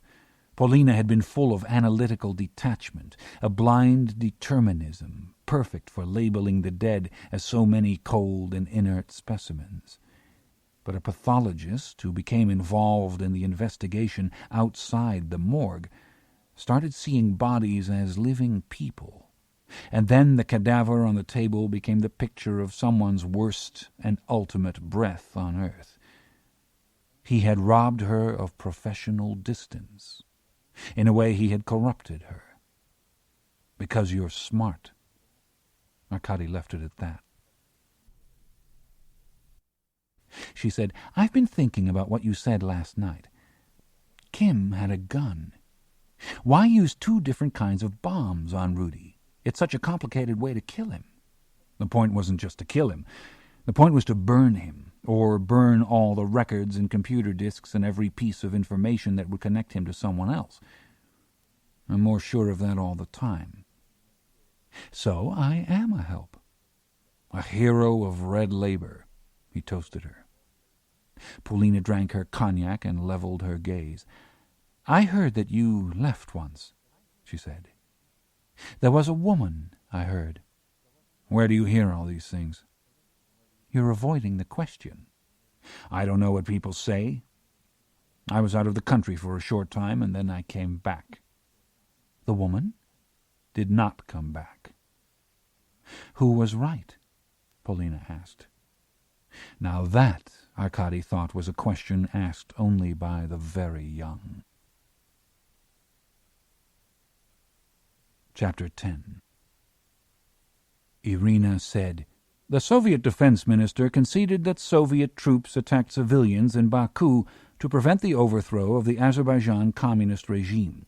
The army had stood aside when Azeri activists rioted against Armenians in the capital, but went into action when an Azeri crowd threatened to burn down party headquarters.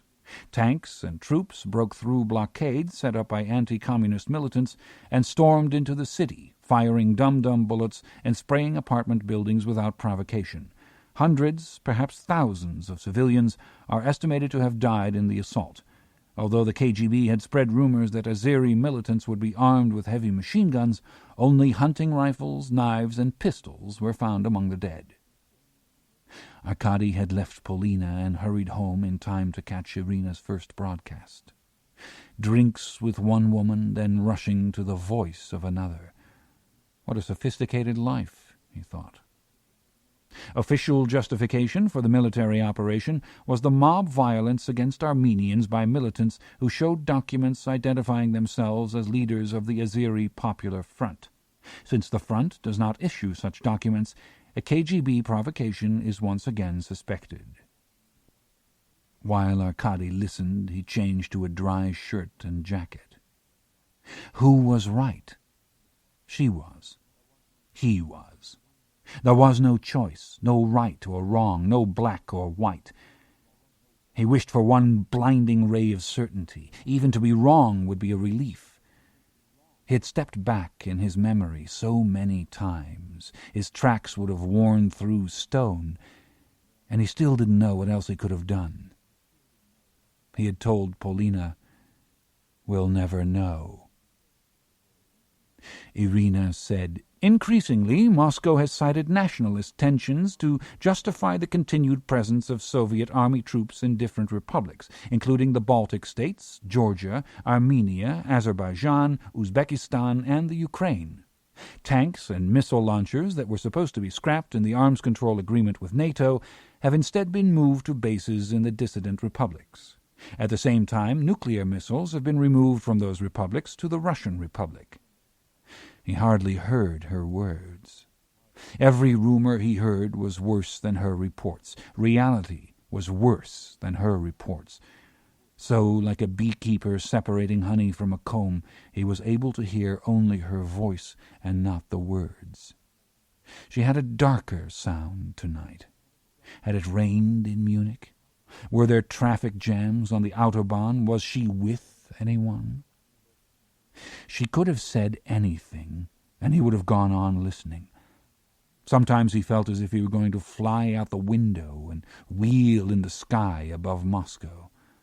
He would home in on that voice like a beacon, which would lead him away. When the news went to a tape, Arkady left his apartment not with wings but with wipers, attached them to his car, and plunged into the midnight traffic. Night and rain combined to make disoriented streets and paint smears of light across the windshield.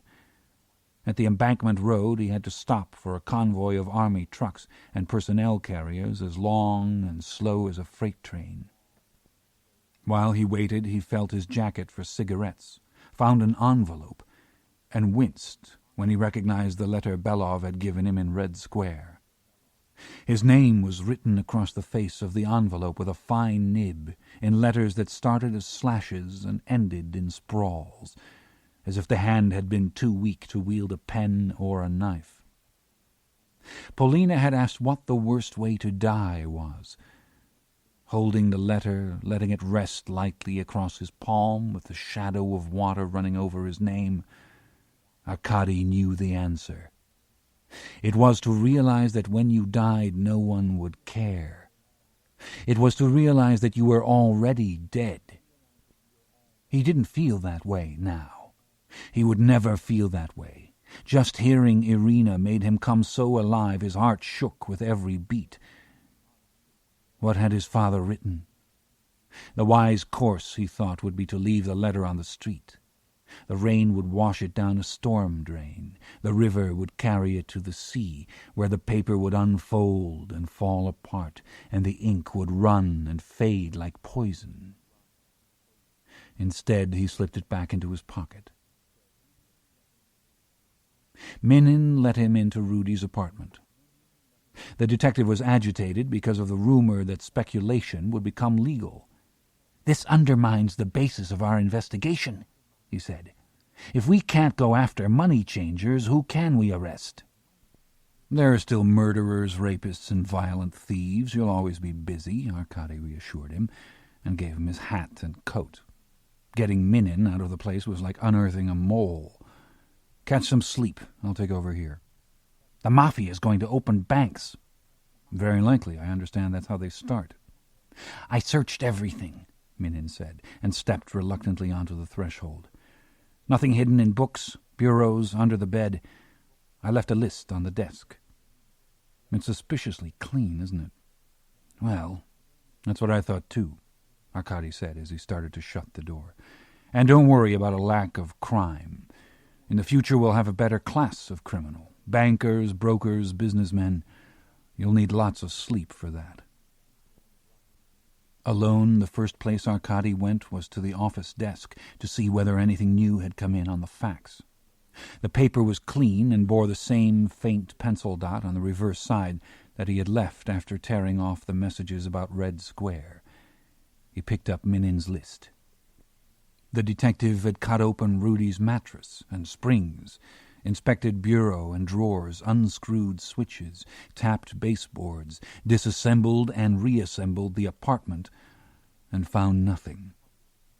Arkady ignored Minin's list. What could be found, he thought, would be more obvious. Sooner or later an apartment fit a man like a shell. He might be gone, but his outline stayed in a worn chair, a photo, a crust of food, a forgotten letter, in the smell of hope or despair. In part he took this approach because technological support for investigations was so weak. The militia had invested in German and Swedish gear, spectrographs and hemotypers, which lay unused for lack of parts, for dearth of funds. There was no computer matching of blood or license plates, let alone of something so laughably out of reach as genetic fingerprints. What Soviet forensic labs possessed were archaic chemistry sets of blackened test tubes, gas burners, and curlicues of glass piping that the West hadn't seen in 50 years. Polina had extracted answers from the body of Rudy Rosen in spite of her equipment, not because of it.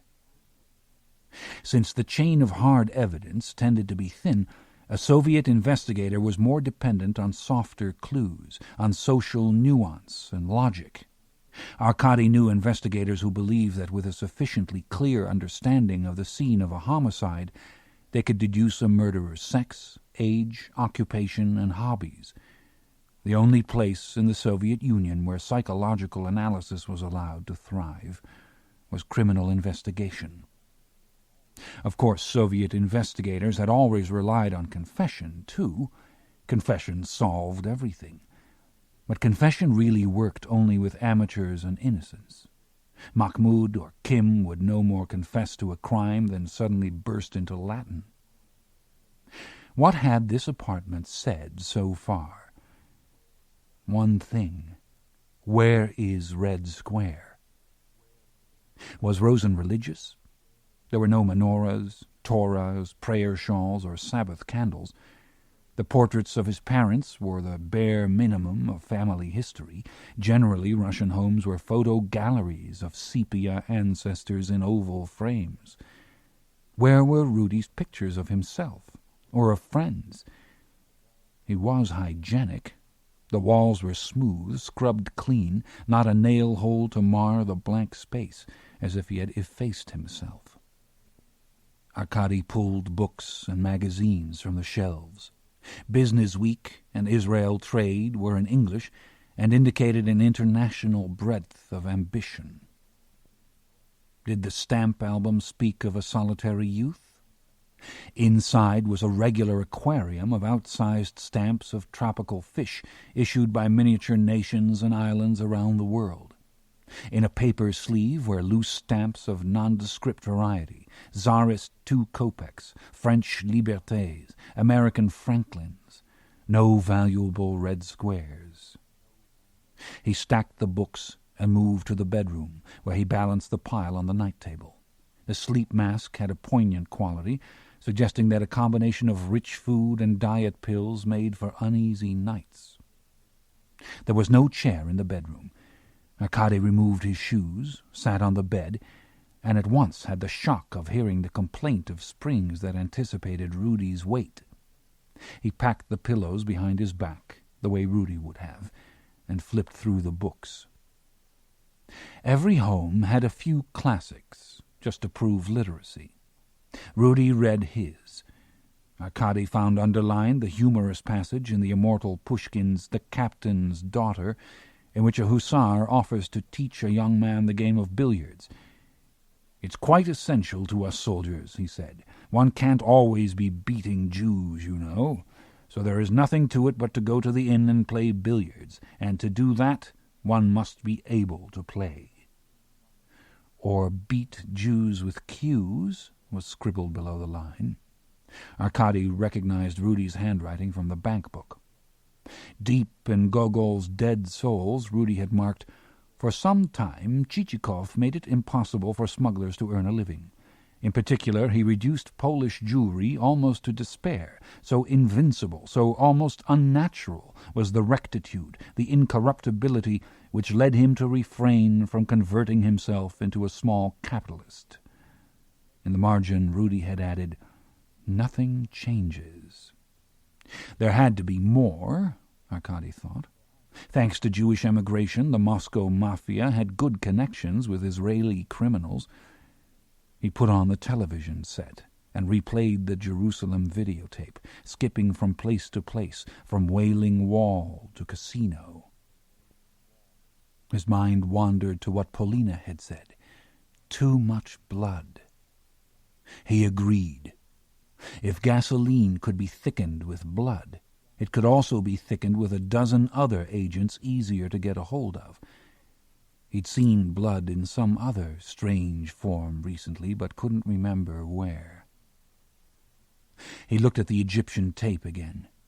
It was warming to see the tawny hues of the Sinai desert while rain tapped on the windows, and he crowded closer, like a man to a fireplace. He reached into his jacket for cigarettes, and before he remembered that he had given them away, he had pulled the letter from his pocket. He could count the number of letters he had received from his father. 1 a month while Arkady was in pioneer camp. 1 a month when the general was in China, at a time when relations with Mao were fraternal and deep. All those missives were brisk, military-like reports that ended with instructions for Arkady to be hard-working, responsible, and worthy. About 12 letters altogether. He received one more after choosing the University Over-Officers' School. He was impressed because his father had cited the Bible, namely the episode in which God demanded from Abraham the sacrifice of his only son. This was where Stalin improved on God, the general said, because he not only would have allowed the execution, but would have been glorified by Abraham all the more. Besides, there were some sons, like weak calves, who were fit only for sacrifice. Too much blood? For his father there was never enough. The father renounced his son. The son renounced his father. One cutting off the future, the other the past, and neither daring to mention, it occurred to Arkady now, the one point in time where they would always dwell together. At the dacha, boy and man had stared from the dock at feet caught in the drowsy, warm river that ran by the edge of the dacha's lawn. The feet were bare, and they neither floated up nor plunged down to deeper water. Instead, they lazed beneath the surface like underwater flowers. Farther down, Arkady could make out his mother's white dress billowing and swaying in the current, to his child's mind waving goodbye. Dhows tipped and cruised the waters of the Nile. Arkady realized that he had stopped consciously watching the television. He replaced the letter in his jacket as delicately as if it were a razor, then punched the Egyptian tape out of the VCR and pushed in the one from Munich. He paid more attention now because in a rudimentary way he understood German, and because he needed to focus on something besides the letter. Of course he watched with Russian eyes. "Willkommen to München," the tape began. On the screen was an etching of medieval monks watering sunflowers, turning a spitted boar, pouring beer. It didn't look like such a bad life. The next image was of modern, rebuilt Munich. The narration managed to be boastful of this phoenix-like accomplishment without directly mentioning any world wars, suggesting that a sad and tragic plague had reduced the city to rubble. Munich had been liberated by Americans, and there was the plastic feel of an American mall to the images on the screen. From the figure of the belled jester turning in the Marienplatz clock tower to the checkerboard walls of the old court, every historical site was sterilized to quaintness. Virtually every other image was of a beer garden or a beer hall, as if the brew were an anointing oil of innocence. Hitler's beer hall putsch aside, of course. Yet Munich was undeniably attractive. People looked so wealthy and well-dressed that they seemed to be shopping on a different planet. Cars looked inexplicably clean and sounded like the brass horns of a hunt. Swans and ducks flocked to the city's lakes and river. When was a swan last seen on the Moscow? "Munich is a city with the stamp of royal builders," the narrator intoned. "Max Joseph Platz and the National Theatre were built by King Max Joseph, Ludwigstrasse by his son, King Ludwig I, the Golden Mile of Maximilianstrasse by Ludwig's son, King Max II, and Prinzregentenstrasse by his brother, Prince Regent Luitpold." Ah, but do we get to see the beer hall where Hitler and his brown shirts started their first premature march to power? Will we see the square where Goering took the bullet meant for Hitler and in so doing captured der Führer's heart forever? Will we tour Dachau? Well, Munich's history is so packed with people and events that we can't see everything on one tape. Arkady admitted his attitude was unfair, jaundiced and corroded with envy. At last year's Oktoberfest, celebrants drank over 5 million liters of beer and consumed 700,000 chickens, 70,000 pork knuckles, and 70 roasted oxen. Well, they could come to Moscow to diet. The nearly pornographic display of food glazed Arkady's eyes. After opera in the National Theatre, built by a tax on beer, refreshment in a romantic beer cellar. After a spin on the Autobahn, a pit stop in the beer garden. After an alpine hike up the Zugspitze, well-earned beer at a rustic inn. Arkady stopped the tape and rewound to the hike. Vista of Alps, leading to the stone and snow escarpment of the Zugspitze, hikers in lederhosen, tight shot of Edelweiss, silhouettes of mountaineers high above, drifting clouds. Beer garden of the inn, honeysuckle climbing yellow plaster, the enervated stillness of Bavarians after lunch, except for one woman in short sleeves and sunglasses. Cut to a vapor trail leading from clouds to a Lufthansa jet. Arkady rewound and ran the scene in the garden again. The tape quality seemed the same, but both the narrator's voice and the music were absent. In their place was the scraping of chairs and the off-screen sounds of traffic. The sunglasses were a mistake. In a professional tape they would have been off. He went back and forth from Alps to airliner. The clouds were the same.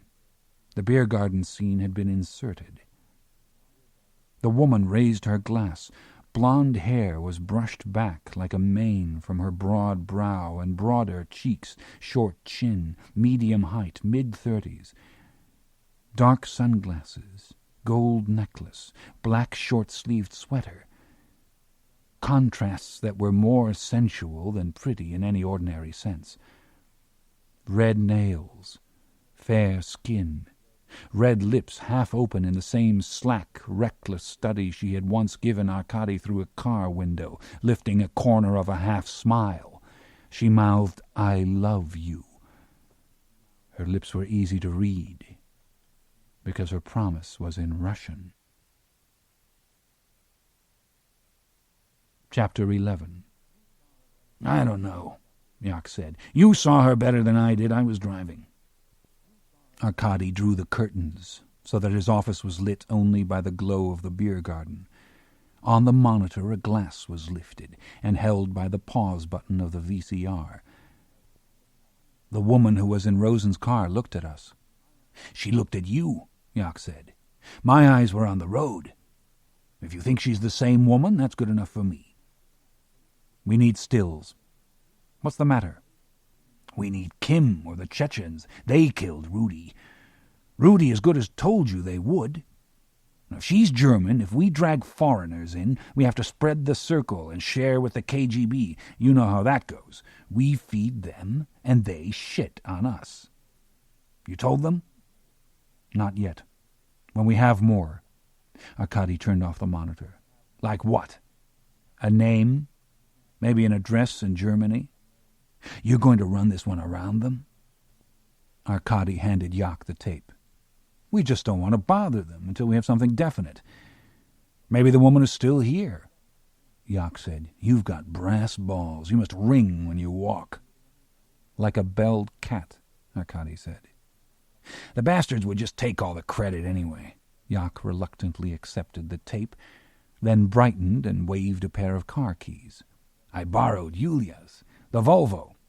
After I run your errand, I'm headed for the Lenin's Path Collective. Remember the truck that sold me the radio? It's possible they saw something when Rudy was killed. I'll bring the radio, Arkady promised. Bring it to Kazan Station. I'm meeting Yulia's mother at the Dream Bar at 4. Yulia won't be there? She wouldn't be caught dead at Kazan Station. But her mother's coming in on the train. That's how I got the car. Unless you want to keep the radio. No.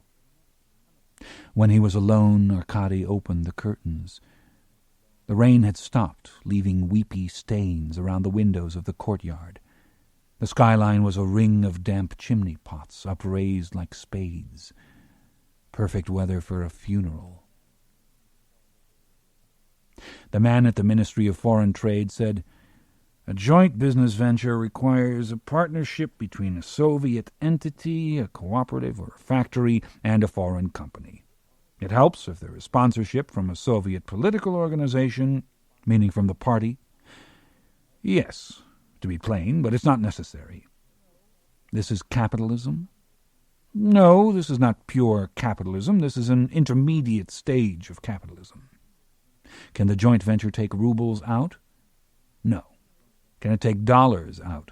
No. This is a very intermediate stage. It can take oil or vodka. We have that much vodka? For sale abroad. Arkady asked, All joint ventures must be approved by you? They should be, but sometimes they aren't. In Georgia or Armenia, they tend to make their own arrangements, which is why Georgia and Armenia don't ship anything to Moscow anymore. He giggled. Fuck them. His office was on the 10th floor, with a view of squalls moving east to west. No factory smoke, though, because parts hadn't arrived from Sverdlovsk, Riga, Minsk. What did Transcom register as its purpose? Importation of recreational equipment. It is sponsored by the Leningrad Borough Komsomol. Boxing gloves, things of that nature, I suppose. Like slot machines? Apparently. In trade for what? Personnel. People? I guess so. What kind of people? Olympic boxers? Nuclear physicists? Tour guides. Touring where? Germany? Germany needs Soviet guides? Apparently. Arkady wondered what else the man would believe. That the baby Lenin left coins under pillows in exchange for teeth? Transcom has officers? 2. The man read from the file in front of him. Many positions, but all filled by 2 people. Rudik Davidovich Rosen, Soviet citizen, and Boris Benz, a resident of Munich, Germany. Transcom's address is Rosen's. There may be any number of investors, but they're not listed. Excuse me. He covered the file with Pravda. The ministry has no names for the tour guides? The man folded the newspaper in halves and quarters. No. You know, people come here to register a venture to import medicine, and the next thing you know, they're bringing in basketball shoes or building hotels. Once conditions exist here for a free market, it will be like watering the ground. What will you do when capitalism is in full swing? I'll find something. You're inventive? I have to be. From a drawer he took a ball of string, bit off an arm's length, and put it and Pravda in his jacket. I'll walk you out. I was on my way to lunch. Bureaucrats survived on the butter, bread, and sausage they took home from cafeterias. The jacket was loose, and its pockets were jowls dappled with grease. Vagankovskoye Cemetery was lovingly but casually tended. A coverlet of wet leaves lay unswept around limes, birches, oaks. Dandelions were allowed to line the walk, and over all spread the soft embrace of natural decay. Many of the gravestones were busts of party stalwarts, hewn from granite and black marble, composers, scientists, writers of socialist realism with broad brows and commanding gazes. More timid souls were represented by photographs set like cameos on their stones. Since the graves were surrounded by iron fences, the faces on the tombstones seemed to peer from black bird cages. Not all, though. The first grave inside the gate belonged to the roughneck singer-actor Vysotsky, and was heaped so high with daisies and roses freshly watered by the rain that it stirred with the hum of bumblebees. Arkady found his father's funeral procession halfway down the central path. Cadets bearing a star of red roses and a cushion covered with medals were followed by a porter pushing a handcart and coffin. Then a dozen shuffling generals in dark green uniforms and white gloves, 2 musicians with trumpets and 2 with dented tubas playing a funeral march from a sonata by Chopin. Belov was in the rear guard, wearing civilian clothes. His eyes lit when he saw Arkady. "I knew you would come." Solemnly he pumped Arkady's hand with both of his. "Of course you couldn't stay away. It would have been disgraceful. You saw Pravda this morning. Being used as a food wrap. I knew you'd want this." He gave Arkady an article that seemed to have been meticulously torn from the newspaper with a ruler. Arkady stopped to read the obituary.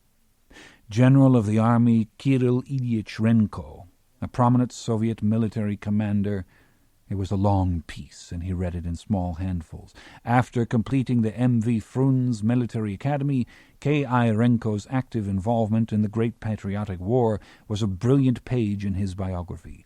Commander of a tank brigade, he was cut off by the first rush of the fascist invasion, but joined partisan forces and mounted raids behind enemy lines.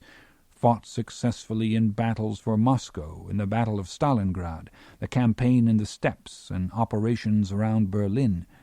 After the war, he was responsible for stabilizing the situation in the Ukraine and then for command of the Urals military district. Or, to put it another way, Arkady thought, the general, now numbed to slaughter, was responsible for a mass execution of Ukrainian nationalists so bloody that he had to be exiled to the Urals. Twice awarded the title Hero of the Soviet Union, and awarded 4 orders of Lenin, the Order of the October Revolution, 3 orders of the Red Banner, 2 orders of Suvorov, first class, 2 orders of Kutuzov, first class.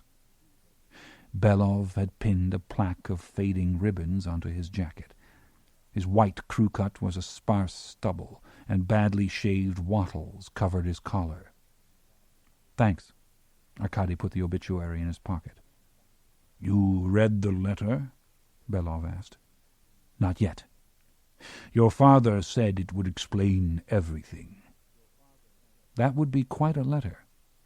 It would take more than a letter, Arkady thought. It would take a heavy tome bound in black leather. The generals marched ahead in creaky lockstep. Arkady had no desire to catch up. "Boris Sergeyevich, do you remember a Chechen named Mahmoud Khasbulatov?" "Khasbulatov?" Belov adjusted slowly to the change of subject. "What's interesting is that Mahmoud claims he's been in 3 armies, White, Red, and German. According to the records, he's 80. In 1920, during the Civil War, he would have been 10 years old." "It's possible. There were plenty of children on each side, White and Red. Those were terrible times." "Let's say that at the time of Hitler, Mahmoud was in the Red Army." "Everyone served one way or another." "I was wondering, in February 1944, was my father in the Chechen military district?" No. We were pushing toward Warsaw. The Chechen operation was completely rear echelon. Hardly worth the time of a hero of the Soviet Union. Not worth a second of his time, Belov said. Wasn't it wonderful, Arkady thought, how completely some people retired? Belov had only recently left the prosecutor's office. Now Arkady had asked him about the head of the Chechen mafia, and the old sergeant had not made the connection at all, as if his mind had already retreated 40 years. They started walking again in silence.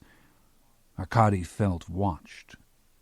In marble and bronze the dead stood over their graves. A dancer whirled dreamily in white stone. An explorer paused, compass in hand. Against a bas-relief of clouds, a pilot pulled aviator goggles from his eyes. They shared a somber, communal gaze, restless and restful at the same time. "It was a closed coffin, of course," Belov muttered. Arkady was distracted, because moving in the opposite direction on a parallel path was another, longer procession with an empty cart, a larger battery of horns and tubas, and among the mourners some familiar faces. Bolstering a widow on either side were General Penyagin and Rodionov, the city prosecutor, both of them with black bands on their sleeves. Arkady remembered that Penyagin's predecessor at CID had died only days ago. Presumably the woman was the dead man's wife. The three were trailed by a slow-moving entourage of militia officers, party officials, and relatives parading fixed expressions of boredom and grief. None of them noticed Arkady. His own cortege had turned down an alley of shaggy pines and stopped at a gate open to a fresh hole in the ground. Arkady looked around. Since Soviet tombstones were not anonymous slabs, he felt introduced to his father's new neighbors. Here was a statue of a singer listening to music inscribed in granite. There a sportsman with bronze muscles shouldered an iron javelin. Behind the trees, gravediggers hunkered over cigarettes, hands on their shovels. Beside the open grave was a small marker of white marble, almost flush with the ground. Space was tight at Vagankovskoye, and sometimes husbands and wives were stacked on top of each other, but not this time, thank God. As the generals formed ranks by the grave, Arkady recognized the four he had seen in Red Square. Shuksin, Ivanov, Kuznetsov, and Gul looked even smaller in the daylight, as if the men he had feared and detested as a child had magically bent into beetles with carapaces of green serge and gold brocade, their sunken chests stiffened by tiers of campaign medals, honors, and orders, a dazzling clatter of ribbons, brass stars, and coins. They were all weeping bitter vodka tears. "Comrades," feebly Ivanov unfolded a piece of paper and began to read. "Today we say goodbye to a great Russian, a lover of peace, yet a man forged—" Arkady was constantly amazed at people's faith in lies, as if words had the remotest relationship to the truth. This band of veterans were nothing but little butchers bidding a mawkish farewell to a great butcher. Take the arthritis from their joints, and they would drive the knife home as vigorously as in their glorious youth, and they believed every lie they uttered. By the time Shuksin took Ivanov's place, Arkady wanted his own cigarette and a shovel. "Not one step back," Stalin ordered. "Yes, Stalin. His name is still sacred to my lips." Stalin's favorite general was what his father had been called. When they were surrounded and without food and ammunition, other generals would dare surrender their men alive. General Renko never surrendered. He wouldn't have surrendered if he'd had nothing but dead to command. Anyway, the Germans never caught him. He broke back through the lines to join the defense of Moscow, and a famous photograph showed him and Stalin himself, like two devils defending hell, studying a subway map to plot the shifting of troops from station to station. The round Kuznetsov took his turn and balanced on the lip of the grave. Today, when every effort is made to libel our army's glorious duty... Their voices had the hollow tremor of busted cellos. Arkady would have felt sorry for them if he didn't remember how they would troop into the dacha like so many lesser shadows of his father for the midnight dinners and drunken songs that ended in the army roar. Arr! Arkady wasn't sure why he had come. Perhaps for the sake of Belov, who had faithfully maintained the hope of a reunion between father and son. Perhaps for his mother. She would have to lie side by side with her own murderer. He stepped forward to brush dirt off the white marker. Soviet power, built on the holy altar of 20 million dead, Kuznetsov droned on. No, not metamorphosed into beetles, Arkady thought. That was too kind, too Kafkaesque. More like hoary three-legged dogs, senile but rabid, baying at a pit. Ghoul wavered, his green tunic weighted with medals and hanging from his bones. He removed his hat, revealing hair the color of ashes. I recall my last encounter with K.I. Renko a very short time ago. Ghoul laid his hand on the coffin of dark wood with brass handles, slim as a skiff. We remembered comrades in arms, whose sacrifices burn like an eternal flame in our hearts. We talked of the present period of doubt and self-mortification, so different from our own iron resolve. I give you now the words the General gave me then.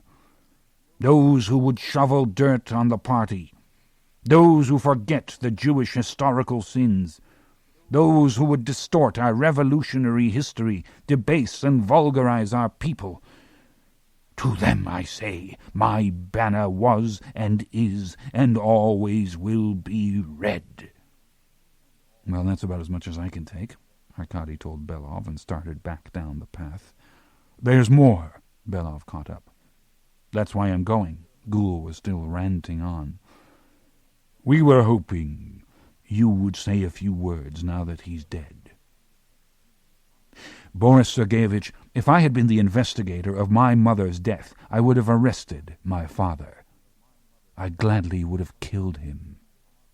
Arkasha, just the idea that this monster died quietly in his bed will haunt me for the rest of my life. Belov's voice dropped.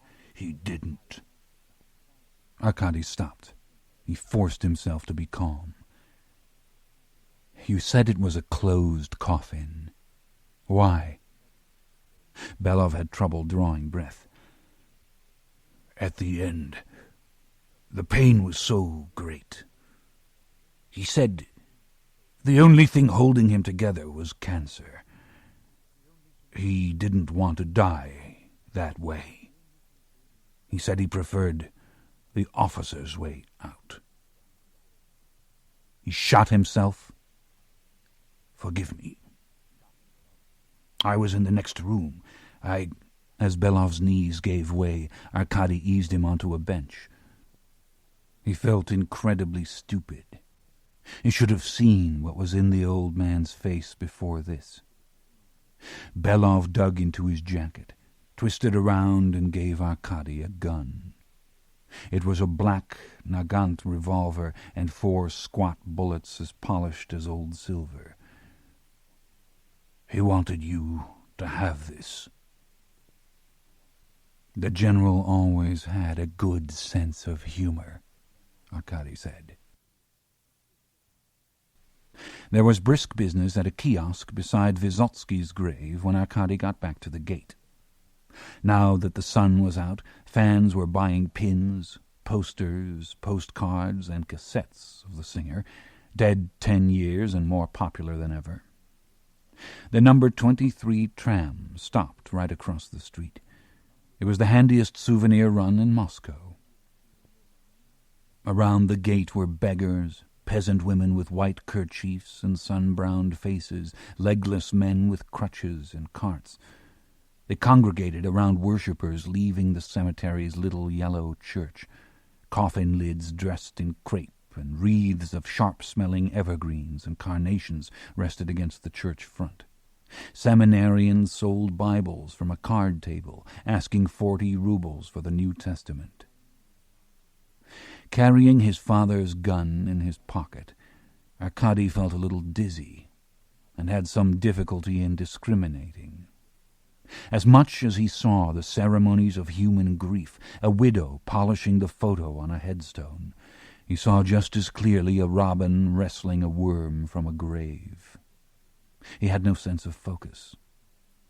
A funeral bus pulled inside the gate, and the family clambered down its front steps. A coffin was slid out the rear, slipped and hit the ground with a bang. A girl in the family made a comic grimace. That was the way Arkady felt. Outside the gate, the Rodionov-Penyagin party was still milling around the sidewalk. Arkady didn't feel in decent enough shape to talk to either the prosecutor or the general, so he slipped into the church. There was a crowd inside, all standing, no pews. The atmosphere was like a crowded, colorful train station, with incense for cigarette smoke, and instead of a loudspeaker, an unseen choir whose voices hovered in the vaulted ceiling, singing about the Lamb of God. Icons, Byzantine, age-darkened faces and cutouts of bright silver tipped down from the walls. Icon candles were wicks suspended in glass cups of oil. Strategically placed on the floor were cans of oil to keep the flames alight. Votive candles came in 30 kopeck, 50 kopeck, and 1 ruble sizes. Candles burned and sputtered in pools of pearly wax. Candle stands glowed like softly burning trees. Lenin had described religion as a hypnotic flame for a reason. Women in black gathered contributions on brass plates covered with red felt. To the left, a store sold postcards of miraculous relics. To the right, 3 women, also in black dresses and scarves, hands crossed on their breasts, lay in open coffins, surrounded by candles on arms of wrought iron and wax. In a chapel next to the coffins, a priest taught a boy how to bow by pushing down his head. Arkady found himself forced by the sheer press of bodies into the Devil's Corner, where confessions were heard. A priest in a wheelchair looked up expectantly, his long beard as white as rays of the moon.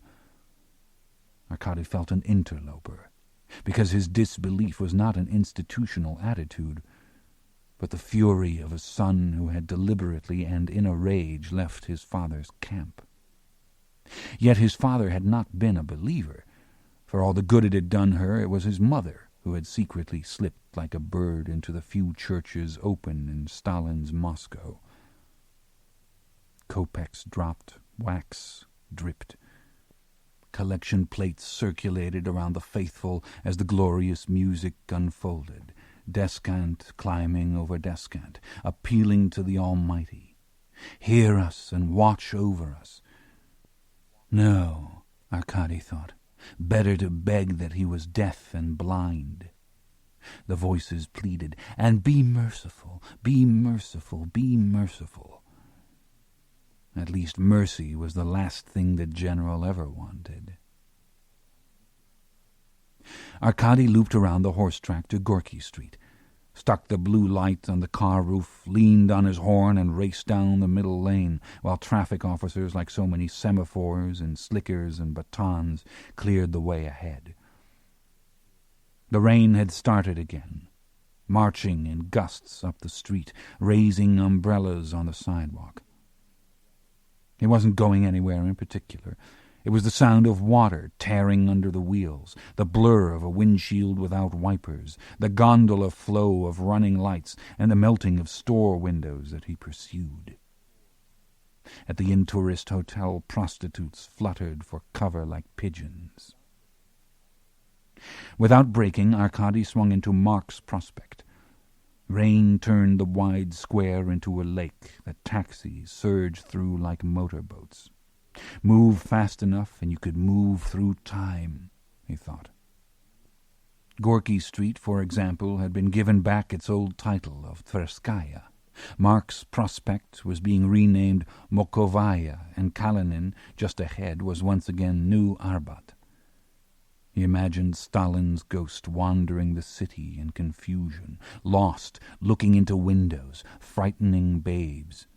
Or worse, seeing the old names and not being confused at all.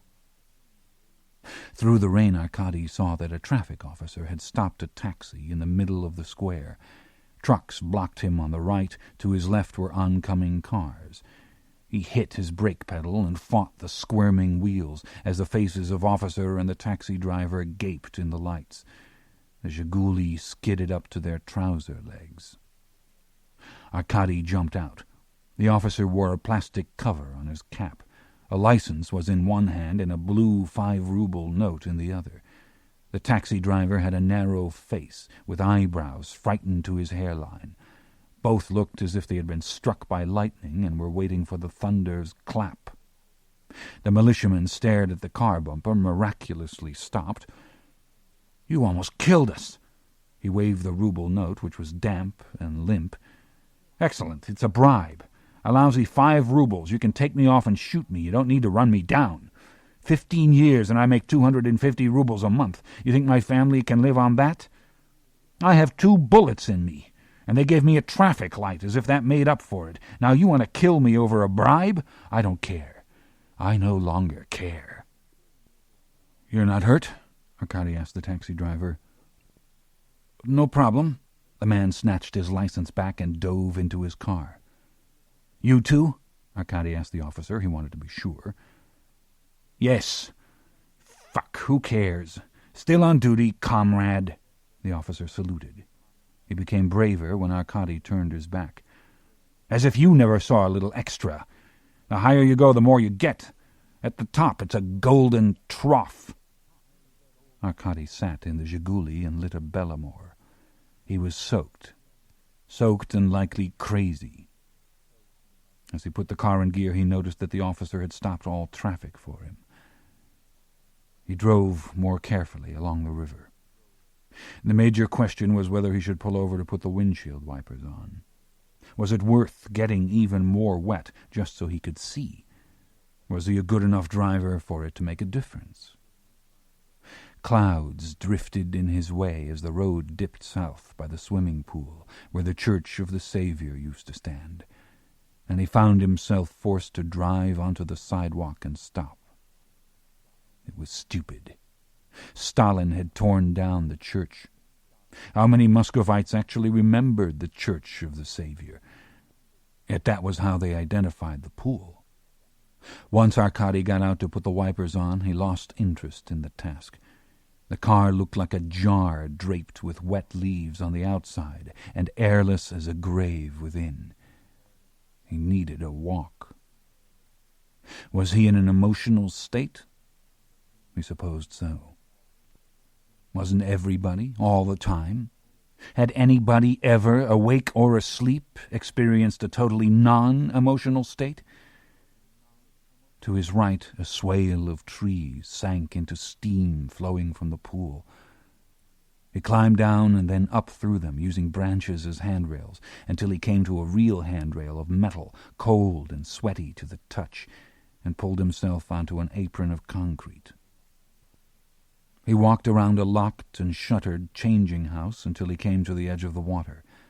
Vapor rose, not in wisps, but as white and dense as smoke off the surface of the water. This was the largest swimming pool in Moscow, a perfect factory for the fog that wrapped around him and made his eyes smart from chlorine. He knelt. The water was heated, warmer than he had expected. Although he had assumed the pool was closed, the lamps were on, sodium halos hanging in the mist. He heard the slap of water against the sides, and then not words, but perhaps someone humming. He wasn't sure of the direction, but he thought he heard feet strolling around the pool's perimeter. Whoever it was hummed not so much tunelessly as idly and in snatches, in the manner of someone who believes himself or herself totally alone. Arkady guessed from the lightness of the step and voice that it was a woman, probably an attendant or a lifeguard who felt herself at home. Fog was a great confuser. On a trawler, Arkady remembered a veteran seaman who had listened to a distant foghorn for an hour before discovering that the sound came from an open bottle 10 meters away. Chattanooga Choo-Choo, that's what she was humming. A classic. Unless no one was there, because suddenly she was silent. Waiting for her to start again, he tried to light a cigarette, but the match was doused instantly, and the cigarette crumpled into wet paper and tobacco. How hard was it raining?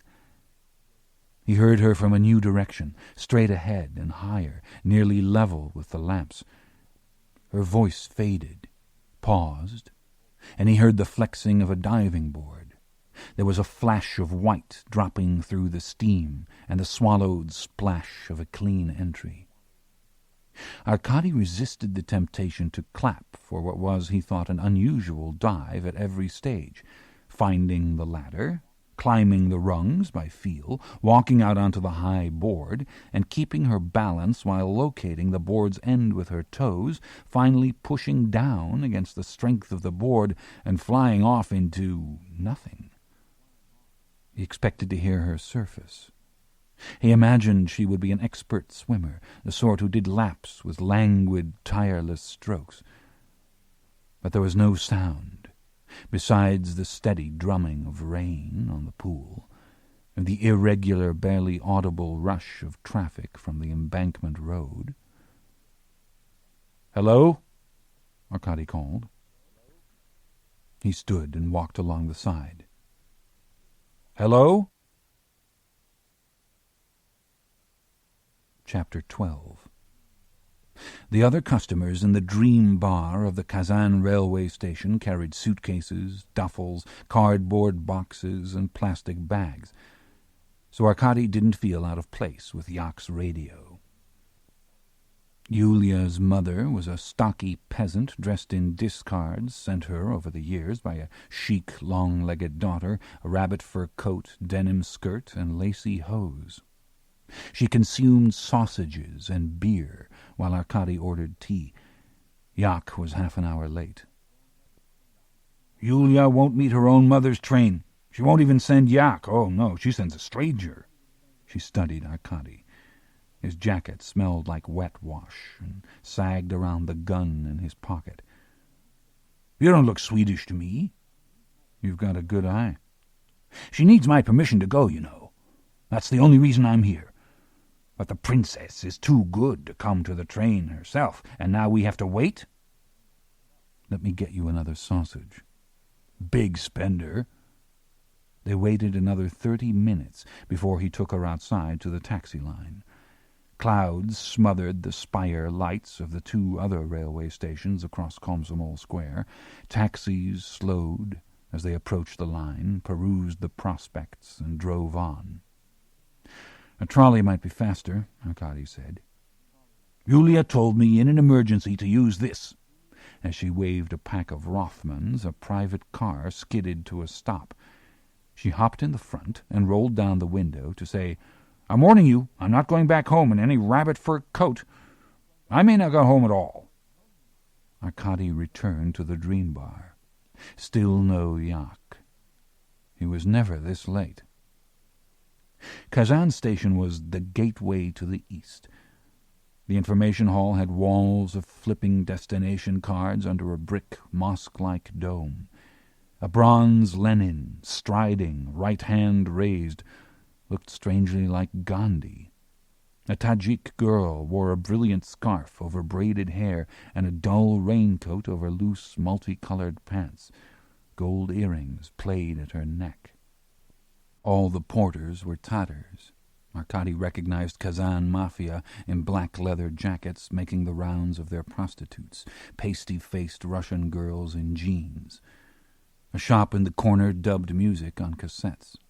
As an inducement, it played the lambada, Arkady felt like a fool carting the radio around. He had gone to his apartment and stared at it for an hour before forcing himself to return it to its rightful owner, as if it were the only one in Moscow that could receive radio liberty.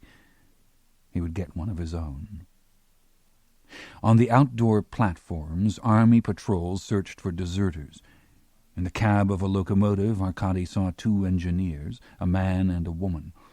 He was seated at the controls, a muscular man, stripped to the waist. She wore a pullover and coveralls. Arkady couldn't see their faces, but he could imagine a life on the tracks, the whole country passing by the window, eating and sleeping behind the momentum of a diesel engine. He returned to the Dream Bar, crossing a waiting room that was so crowded and still that it could have been a madhouse or a prison. Row after row of faces were raised toward a silent, rolling image of folk dancers on a television screen. Militia-prodded, sleeping drunks, whole Uzbek families bedded on huge pillow-like sacks that contained all their earthly possessions. By the bar, 2 Uzbek boys in knit caps played a treasure box. For 5 kopecks, they manipulated a grip that controlled a robot hand within a glass case. The bottom of the case was covered with sand, and strewn on this miniature beach were prizes that could be, with luck, picked up and deposited to the winner in a sliding tray. A tube of toothpaste the size of a cigarette, a toothbrush with a single row of bristles, a razor blade, a stick of gum, a piece of soap. Each in turn slid out of the grasp of the hand. When he looked more closely, he could see that the prizes had been in the case for years. The yellow bristles, the curling wrappers, the veins, and the soap were not so much treasure as trash, occasionally sorted, never removed. But the boys played enthusiastically, undeterred, since the idea wasn't the getting as much as the grasping. After an hour and a half, Arkady gave up. Jak wasn't coming.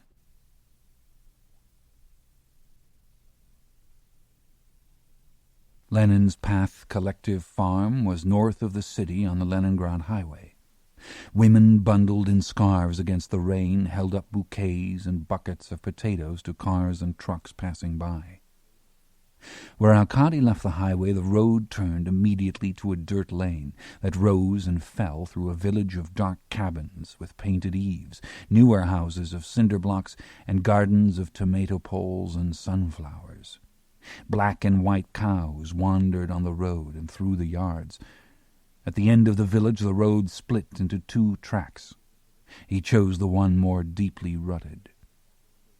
The country around Moscow was flat potato fields. Picking was still done bent over by hand.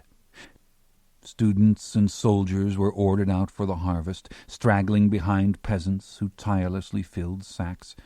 At any time, scavengers could always glean a few potatoes from a field.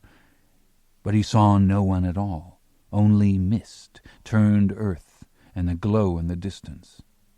He followed the road to a burning pile of cardboard boxes, burlap, and corn husks. It was a dirty country habit to mix trash with brown coal for incineration, not usually in the evening, though, and not in the rain. Around the fire were livestock pens, trucks and tractors, water and gas tanks, barn, garage, shed. Collectives were smaller farms where workers shared according to the time they put in. Someone should be on watch, but no one answered his horn. Arkady got out, and before he was aware of it, stepped into water that overflowed the yard from an open pit. The sharp odor of lime overlaid ambient barnyard smells. In the pit, garbage, slops, and animal bones stripped of skin floated in a stew that was pocked by rain. The fire was half again as tall as he was. It blazed in some sections and smoldered in others, individual flames blossoming around newspapers, gnawing on spoiled potatoes. A can rolled from the top of the pyre to the bottom, next to 2 neatly placed man's shoes. Arkady picked one up and as quickly dropped it. The shoe was hot, literally steaming. The whole yard glowed. The tractors were ancient models with rusty harrow discs, but both trucks were new. One, the truck from which Jacques had bought his radio. Tractor attachments, reapers, balers, plows were laid out along the shed. Morning glories had grown around them, twined around tines, their petals folded for the night. Nothing stirred in the pens, no piggish grunts, no nervous clacking of a goat bell. The garage was open. There were no working switches, but the light of the fire was sufficient for Arkady to see a white four-door Moskvich with Moscow plates squeezed between oil cans and a tire vise. The car doors were locked. The barn was cement, with empty stalls on one side. The other side was a butchering house. A white coat hung on a wall. It took a while for Arkady to see that it was a pig on a hook. The pig was headless, upside down and speckled with flies. Below it was a pail with cheesecloth black with crusted blood. Beside it was a long tallow paddle for stirring fat. The floor was cement, with blood grooves leading to a central drain. Against one end were butcher blocks, meat grinders, and tallow pots as big as kettle drums on hooks standing before a hearth. On the blocks were perfume vials with labels that claimed both Sumatran origin and the rejuvenating powers of rhino horn. Why an endangered species would be famous for reproductive prowess, Arkady didn't understand. The shed's double doors stood ajar, bent where a crowbar had forced the lock. Arkady swung them wide to the light of the fire. Unpacked VCRs, CD players, personal computers, hard disks, and video games were stacked to the ceiling. Running suits and safari wear hung on racks, and a Japanese copier stood on slabs of Italian marble. All in all, a scene like a customs depot, except that it was in the middle of a potato field. The Lenin's Path Collective hadn't worked as a real farm for years, he realized. On the floor was a prayer rug. On a card table were dominoes and a newspaper. The paper's headline was in Arabic script, but the masthead was half in Russian and said Grozny Pravda. Arkady went outside to the fire. It was uneven, blazing through excelsior here, creeping through damp hay there. Paint rags burned in their own aura of colors. He pulled out a burning hose shaft, poked in the flames, and found nothing but charred brand names. Nike falling over Sony, crashing onto Love's, threatening to collapse over him. As he stepped back, he noticed that the reflections of the fire betrayed a narrow track of footsteps leading between the butchering house and the shed to a meadow of tall wild grass that obscured two berms, low earthen walls serving no apparent purpose.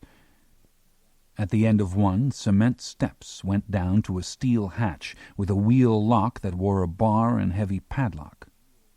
The second berm had a similar hatch without a bar. Arkady crouched as he entered because he felt how tight the space was.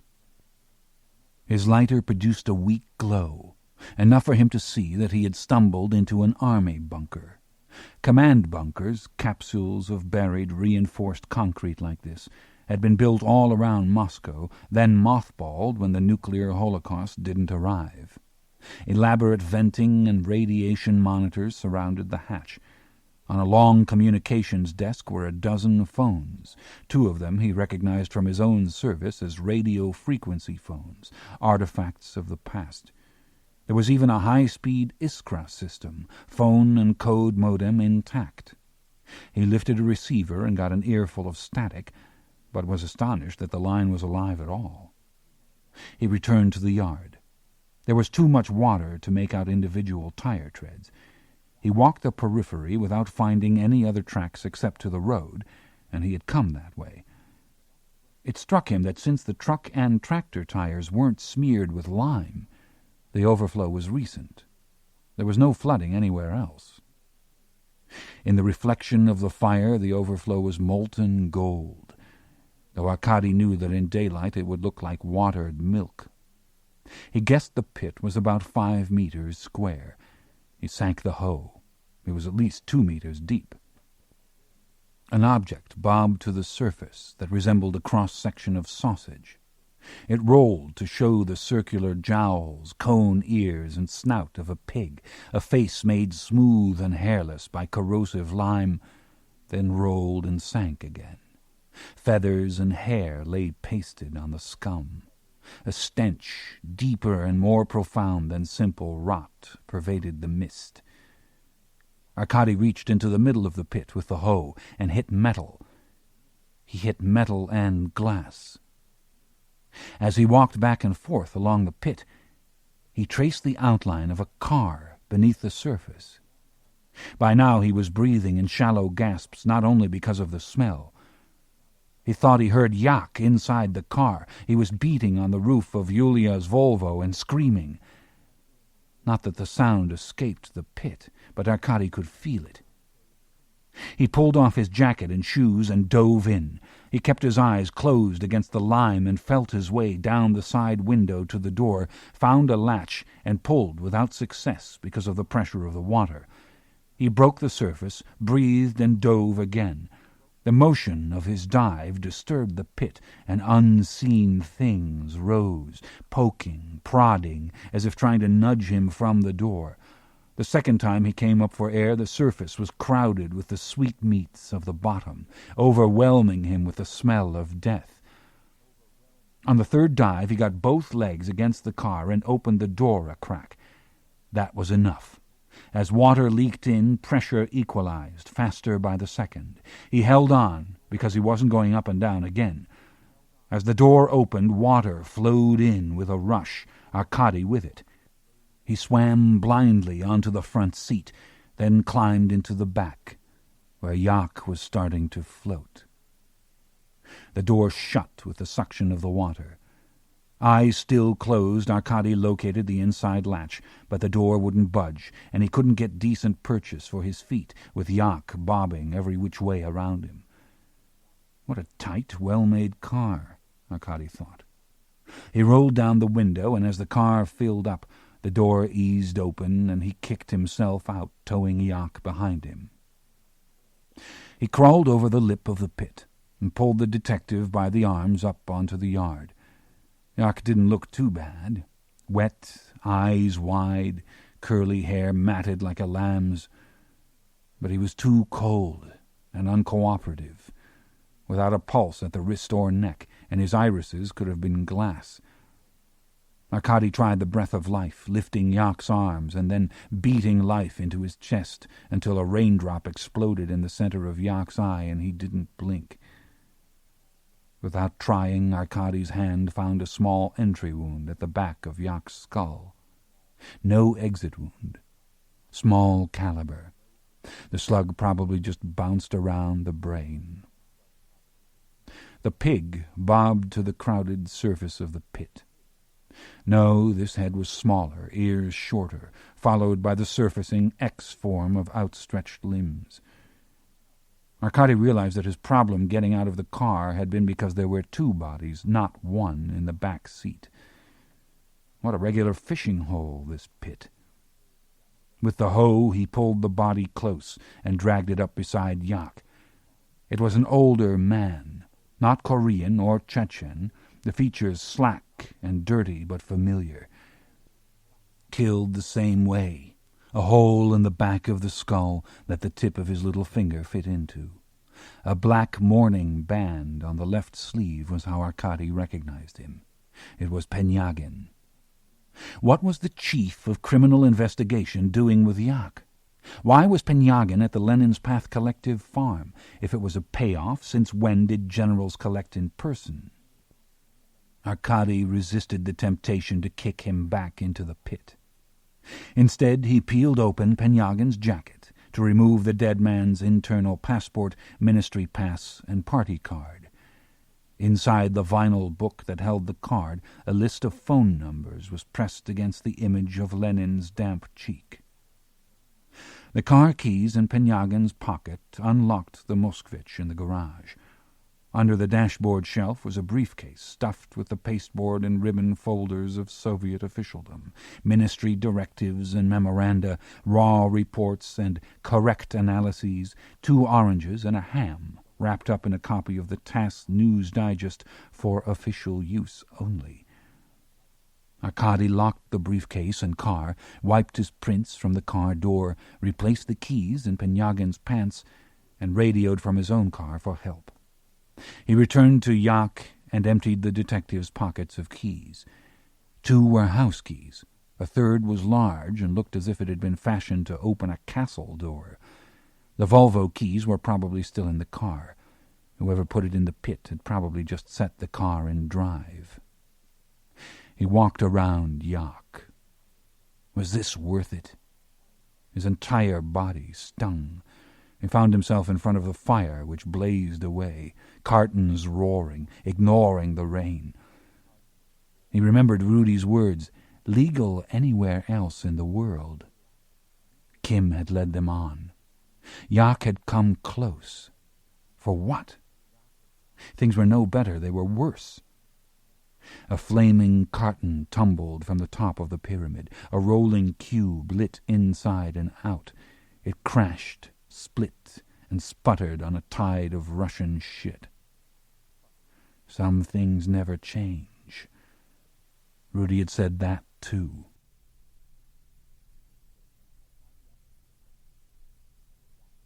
Arkady upended a bucket and let the water flow over his head, chest, and back. Waiting for his radio call to be answered, he had built a fire in the hearth of the butchering house using cardboard and coal.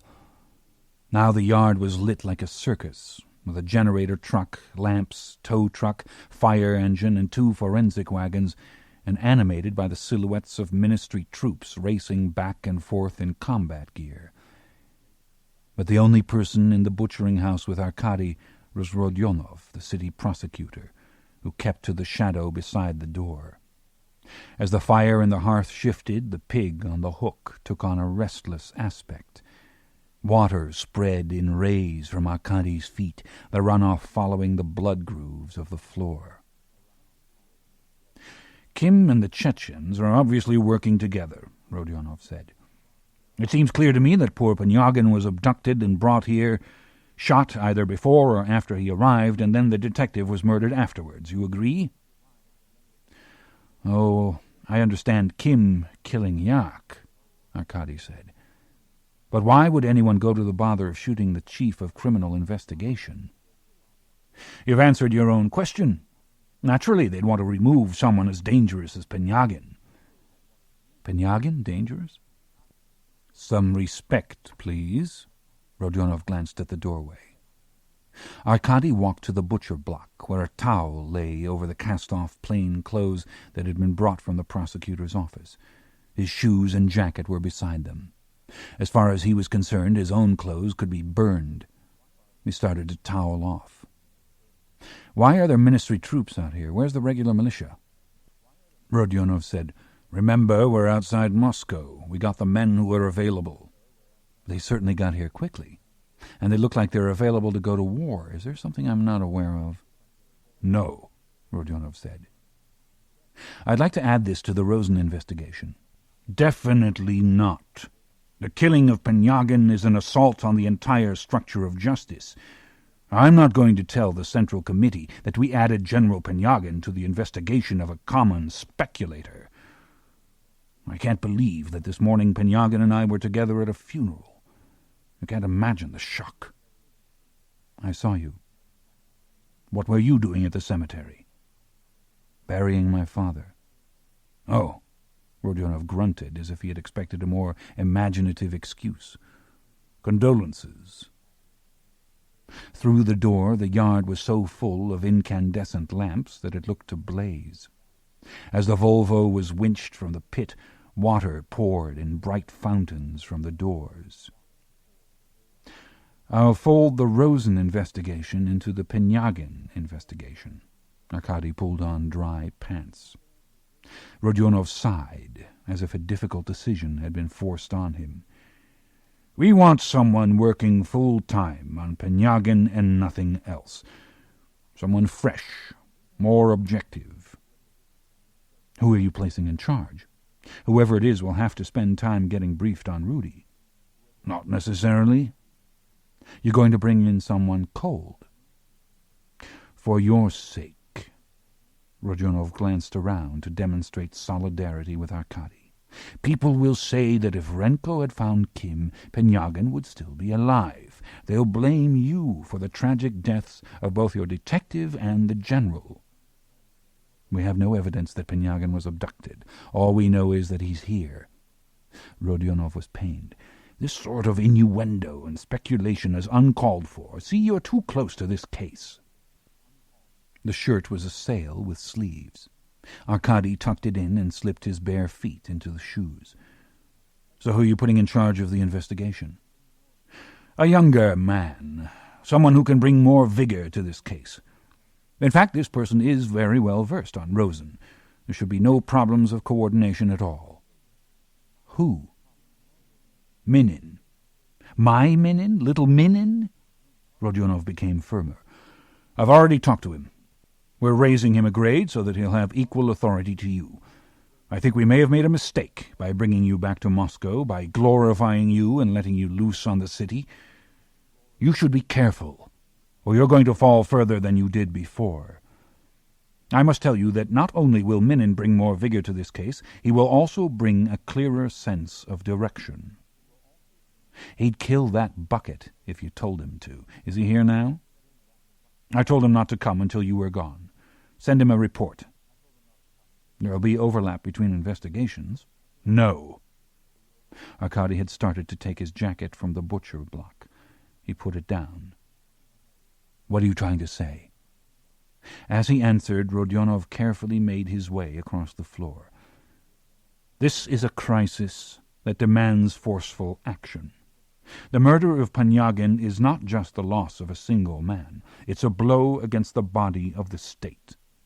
Everything we do, our office and militia, must have one overriding goal: finding and arresting the elements responsible.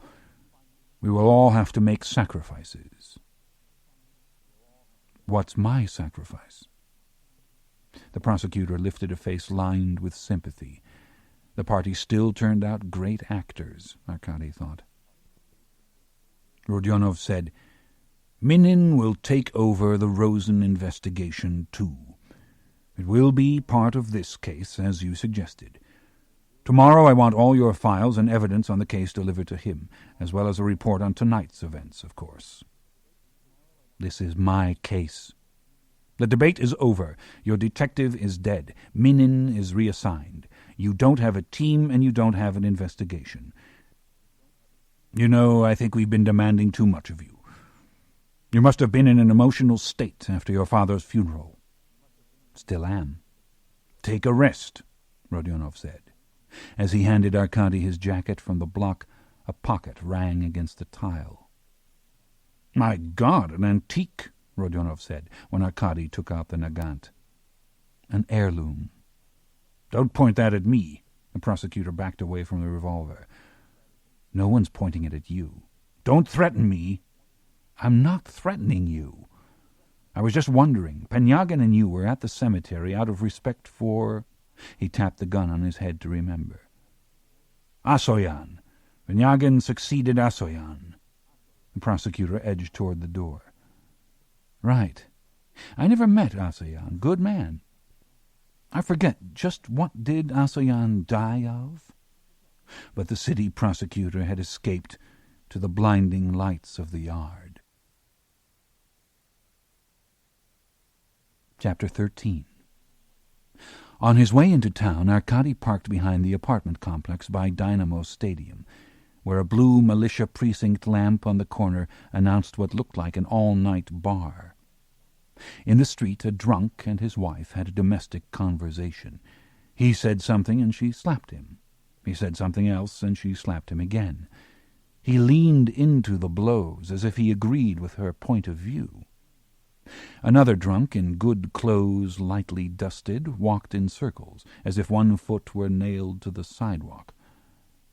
Inside the station, the desk officer was helping to subdue a drunk who, stripped to the waist and blinded by methanol, was trying to fly, beating his tattooed arms against the wall and leading a chorus of drunks who shouted from separate tanks.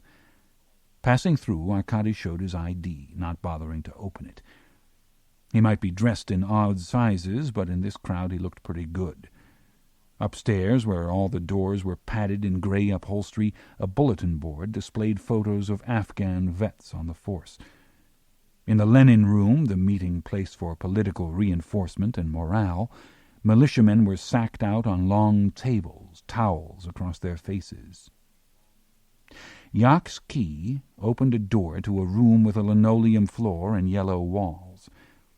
Since a precinct undercover room was home to different detectives working different hours, the furniture was sparse and the decoration was anonymous. 2 desks facing each other at the window, 4 chairs, 4 hulking pre-war safes made of iron plate. A car poster, a soccer poster, and a scene of the World's Fair were taped to the wall. A corner door was open to a pissoir, a foul nosegay to the room. The desks shared 3 phones, an outside line, an intercom, and a dispatch connection to Petrovka. The drawers held old sheaves of wanted faces, car descriptions, and calendars that went back 10 years.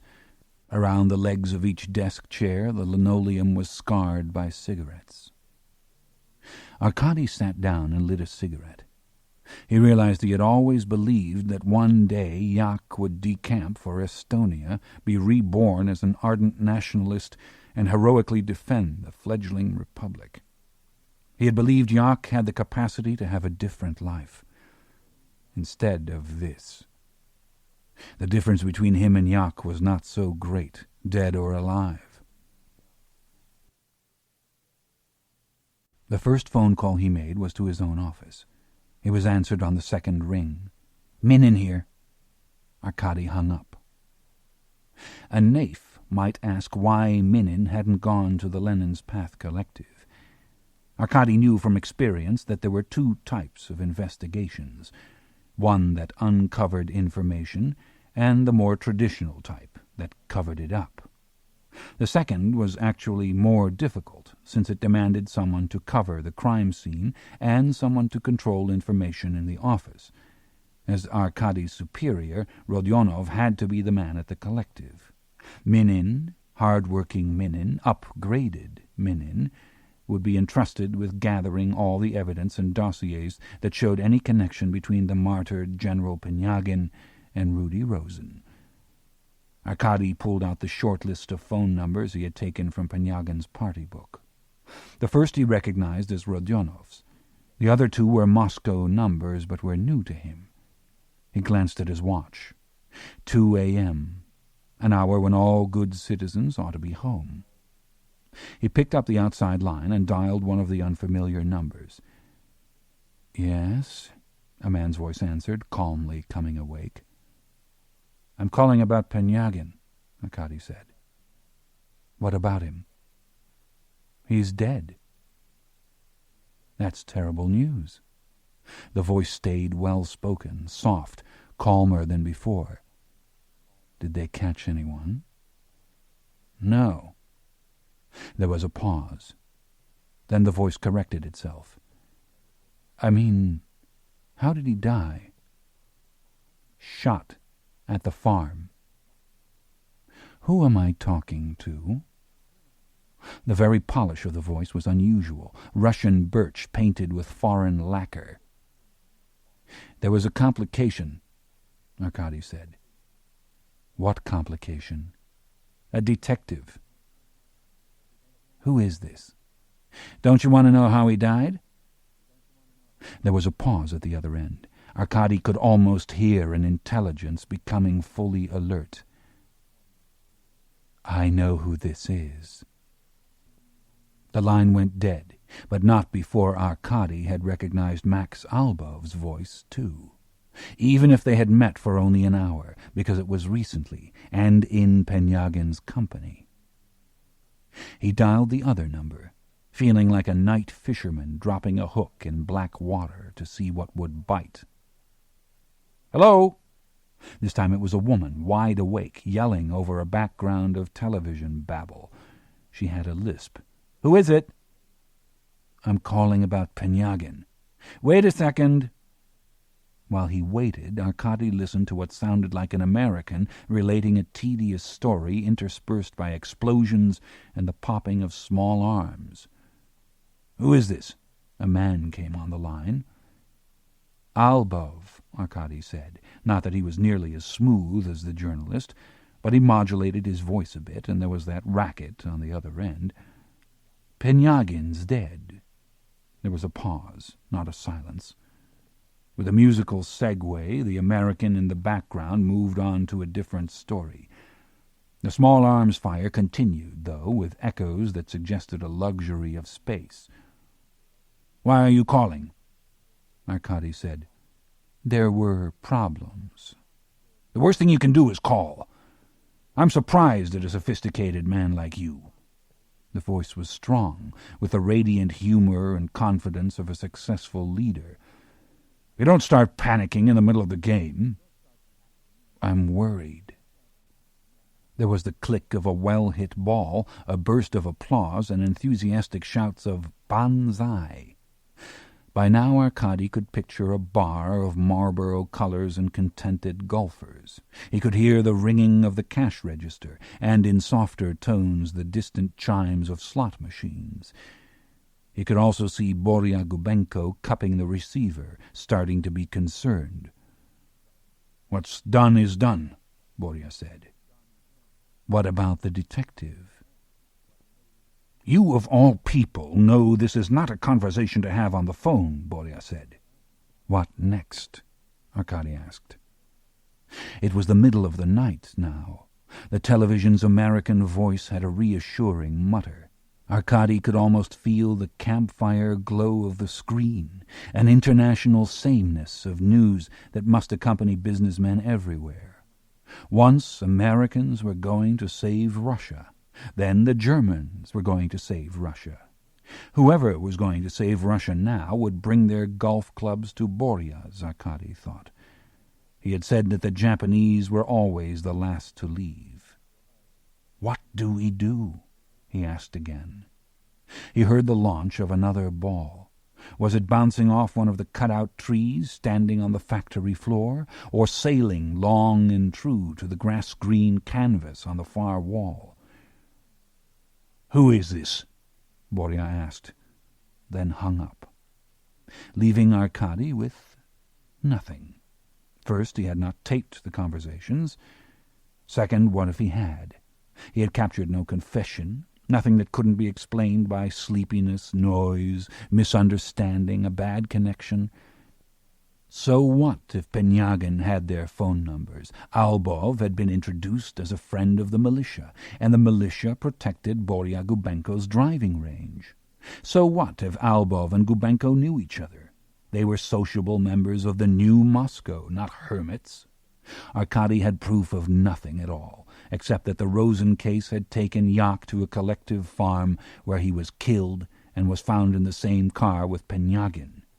And Arkady had bungled the Rosen case. He didn't have Kim, and what evidence he did have was being seized at this moment by Minin.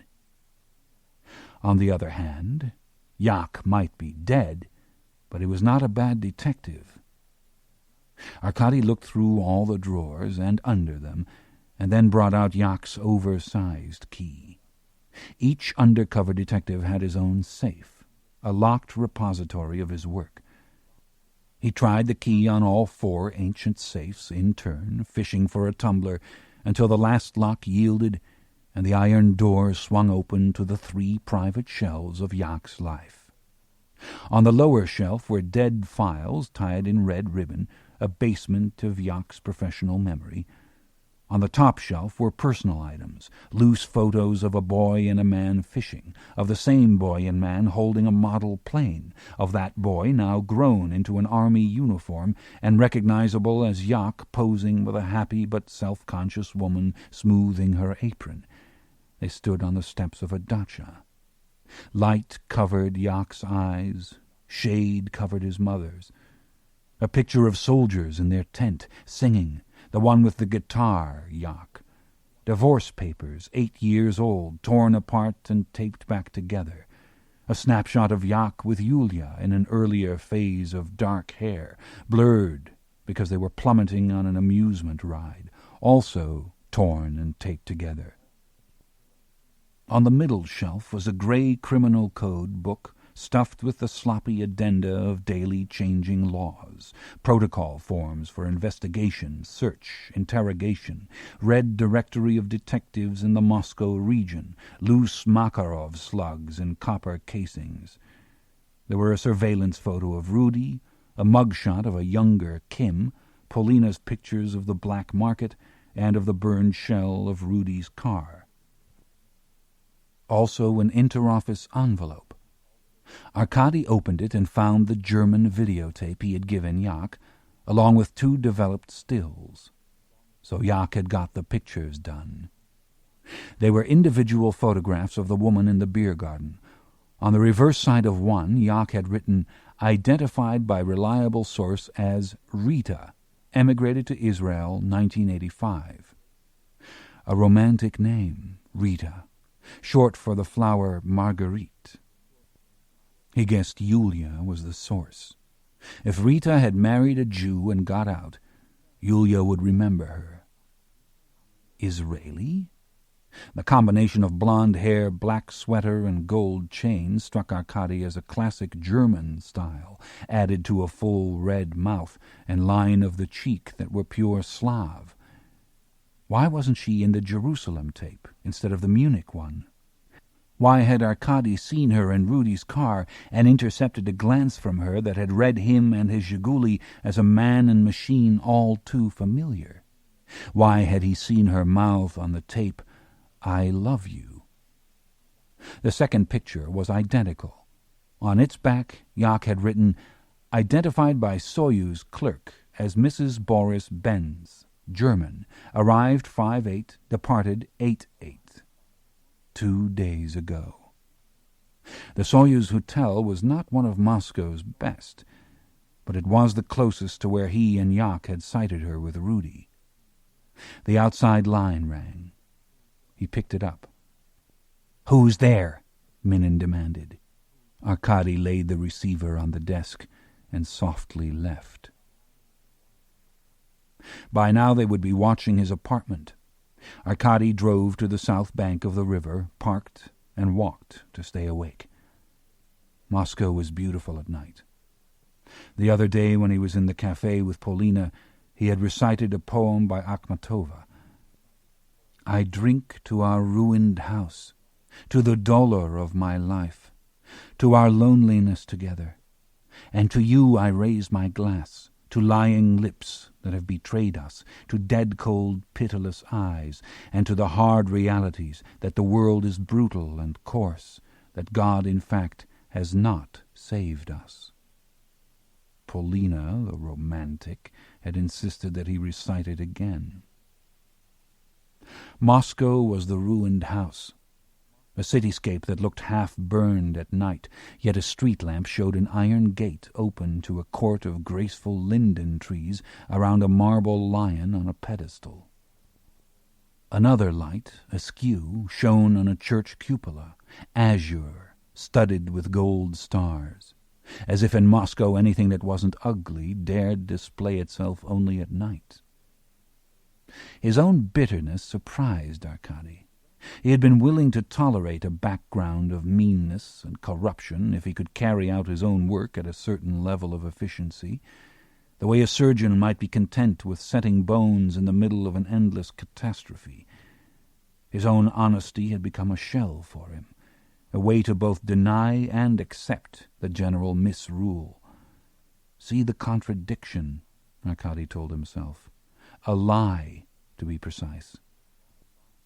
Still, if he had lost Rudy and Yak, never even caught sight of Kim, and probably been an evil influence on Polina, just how good was he? What did he want? What he wanted was far away. For years he had been patient, yet for the last week he had felt that every second was like another grain of sand rolling through his fingers, ever since he had heard Irina's voice on the radio. If he felt this way, Maybe he was in the wrong city.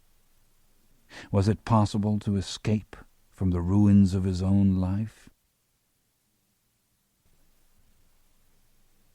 The Central Telegraph on Gorky Street was open 24 hours a day. At 4 a.m. its grand hall was populated by Indians, Vietnamese, and Arabs wiring home, and by equally desperate Soviets trying to reach relatives in Paris, Tel Aviv, or Brighton Beach. The air tasted of ashes, and the odor lingered on the teeth. Writers sat with telegram blanks to compose messages at 5 kopecks a word, men wadding up rejected attempts, women sitting more thoughtfully over theirs. Family groups collaborated in a circle of heads, usually brown heads with bright scarves. Occasionally a guard wandered in to make sure that no one stretched out on a bench, so the drunks in the hall made every effort to keep their bones assembled in a sitting position. There was an expression: a Russian is not drunk while there's a single blade of grass to hold on to. Maybe it was a law. Arkady wasn't sure. On the other side of a high counter, clerks maintained a quiet hostility. They held their own prolonged and whispered phone calls, turned their backs to read novels in privacy, disappeared for discreet naps. Their understandable grudge was that their shift gave them no chance to shop during working hours. Clocks above the counter showed the time. 0400 in Moscow, 1100 in Vladivostok, 2200 in New York. Arkady stood at the counter and studied the 2 identical photographs, one of a Russian prostitute in Israel, the other of a well-dressed German tourist. Was either identification correct? Neither? Both?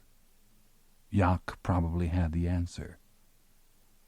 On the back of a telegram blank he drew Rudy's car, the approximate positions of Kim, Borya Gubenko, the Chechens, Jaak, and himself. On the side, to give her a name, he added Rita Benz. On a second blank he wrote Transcom and listed Leningrad, Komsomol, Rudy, and Boris Benz. On a third, under Lenin's Path Collective, Penyagin, Rudy's killer, maybe Chechens, from the blood, maybe Kim, Rodionov, absolutely. On a fourth, under Munich, Boris Benz, Rita Benz, and an X for whoever had asked Rudy, "Where is Red Square?"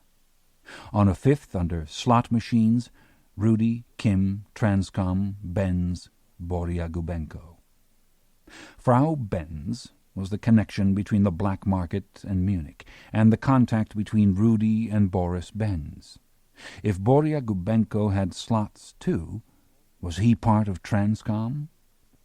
Who better to introduce Rudy to his unlikely associates at a Komsomol gym than a former football idol?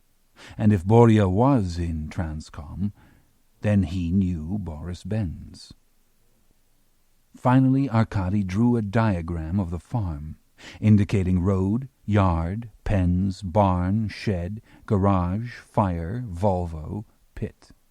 He marked it with an estimate of distances and an arrow north, then added a diagram of the barn, with a sketch of the pail and cheesecloth of gore. He thought of the pet shop under Kim's apartment, and the shelf of dragon's blood, and the blood in Rudy's car. This reminded him of Polina. Public phones took only tiny 2-kopeck pieces, but he found one in his pocket and dialed her home. Her voice had the lower register of half-sleep, then was instantly awake. "Arkady?" "Jaak is dead," he said. "Minin is taking over." "Are you in trouble?" "I am not your friend. You have always been suspicious of my leadership. You felt the investigation had strayed onto non-productive paths." "In other words?" "Stay clear." "You can't order me to do that." "I'm asking you," he whispered into the phone. "Please." "Call me," Polina said after a silence. "When everything is straightened out." "I'll take Rudy's fax and put it on my number. You can leave a message." "Be careful. He hung up. Suddenly exhaustion overwhelmed him. He stuffed the blanks into the pocket with the gun and assumed a semi-upright position at the end of a bench. As soon as his eyes closed, he was half asleep. He didn't dream, as much as feel that he was falling down a soft, loamy hill in the dark, rolling lazily and without a sound, following the course of gravity. At the bottom of the hill was a pond. Someone ahead dove in, and ripples spread in white rings. He hit the water without a struggle, sank, and then really was asleep. Two eyes stared up from a face of loose, badly shaven cheeks. A hand raised a black pistol. The fingers were filthy and calloused and shaky. Another dirty hand held Arkady's ID. As he came fully awake, he saw a plaque of war ribbons sewn onto a stained jacket. He also saw that the man, legless, stood on a wooden truck. By its casters lay 2 blocks, surfaced with strips of rubber tread for him to propel himself with. The face unveiled steel teeth and a breath like gasoline fumes. A human car, Arkady thought. The man said, "I was only looking for a bottle. I didn't know I was going to run into a fucking general. I apologize." The pistol was the Nagant. Carefully he handed it to Arkady butt first. Arkady took the ID, too. The man hesitated. "Spare some coins? No?" He picked up the blocks to push himself away. Arkady checked the clock. It was 5 a.m. He said, "Wait." Something had occurred to him. While the idea was fresh, he laid his gun and ID down and pulled out the sketch of the farm. On a fresh blank, he drew the interior of the shed as best he could remember. Door, tables, stacks of VCRs and computers, racks of clothes, copier, dominoes, telltale Grozny newspaper on the table, prayer rug on the floor. Referring to the farm sketch, he added an arrow north. Now that he thought about it, the rug had been new, with no wear from knees or forehead, and it had been aligned east-west. But from Moscow, Mecca was directly south. "Do you have a 2-kopeck piece?" Arkady said. "For a ruble?" The beggar dug a change purse from his shirt and produced a coin. "You're going to make a businessman out of me." "A banker." He used the same phone he had called Polina on. For once he felt he had the advantage. Rodionov wasn't used to being confused and in the dark, but Arkady was. Chapter 14. At Veshki, on the verge of the city, the Moscow River seemed to hesitate among sedges and reeds, reluctant to leave a village where the drumming was the sound of frogs, the water reflected the morning hunt of swallows, and the steam of dawn wreathed beds of lilies. Arkady had sailed here as a boy. He and Belov would tack back and forth, disturbing the ducks, reverently trailing the swans that summered in Veshki. The sergeant would draw the boat up on the beach, and he and Arkady would walk up to the village through a maze of lanes and cherry orchards to buy fresh cream and sour candies. The sun always seemed to be uphill, beyond the crows that roosted in silhouette on the belfry of the church. Better, the village was surrounded by the lush tangle and wonderful disrepair of old forest. Tier upon tier of birches, ash, broad-leafed beeches, larches, spruces, and oaks that the sun penetrated only in providential single rays that searched for mushrooms. Everything was still and moving at once, ground litter alive with the tunneling of shrews and moles, an explosion of needles and leaves when a hare left its cover, warblers and tits cleaning branches of caterpillars, woodpeckers ministering to the trunks, the cello drone of insects. Veshki was the fantasy of all Russians, the village of perfect dachas. Nothing had changed. When he slipped into the woods, he followed paths that were familiar even in the mist. The same solitary oaks, not quite so dark and grandiose. A stand of birches with pale, trembling leaves. Someone had once tried to set out a lane of pines, but vines and smaller trees had sprung up around them and hauled them down. Everywhere ferns, ivy, the boughs of secondary growth tried to hide the way. 15 meters to the left, a squirrel with tufted ears swayed on a lower branch, hanging upside down to scold an overcoat lying in the leaves. Minin lifted his face, which only annoyed the squirrel more. Arkady counted a windbreaker huddled in the bushes and a pants leg farther to Minin's left. He moved right behind a screen of pines. He stopped when he caught sight of the road. It was smaller and the macadam more frayed than he remembered. A jogger went by in a warm-up suit, a gypsy with caved-in cheeks and black eyes on the woods. A woman rode by on a bicycle, chased by a terrier. When she was well past, he took the last few steps into the clear. In one direction the road continued for 50 meters, then veered right, approaching and then pulling away from a high gate, a black square framed by green trees. In the other direction, only 10 meters away, were Rodionov and Albov. The city prosecutor looked surprised to see his investigator, though this was the appointed hour and place. Some people resented missing even a single night's sleep, Arkady thought. Rodionov walked stiffly, angrily, as if it were cold, instead of the pleasant summer day that was unfolding. Albov, however, appeared well rested, in tweed jacket and slacks, with an aura of aftershave. "I told Rodionov we wouldn't spot you," he said as a greeting. "You must have visited here quite a lot." Rodionov said, "You were supposed to return to your office and write your account of what happened at the farm. Instead, first you disappear, and then you call and demand that we meet you in the middle of nowhere." "Hardly nowhere," Arkady said. "Let's walk." He started to amble in the direction of the gate. Rodionov stayed by his side. "Where is that report? Where did you go?" The road was still deep in shadow. Albov lifted his eyes appreciatively to sunlight, spilling halfway down a wall of trees. "Stalin had a number of dachas around Moscow, didn't he?" he asked. "This was his favorite," Arkady said. "Your father visited frequently, I'm sure." "Stalin liked to drink and talk all night. In the morning they would walk here. Notice that the larger trees are firs. Behind every fir was a soldier who had to stay absolutely silent and out of sight. Of course, times have changed." From either side of the road came the sound of crashing, as if heavy-footed mice were trying to keep pace. Rodionov was exasperated. "You didn't write a report." He jumped back when Arkady reached into his jacket.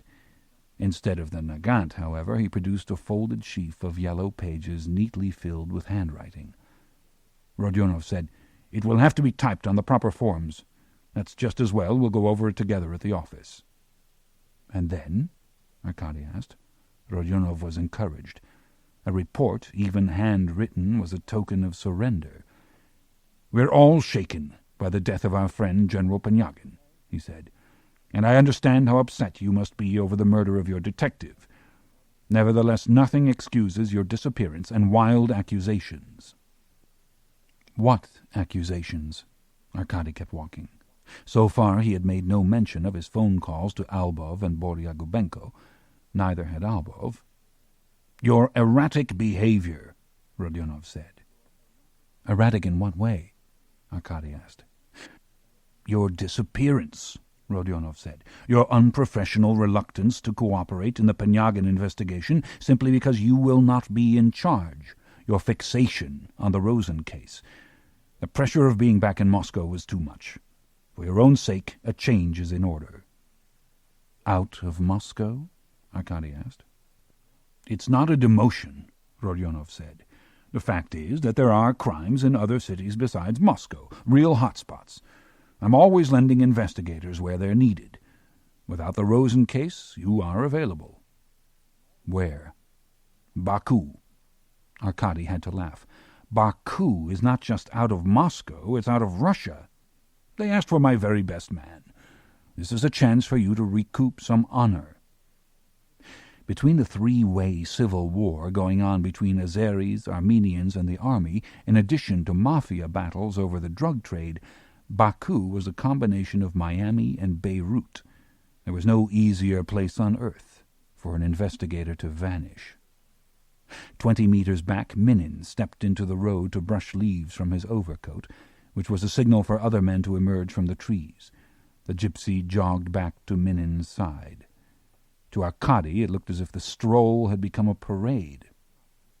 "A fresh opportunity," he said. "That's the way to look at it," Rodionov agreed. "I think you're right. It is time for me to leave Moscow," Arkady said. "But I wasn't thinking of Baku." "Where you go is not up to you," Rodionov said, "or when." They had reached the gate. Up close it wasn't black, but dark green, with a guard walk over double doors of wood backed with steel plates and guard towers on the sides. In front was a striped barrier to keep the curious away, but how could anyone resist? Arkady stepped over and ran his hands over the lacquer finish, still lovingly maintained. Through it the long sedans used to roll another 50 meters to the dacha, to the midnight dinners and the after-midnight writing of the lists of names, when men and women passed, even while they slept, from the living to the dead. Sometimes children were brought to the dacha to decorate a lawn party or present a bouquet, but always during the day, as if they were safe only in the sun. This was the door of the dragon, Arkady thought. Even if the dragon was now dead, the gate should be charred black, and the road should be scarred by claws. Bones should be hanging from the branches. The soldiers in greatcoats should at least have stayed on as statues. Instead, watching from the guard walk was the solitary wide-angle eye of a security camera. Rodionov hadn't noticed. "Minin will—" "Shut up," Albov said, and looked up at the lens. "Smile." He asked Arkady, "There are other cameras on the road?" "The entire way. The monitors are in the dacha. They're actively watched and taped. It's a historical area, after all." "Naturally. Do something about Minin," Albov said softly to Rodionov. "We don't want strong-arm tactics. Get the fool out of here." Confused, but beaming with goodwill, Rodionov waved to Minin, while Albov turned to Arkady with the expression of a man who keeps honest score. "We're friends who are concerned about your well-being. We have every reason to meet you out in the open. So someone is watching a television monitor and wondering whether we're bird-watchers or amateur historians." "I'm afraid Minin won't pass us either," Arkady said. "Not Minin," Albov agreed. Rodionov stepped down the road to shoo Minin off. "Slept?" Albov asked Arkady. "No." "Eaten?" "No." "It's miserable being on the run." He sounded sincere. He also sounded in control, as if Rodionov had been allowed to chair the meeting as long as items on the agenda were followed in order. The camera at Stalin's gate had changed that. Albov held his cigarette to his mouth as he spoke. "The call was clever." "Benyagin had your phone number." "Then it was obvious." "My best ideas are obvious." Arkady had also called Borya, as Albov must know by now. The question was implicit. What other phone numbers had Benyagin written down? When Rodionov returned, Albov lifted the report from the prosecutor's pockets. "Telegram blanks," Albov said. "He was at Central Telegraph all night." Rodionov glanced at the camera and muttered, "We were covering train stations, known addresses, the streets." "Moscow's a big city," Arkady said in the prosecutor's defense. "Did you send any telegrams?"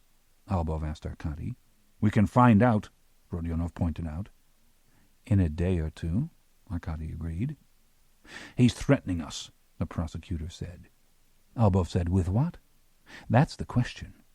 If he knows anything about Penyagin, the detective, or Rosen, he's legally bound to inform his superior, who is you, or the investigator of record, who is Minin. Otherwise he'll be regarded as a raving maniac. The streets are full of raving maniacs these days, so no one's going to listen to him.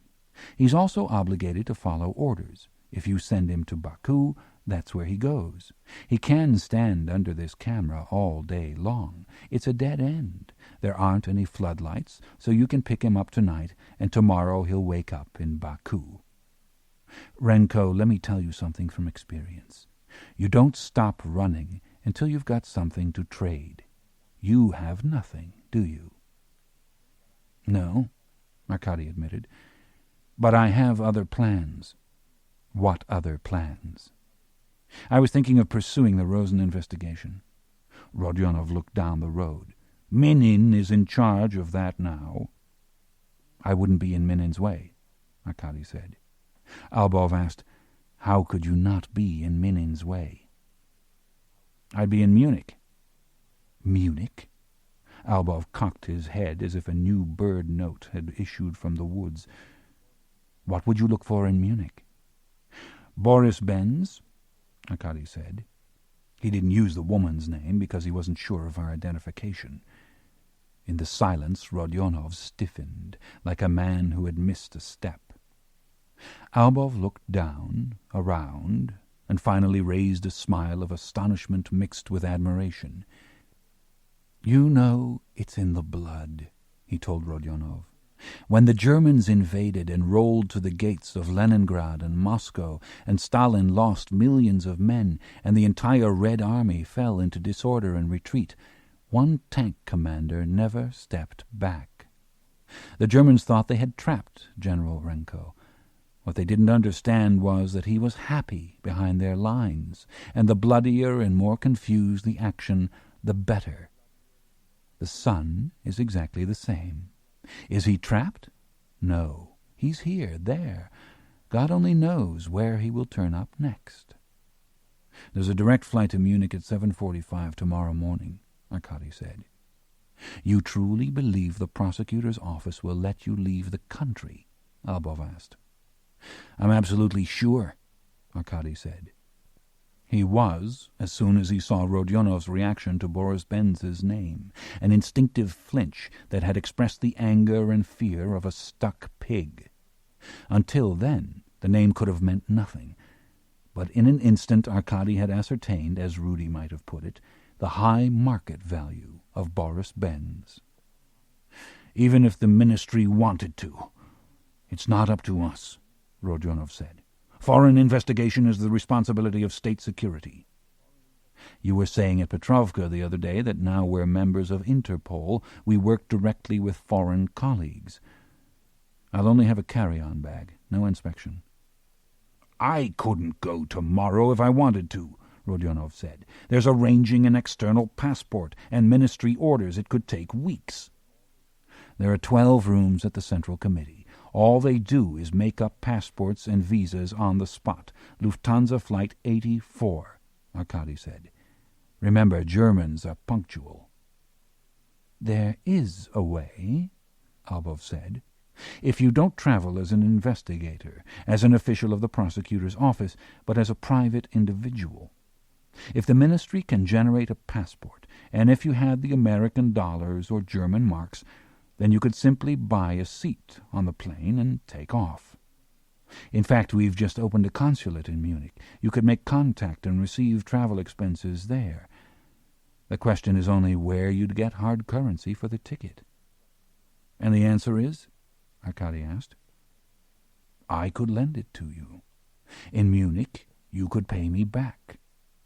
Arkady said, "The money has to come from the prosecutor." Albov said, "Then that's the way it will be done." "Why?" Rodionov protested. "Because this is a more delicate investigation than we were first aware of," Albov said. Foreign investors, especially Germans, are sensitive to the messy scandals of the new Soviet capitalism. We want to clear everybody's name, even the names of people we've never heard of. Because even though the investigator may be chasing phantoms, we don't want to place obstacles in his path. Besides, we don't know everything the investigator knows, or what rash steps he thinks he has to take to preserve his independence. He never said what he knew. Because he's only desperate. He's not an utter fool. He stuffed your pocket with telegrams, and you didn't even notice. I support Renko. More and more I'm impressed by his adaptability. Still, I wonder, Albov said, turning toward Arkady, I wonder if you've considered the fact that as soon as you step onto the plane you lose your authority. In Germany you'll be a common citizen. Less, a Soviet citizen. To Germans you'll be nothing but a refugee, because to them all Russians are refugees. Secondly, you will lose your credibility here. You won't be a hero to your friends anymore. No one will believe any warnings, alarms, or information that you left behind, because here, too, you will be regarded as a refugee. And refugees lie. Refugees will say anything to get out. Nothing they say is considered the truth anywhere. The one thing I can promise you is that you'll be sorry you ever went. I'm only going for this case, Arkady said. See, already you're lying. Albov's eyes rested on Arkady sympathetically. He seemed to have to force himself to remember a less interesting man. Rodionov, you'd better get to it. You have a great deal to do to make sure your investigator doesn't miss his flight. Necessary papers, funds, whatever, in a day. Turning to Arkady again, he asked, What about flying Aeroflot? Lufthansa. You want an airline where the seat belts work, I completely agree, Albov said. Rodionov backed away, excluded, stealing glances, still watching for some other signal from Albov. Far down the road, Minin and his men had reassembled into a confused, forlorn group. Go, Albov said. He opened a pack of Camel lights and lit a match for himself and Arkady. He had a fastidious manner, saving the last lick of the flame for the cellophane, which he let burn and blow away on the morning breeze. Then he returned his attention to the gate. As the sun rose, the trees on either side seemed to grow, come into focus, turn even more green, shift through stages of ornate light and shade. The light that crept around the guard walk was white, as if on fire. Simultaneously, the gate itself fell into more shadow, and by contrast loomed darker, reflecting the two men. It occurred to Arkady what Albov had meant about being paid back. You will be in Munich? Some of my best friends are in Munich, Albov said. Part 2. Munich, August 13 to August 18, 1991. Chapter 15. Fedorov, the consular aide who gathered Arkady at the airport, pointed out sights as if he had personally built Munich, poured the river Isar, gilded the Peace Angel, and balanced the domes on the twin church spires of the Frauenkirche. The consulate here is new, but I was in Bonn, so this is pretty much old hat to me, Fedorov said. It wasn't to Arkady. The world seemed to be spinning around him, full of traffic and unintelligible signs. Streets were so clean that they looked plastic. Bikers in shorts and summer tan shared the road without being mangled under the wheels of every passing bus. Windows were glass instead of crusted dirt. There were no lines anywhere. Women in short skirts carried not string bags, but colorful sacks emblazoned with the names of stores. In full stride, legs and sacks moved with a purposeful, integrated rhythm. That's all you brought? Fedorov was looking at Arkady's carry-on. You'll have 2 suitcases on the way back. How long are you staying? I don't know. Your visa's only good for 2 weeks. He searched for some sign from his passenger, but Arkady was looking at walls of Bavarian yellow as smooth as butter, with balconies that had no weepy stains, stucco that was not cracked on brick lines, doors that did not wear graffiti and scars of abuse. In a pastry shop window, marzipan pigs gamboled around chocolate cakes.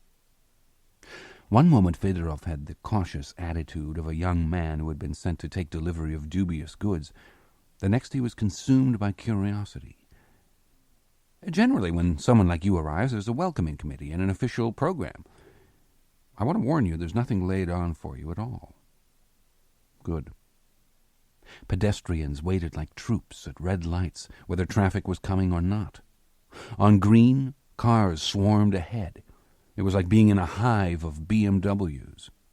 The street spread into an avenue of stone mansions with steps that were guarded by iron gates and marble lions. Signs announced art galleries and Arab banks. The next square was lined by a row of medieval banners with corporate logos. Arkady saw a man who was dressed in lederhosen and high socks despite the heat. "I just don't understand how you got a visa so fast," Fedorov said. "Friends." Fedorov glanced over again because Arkady didn't look like a man who had friends. "Well, however you did it, you landed in whipped cream," he said. The consulate was an 8-story building on Seidelstrasse. A wood-paneled waiting room had chairs of bright chrome and black leather. Behind bulletproof glass was a reception desk with 3 television monitors. Fedorov slid Arkady's passport on a tray under the glass to a receptionist who looked Russian almost to her fingertips, which were long and polished like mother-of-pearl. When she started to push a book out, Fedorov blocked the tray and said, "He doesn't have to sign." He led Arkady onto the elevator and up to the 3rd floor, down a corridor of small offices, past a conference room with boxes and chairs still wrapped in blocks of plastic packing, and showed him through a metal door with a plaque that said in German, "Cultural Affairs." Inside was a man with grey hair, a good Western suit, and a frown. There were only 2 chairs in the room, and he nodded for Arkady to take the other one. "I'm Vice Consul Platonov. I know who you are," he told Arkady. He didn't offer to shake hands. "That's all," he said to Fedorov, who could have been smoke. He was gone so fast. Platonov had the forward hunch of a chess player. He looked like a man with a problem, something nasty but not too large, something he could resolve in a day or two. Arkady doubted this was his usual office. The walls still gave off the tang of fresh paint. A wide-angle photograph of Moscow at sunset leaned against the near wall. Against the far wall were posters, dancers of the Bolshoi and Kirov, treasures of the Kremlin armory, a cruise boat on the Volga. The only other furnishings were a folding table, a phone, and an ashtray. "What do you think of Munich?" Platonov asked. "It's beautiful. It's very rich. It was rubble after the war, worse than Moscow. That says a great deal about the Germans. You speak German?" "A little."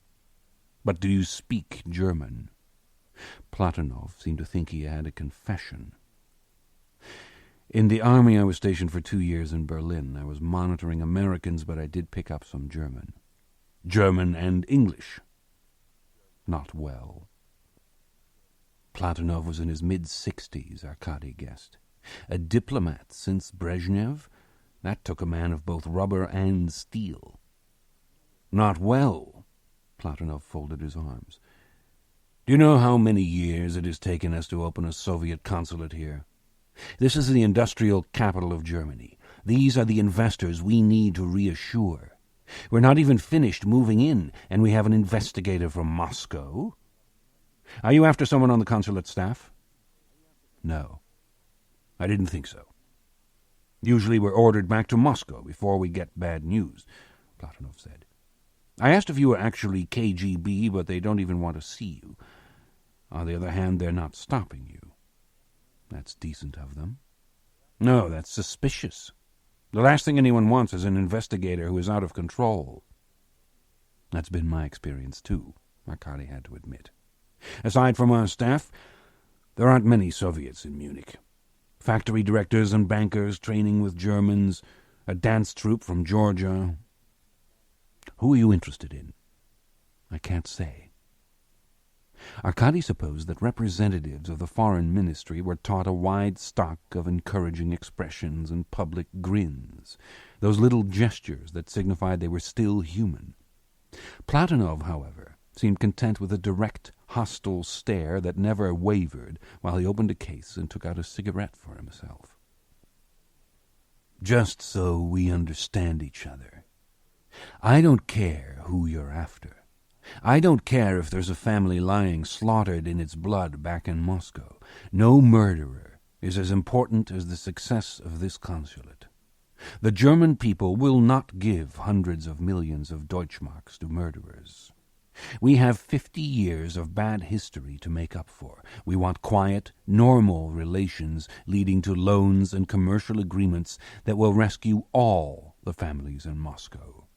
The last thing we want is Russians chasing each other through the streets of Munich. I can see that. Arkady tried to be agreeable. You have no official standing here. If you contact the German police, they will immediately call us, and we will tell them you're simply here as a tourist. I've always been curious about Bavaria, the land of beer. We'll keep your passport. That means you can't travel somewhere else or register at a hotel. We have accommodations for you at a pension. In the meantime, I will be working hard to have you recalled to Moscow, tomorrow, if possible. My suggestion is that you forget about any investigation. See the museums, buy some gifts, have your beer, enjoy yourself.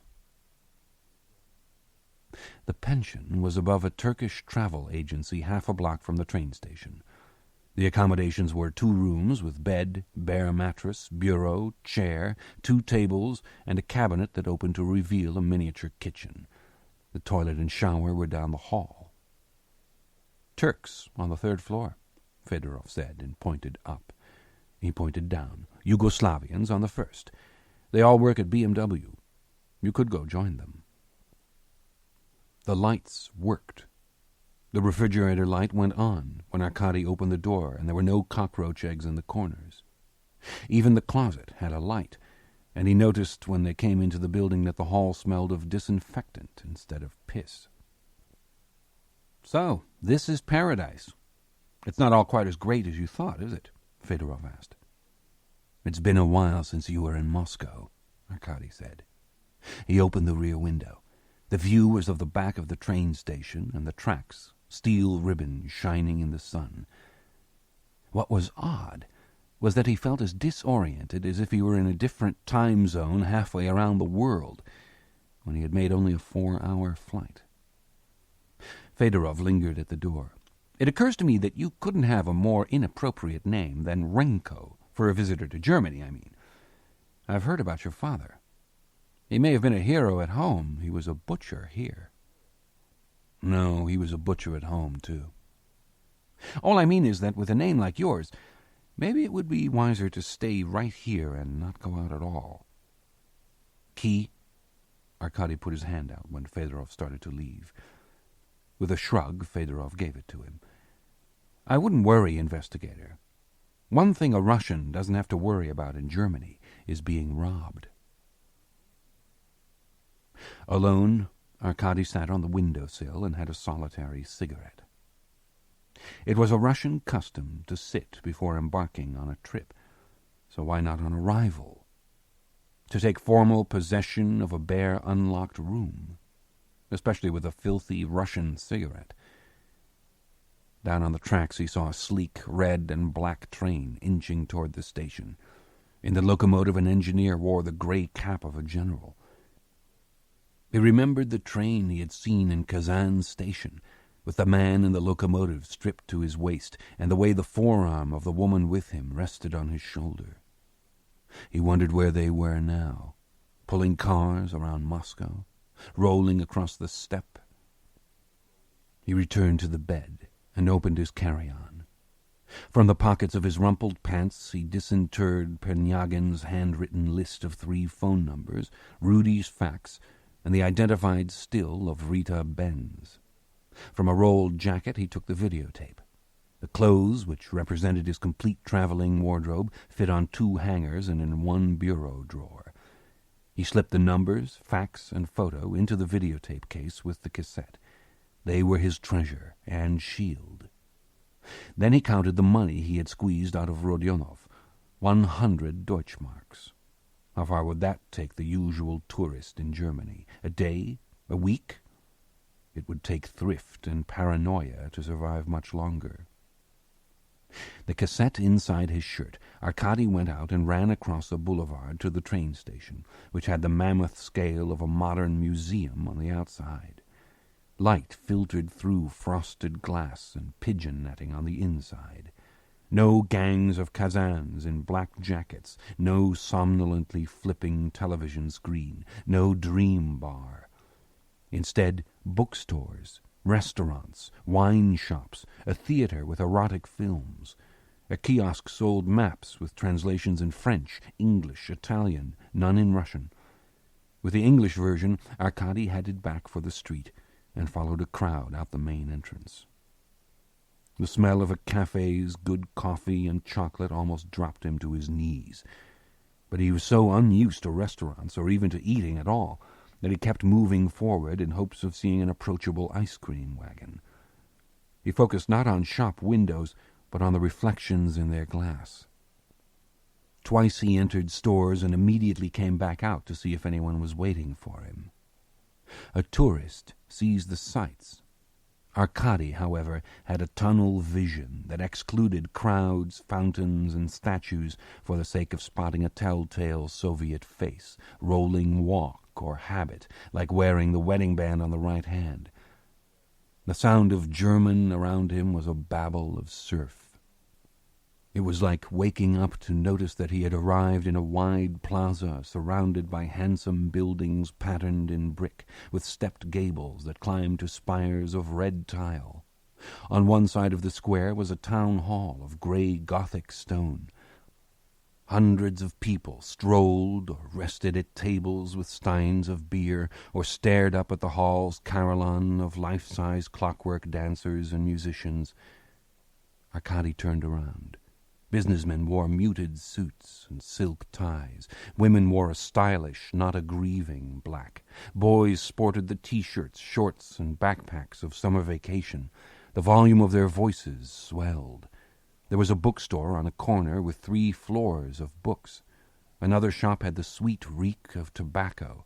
The yeasty bouquet of beer issued from this doorway and that. A golden Madonna looked down from a marble column. He bought ice cream in a waffle cone, pantomiming his choice rather than testing his command of German. The ice cream was so rich that it tasted like frosting. He spent 4 marks on cigarettes. All the same, he had engaged with Munich now. He ran down into the Plaza's subway station, bought a ticket, and jumped onto the first train returning the way he had come. Hanging onto the bar on either side of Arkady were a pair of Turks, each with a faraway gaze. Filling the seat before him was a woman holding a ham that rocked back and forth on her knees like a baby. What were the chances of anyone following him? Not great, considering the difficulty of trailing someone in an urban setting. According to Soviet technique, to carry out surveillance of a cautious, mobile target demanded 5 to 10 vehicles and 30 to 100 people. Arkady didn't know personally, because he'd never had more than enough manpower and cars to follow someone around a room. At the station stop, he returned to the same waiting hall where he had been an hour before. Some call boxes were in the open, but upstairs he found telephone cabinets and books for different cities on a stainless steel counter. In Moscow, phone books were so rare they were kept in safes, but these weren't even chained. The books were confusing because of the sameness and strangeness of German names, full of consonants in death throes, and the variety of advertisements that filled more than half the pages. Under Benz, the only Boris had an address on Koninginstrasse. There was no listing for any business called Transcom. The phone cabinet had a rounded, clear plastic door. Arkady decided he knew just enough German to talk to an operator. He thought she said she had no number for Transcom. Then he called Boris Benz. A woman answered. Ja, Arkady said. Herr Benz? Nein, she laughed. Herr Benz ist im Haus. Nein, Herr Benz ist in Ferien. Ferien? On vacation? Wird 2 Wochen lang nicht in München sein.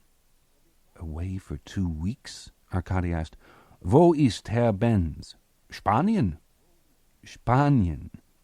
2 weeks in Spain? The news was just getting worse. Spanien, Portugal, Morocco. Nein, Russland? Nein, macht Ferien in der Sonne. Kann ich sprechen mit Transcom? Transcom? The name seemed new to her. Ich kenne Transcom nicht. Sie ist Frau Benz? Nein, der Reinmacherfrau. The house cleaner. Oh, danke. Wiedersehen. As Arkady hung up, he thought that this was about as basic as a conversation could get without drawing pictures.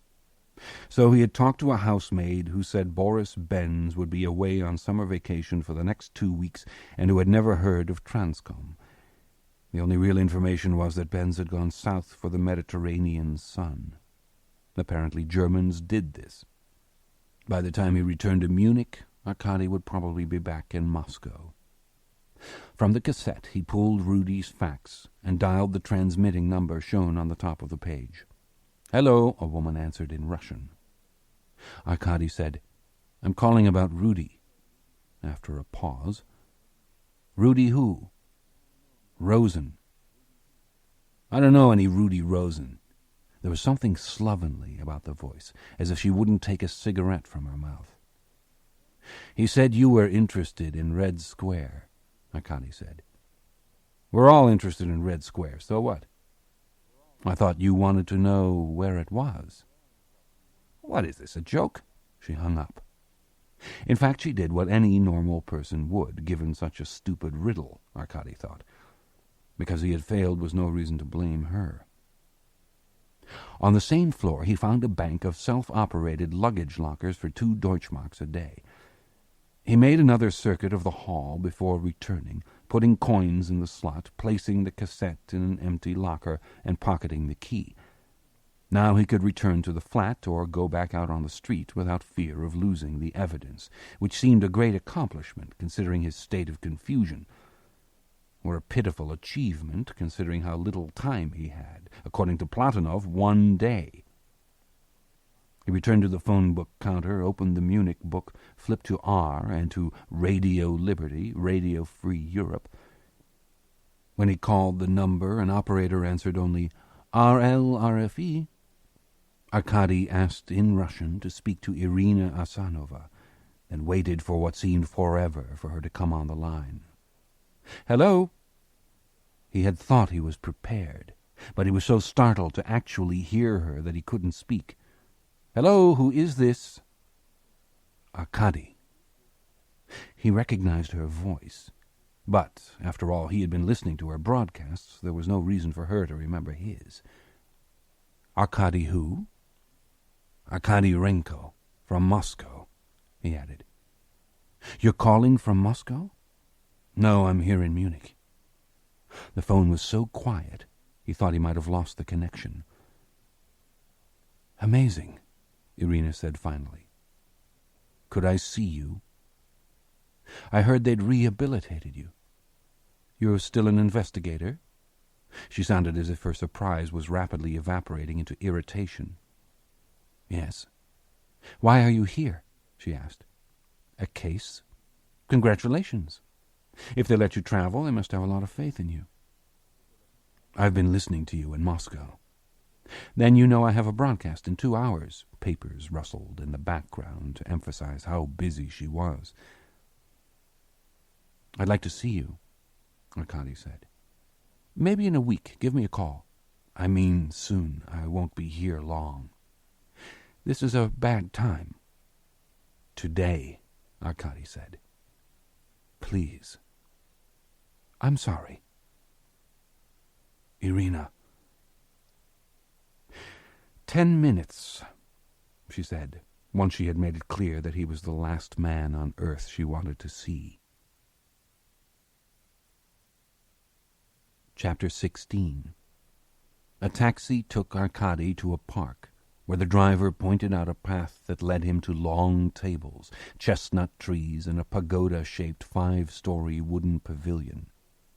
The Chinese tower, Irina had told him to say. In the shade of beech trees, diners carried giant steins of beer and paper plates that sagged under roast chicken, ribs, potato salad. Even the litter the breeze blew his way smelled good enough to eat. The lapping of the conversation and the steady pace of consumption had an unanticipated, sensual languor. Munich was still unreal to him. He had the sudden apprehension not that he was walking in a dream, but that he was in someone's nightmare, visiting the real world. He had feared he might not recognize Irina, but there was no mistaking her. Her eyes were a little larger, seemingly darker, and she still possessed a quality that selfishly gathered light only for her. Her brown hair was redder and cut shorter, a starker frame to her face. She wore a gold cross over a black short-sleeved sweater. No wedding ring showed. "You're late." She gave Arkady a handshake. "I wanted to shave," he said. He had bought a disposable blade and used it at the train station. Cuts on his chin tracked his haste. "We were about to leave," Irina said. "It's been a long time," Arkady said. "Stas and I have a newscast to get ready." She didn't appear to be excited or nervous, just pressed by a heavy schedule. "Not quite yet." A man, all bones, wrapped in a loose sweater and baggy pants, with bright tubercular eyes, arrived with 3 foaming steins of beer. He was Russian, Arkady knew immediately. "I'm Stas. Do I call you Comrade Investigator?" "Arkady is fine." The skeleton in the sweater sat by Irina and laid his hand over the back of her chair. "May I?" Arkady took the chair facing them and said to Irina, "You look wonderful." "You look good, too," she said. "I don't think anyone is thriving in Moscow," Arkady said. Stas raised his stein and said, "Drink up. The rats are leaving the ship now. Everyone's coming for a visit.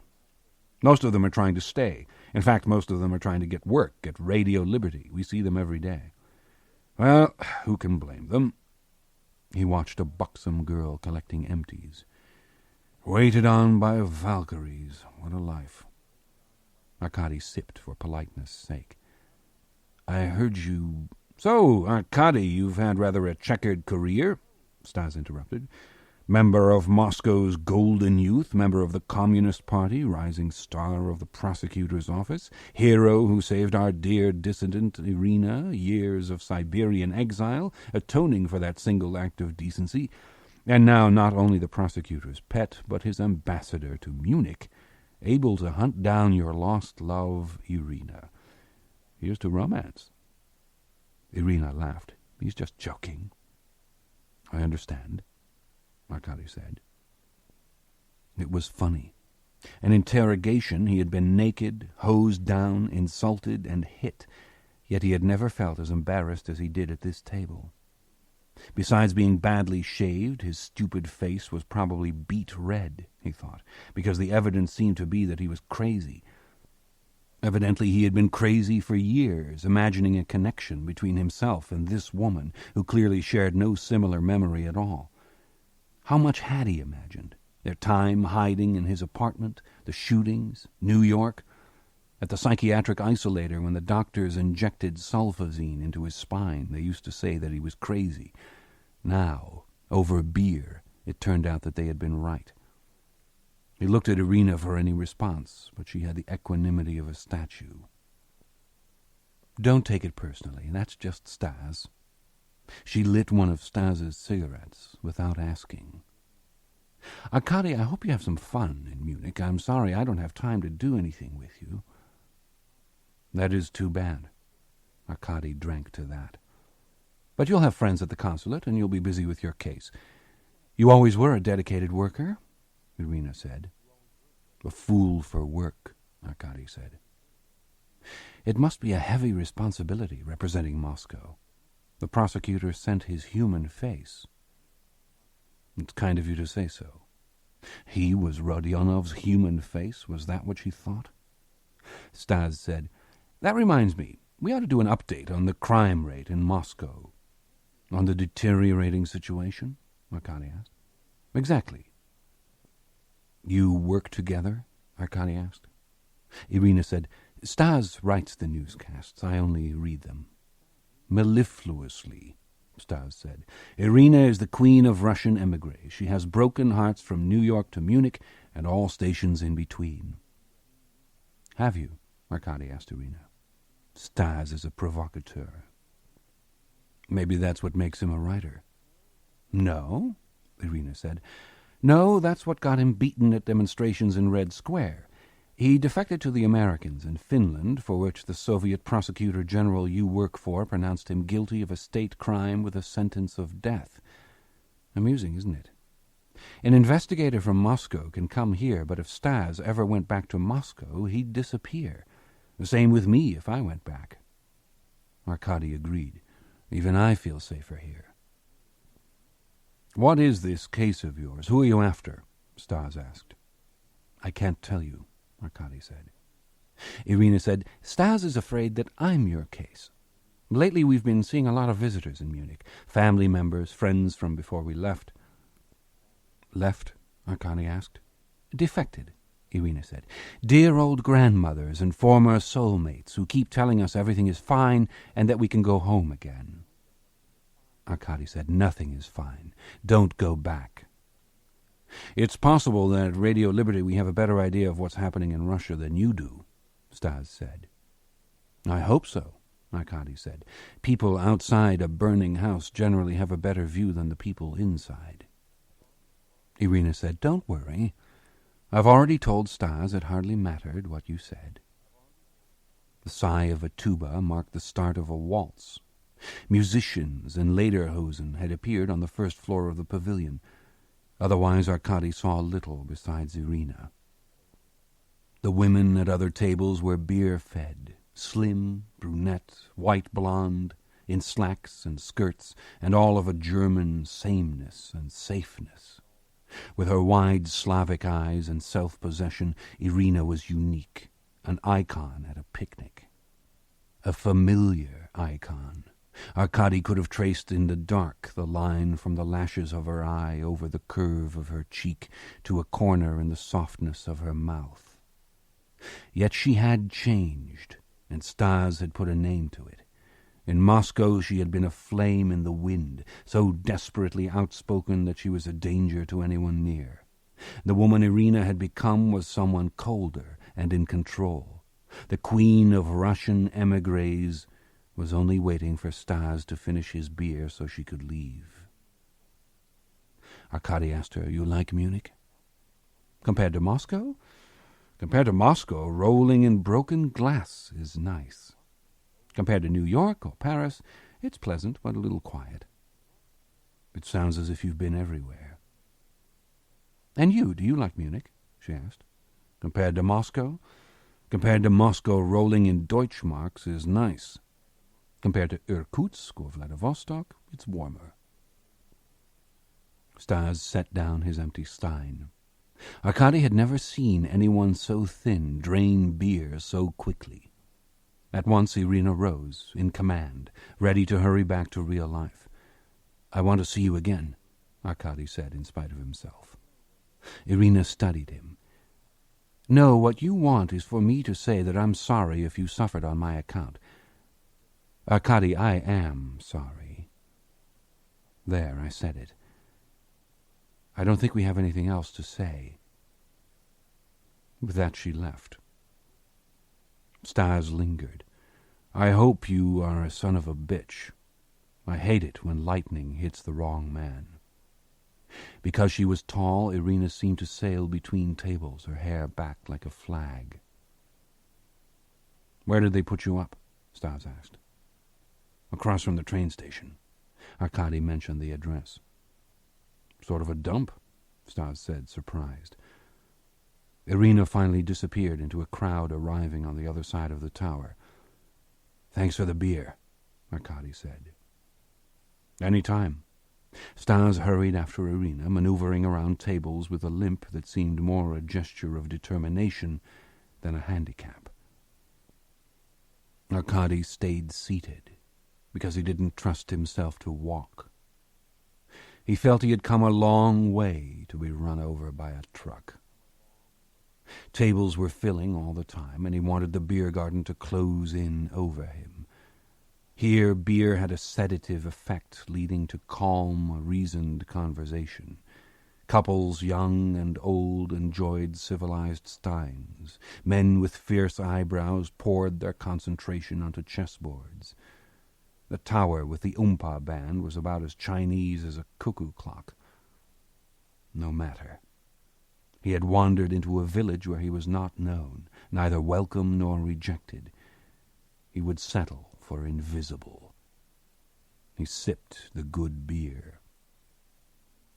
What was really terrible, truly frightening, was that he did want to see Irina again. Humiliating though the experience had been, he realized he would accept more of it to be with her, which revealed a capacity for masochism that he had never known he had. Their encounter had been so grotesque as to be comic. This woman, this memory he had carried like an extra chamber of the heart, and found after so long, seemed to barely recall his name. Well, there was a disproportion of emotion that was, to use her word, amusing, or evidence of insanity. If he was wrong about Irina, perhaps he was wrong about the history he thought they shared. Reflexively, he touched his stomach and felt the groove of scar tissue through the shirt. Though what did that prove? Maybe he had punctured himself with an umbrella one day on the way to school, or been pinned by a statue of Lenin as it fell. In half his statues, Lenin pointed toward the future. It was a well-known, dangerous finger. "What's so hilarious?" "Pardon?" Arkady came out of his reverie. "What's so hilarious?" The place across the table had been taken by a large man with a florid face and crisp white shirt. A small wool hat perched on a head as bald as a kneecap. He held a beer in one hand and protected a whole roast chicken with the other.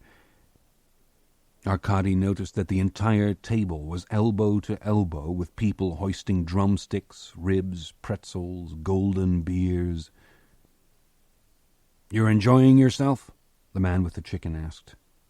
Arkady shrugged rather than unveil a Russian accent. The man's eyes darted to his Soviet coat. He said, "You like the beer, the food, the life?" "It's nice. We worked 40 years to have it so." The rest of the table paid no attention. Arkady realized he hadn't eaten anything except an ice cream. The table was so awash in food that he almost didn't need to. The band slid from Strauss to Louis Armstrong. He finished the beer. Of course, there were beer bars in Moscow, but there were no steins or glasses, so patrons filled cardboard milk cartons. As Yak would have said, Homo Sovieticus wins again. Not that everyone recognized the fact.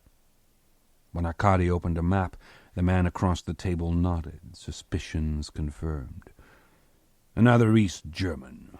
It's an invasion." Retreating, Arkady headed toward the nearest buildings over the tree line, which proved to be offices for IBM and the tower of a Hilton. The lobby of the hotel could have been an Arab tent. Each chair and divan was occupied by a man in flowing white keffiyeh and yalaba. Many were elderly, with canes, walkers, and worry beads. Arkady assumed they had come to Munich for medical attention. Dark boys in western slacks and button-downs played tag. Their sisters and mothers were in Arab dress. Married women wore ornate plastic masks, showing only their chins and brows, and trailed perfume through the air. In the hotel driveway, one young Arab was photographing another beside a new red Porsche.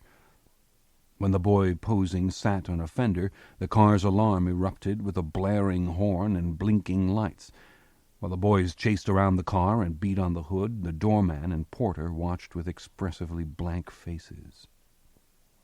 Arkady found the route he had come by cab, following the east side of the park to the museums on Prinzregentenstrasse. Cars flashed past under street lamps. The sky, however, was already darker than a Moscow summer night, and the classical facade of the Haus der Kunst looked almost two-dimensional. It occurred to him that the west side of the park was bordered by Koninginstrasse, where Boris Benz lived.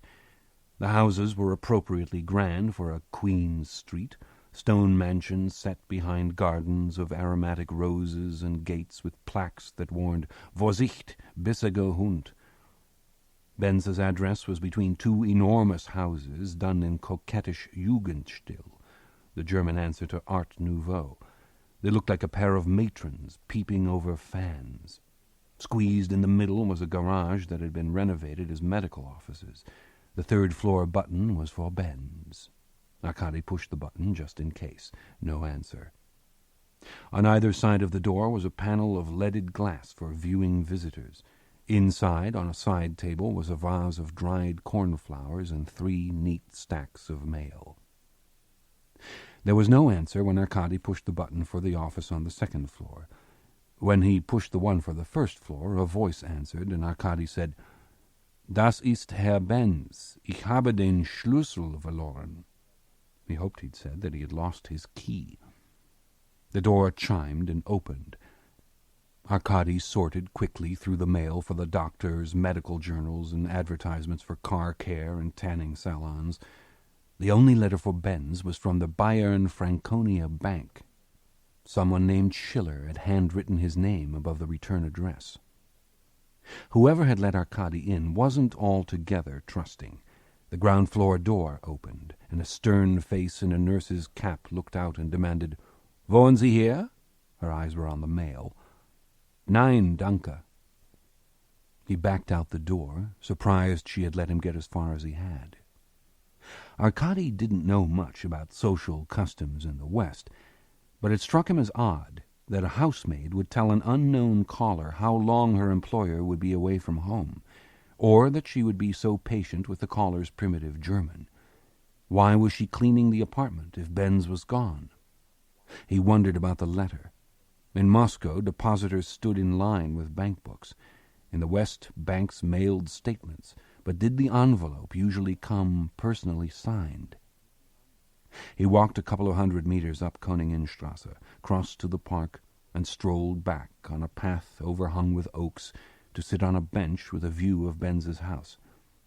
It was the hour when Müncheners walked their dogs. They favored small ones, pugs and dachshunds, not much larger than their beers. This parade was followed by a promenade of elderly, elegantly dressed couples, some with matching canes. Arkady wouldn't have been amazed to see carriages rolling down Koninginstrasse behind them. People went in and out of the house. The doctors drove away in long, somber cars. Finally, the nurse of the dour countenance emerged, gave the street a parting look that put it on its good behavior, and walked toward the other direction. At a certain point, Arkady became aware that the lamps were brighter, the path darker, the night black. It was 11 p.m. All he was sure of was that Herr Benz had not returned. It was 1 a.m. before he returned to the pension. If the rooms had been searched in his absence, he couldn't tell. They simply looked as barren as before. He remembered that he should have bought food. There were so many things he forgot to do. Here he was in the lap of luxury, and it was as if he craved starvation. He sat at the window with his last cigarette. The station was still. Red and green switches lit the yard, but no trains were moving. At one corner of the station was a bus terminal. It had shut down, too. Empty buses lined the street. An occasional headlight went by, racing after... what? What is the thing we crave most in life? The sense that someone, somewhere, remembers and loves us. Even better if we love them in turn. Anything can be endured if that idea holds fast. What could be worse than discovering how fatuous, how ignorant that assumption can be? So, better not to seek. Chapter 17. In the morning, Arkady was visited by Fedorov, who flitted around the apartment like a maid on inspection. "The vice-consul asked me to check on you yesterday, but you weren't around. Not last night, either. Where were you?" Arkady said. "Sightseeing, walking around the city." "Because you have no proper introduction to Munich police, no authority, and no idea of how to conduct an investigation here, Platonov is concerned that you will get into trouble and make trouble for everyone else." He looked in the bedroom. "No blankets?" "I forgot." "I wouldn't bother, actually, if I were you. You won't be here long enough." Fedorov opened the closet and pulled out bureau drawers. "Still no suitcase? You're going to take back everything you buy in your pockets?" "I haven't actually gone shopping yet." Fedorov marched back to the kitchen and opened the refrigerator. "Empty. You know, you're such a typical Soviet cripple. You're so unused to food that you can't even buy it when it's all around you. Relax. It's real. This is chocolate land." He shot a smile back at Arkady. "Afraid of being taken for Russian? It's true, they despise us so much they're actually paying our army moving expenses to leave the DDR, building barracks for us in Russia just so we'll go. All the more reason to buy while you can." He shut the refrigerator door and shivered as if he had looked into a tomb. "Renko, you could be gone any minute. You should treat this like a vacation." "Like a leper on vacation?" "Something like that." Fedorov tapped and lit a cigarette for himself. Arkady didn't necessarily want a cigarette first thing in the morning, but one thing he could say for Russians at home, even interrogators, was that they shared. "This must be a bore for you, having to check on what I have for breakfast." "This morning I have to take the Belarusian Women's Chorus to the airport, welcome a delegation of honored state artists of the Ukraine and get them situated, attend a lunch with representatives of Mosfilm and Bavarian film studios, and then oversee a reception for the Minsk Folkloric Dance Group." "I apologize for any complication I've caused." He offered his hand. "Please call me Arkady." "Artur." Fedorov shook hands reluctantly. "Just as long as you understand what a pain in the ass you are." "You want me to check in? I could give you a call later." "No, please, just do what's normal. Shop, get some souvenirs. Be back here by 5. "By 5?" Fedorov strolled to the door. "Have a beer at the Hofbrauhaus. Have a couple." Arkady had coffee at a stand-up cafeteria in the train station. Fedorov was right. Outside Russia he didn't know how to conduct an investigation. He had no Yak or Polina. Without official authority he couldn't enlist local police. Minute by minute he felt more a stranger than at home. The counter was banked with apples, oranges, bananas, sliced sausage, and pig's knuckles, all for sale. Yet he found his hand starting to swipe a sugar packet. He stopped. It was the hand of a Soviet cripple, he thought. At the end of the bar was a man almost identical to him, with the same pallor and disheveled jacket, except that he was stealing both sugar and an orange. The thief gave him a conspiratorial wink. Arkady looked around.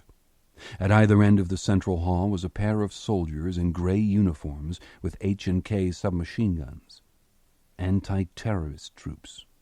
Munich had its troubles, too. He fell in with a group of Turks walking by the cafeteria toward the subway. At the steps he turned and joined the crowd climbing up and hurrying to the station exits. Outside he balanced on the plaza curb, waiting with all the good Münchners for the light to change, when he suddenly took off on his own against the red through a gap in the traffic to an island in the middle of the street, then raced, again alone, toward people who were lined along the far curb and watching him aghast. Arkady made a detour through an arcade and came out on the pedestrian mall of the day before. He kept moving, checking each passing telephone booth without success for a directory, until at a side street car park he found a yellow kiosk with a phone, bench, and book. A tiny woman whose coat touched her toes stood by the kiosk and looked pointedly at her watch, as if Arkady were late. The phone rang, and she glided by him to take possession of the booth. A sign on the door indicated that this was one of the few German public phones that accepted calls. The woman's conversation was explosive but quick, ending with a decisive slap of the receiver on the hook. She slid the door open, announced, "Ist frei," and walked away. The telephone was his hope. In Moscow, public booths were gutted or out of order. Phones, when they rang, were usually ignored. In Munich, booths were maintained like bathrooms, better than bathrooms. When the phone rang, Germans answered. Arkady looked up the Bayern Franconia Bank and asked to speak to Herr Schiller. He imagined he would be stirring up some clerk, but there was a certain hush on the other end that let him know his call had gone to another level. A different operator asked, "Mit wem spreche ich bitte?" Arkady said, "Das Sowjetische Konsulat." He waited again. One side of the street was a department store whose window offered woolens, horn buttons, felt hats, the paraphernalia of Bavarian identity. On the other side, people headed to and from a garage. Cars rolled up and down the ramps, BMWs and Mercedeses, bumper to bumper, steel bees in a giant beehive. An authoritative voice came on the other end of the line and asked in Russian, "This is Schiller, can I help?" "I hope so. Have you ever been to the consulate?" Arkady asked. "No, I regret." By the sound of it, it wasn't a bottomless regret. "We're fairly new here, as you know." "Yes," a dry tone. "We have some confusion at the consulate," Arkady said. The answer mixed caution and amusement. "How so?" "It may just be a misunderstanding or something lost in the translation." "Yes?" "We were visited by a certain firm that wants to engage in a joint venture in the Soviet Union. Of course, that's good. That's what the consulate is here for. What is especially promising is that the firm claims it can produce financing in hard currency." "Deutschmarks?" "Quite a large sum of Deutschmarks. I was hoping you could give us some assurance that these funds are, in fact, available." A deep breath at the other end suggested the effort necessary to explain finances to small children. "The firm may have a sufficient corporate budget, private funds, a loan from a bank, or other institutions. There are many combinations, but Bayern Franconia can only give you information if it is a partner in the venture. My advice is that you should study their credentials." "Precisely what I was getting at. They led us to believe, or we misunderstood them to say, that their firm is associated with Bayern Franconia and that all the funding would come from you." A new gravity issued from the other end. "What is the name of this company?" "Transcom Services. It's engaged in recreational and personnel services. This bank has no subsidiaries involved in the Soviet Union." Arkady said, "I was afraid not. But the bank might have committed itself to such financing?" "Unfortunately, Bayern Franconia does not believe the economic situation in the Soviet Union is stable enough to recommend investment at this time." "Strange. He used the name of Bayern Franconia freely at the consulate," Arkady said. "Which is something we take seriously at Bayern Franconia. Just who am I talking to?" "Artur Fedorov. We would like to know, today if possible, whether the bank stands behind Transcom or not." "I can reach you at the consulate?" Arkady paused a suitable length of time to check a schedule.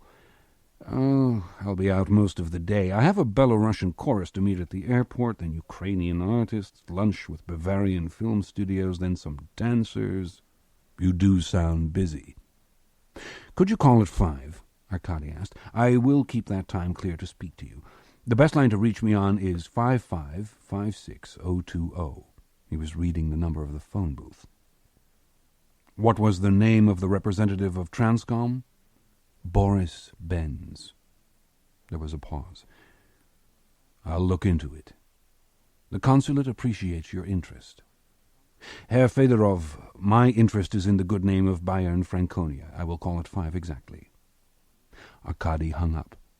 He assumed the banker would verify the call by immediately phoning the listed number of the consulate to ask for an Artur Fedorov, who should be safely bearing bouquets to the airport. He hoped the banker wouldn't be inquisitive enough to ask for anyone else at the consulate. As he stepped out of the booth, he felt something change. A foot withdraw into a doorway, or a shopper suddenly transfixed by a window display. He considered slipping back into the department store until he caught sight of himself reflected in the window. Was that him? This pale apparition in a shrinking jacket? In Moscow he could pass as one scarecrow among many. Among the robust sausage-eaters of Munich he was frighteningly unique. He could no more lose himself among shoppers and tourists in the Marienplatz than a skeleton could hide by wearing a hat. Arkady turned to the garage and walked up a ramp under a yellow and black sign that said Ausgang. A BMW roaring down the chute squealed and rocked on its shocks while he pressed himself against the wall. The driver's beefy head swiveled and shouted, "Kein Eingang! Kein Eingang!" On the first level, cars cruised among parked rows and concrete pillars in search of an empty slot. Arkady counted an exit on the opposite street, but all the signs pointed to a central elevator with steel doors and a line of Germans dressed well enough to go to heaven. He found emergency stairs to the next floor, which was a similar scene of cars reverberating to the throaty urgency of gas engines and the deliberate ticking of diesels. Fewer cars reached the next level. Arkady saw a number of parking places and a red door at the other end of the floor. He was halfway to it when a Mercedes rose from the ramp and coasted between open slots. The car was an older model, a white chassis crazed like old ivory, with the tinny resonance of a punctured muffler. It stopped in the dark under a missing light. Arkady walked with his hand on his pocket, in the manner of a man reaching for keys. As soon as he cleared the last car, he started to trot. He should have studied German more, he thought. The sign on the red door said, "Kein Zutritt." No admittance, he translated too late. The jam had a built-in digital lock that he fumbled with for a second before giving up and looking back for the Mercedes, which had vanished, but was not gone because the walls echoed with its rheumatic tremor. Alone on this level, the sound seemed to be amplified. He could hear the knock of cylinders, the chime of a loose tailpipe. The driver had moved behind the elevator, he thought, or into one of the parking docks on the side. The docks were unlit, a good place to hide. His return route to the emergency stairs crossed one open space where there were no pillars or parked cars to protect him. There was a different way out, down the up car ramp, defying the Kein Eingang prohibitions painted on either side. He slipped between cars and was at the head of the ramp before he realized his mistake. The white Mercedes was waiting. It had backed down the ramp to watch him. Arkady raced the car to the stairs. He didn't know what sounded worse, his lungs or the car behind him, although the driver seemed to be keeping pace at Arkady's heels more than trying to run him over. At the first side dock filled by a car, Arkady dove in. The Mercedes stopped, effectively blocking the dock, and the driver got out. On foot, the odds were different. A fire extinguisher hung on the wall of the dock. Arkady lifted it from its hook and bowled it, making the driver jump in a particularly ungainly fashion. Arkady hit him on the way down. While the man tried to rise, Arkady ripped the rubber hose from the extinguisher, wrapped it around the driver's neck, and dragged him out of the dock into the light. Even with his neck squeezed up around his chin and ears, the driver was obviously Stas. Arkady unwound the hose, and Stas sagged against a wheel. "And a good morning to you." Stas felt his neck. "Talk about living up to your reputation." Arkady squatted beside him. I'm sorry. You scared me. I scared you? My God. He swallowed in a tentative manner. That's what they say about Dobermans. He gagged and felt his chest. At first Arkady was afraid Stas was having a heart attack until he produced a pack of cigarettes. Got a light? Arkady held out a match. Stas said, Fuck it, take one for yourself. Beat me up, steal my cigarettes. Thanks. Arkady accepted the offer. Why were you following me? I was watching you. Stas cleared his throat. You told me where you were staying. I couldn't believe they'd bring their favorite investigator all the way from Moscow to put him up in a hole like that. I saw that weasel Fedorov leave and followed you to the station. I wouldn't have kept up with you for long in the crowd, but you stopped at the phone. When I came back with the car, you were still there. Why? I'm curious. You're curious? Arkady noticed a woman who came out of the elevator and froze, bags swaying like pendulums at the sight of two men sitting on the floor beside a car. Curious about what? Stas shifted onto a more comfortable elbow. About a lot of things. You're supposed to be an investigator, but you look to me like a man in trouble. You know, when that shit, Rodionov, your boss, was in Munich, the consulate made a big fuss about him. He even visited the radio station and gave us an interview. Then you come, and the consulate wants to bury you. What did Rodionov say? Arkady asked in spite of himself. Democratization of the party, modernization of the militia, sanctity of the investigators' independence, the usual cock in the usual vigorously moving hand. How would you like to do an interview? No. You could talk about what's happening with the Prosecutor General's office. Talk about anything you want. The elevator arrived again, and the woman with the bags backed in with the briskness of someone going for the authorities. No. Arkady offered Stas a hand up. I'm sorry about the mistake. Stas stayed on the floor as if he didn't mind being a heap of bones, as if he could win an argument from any position. It's early. You can hit people this afternoon.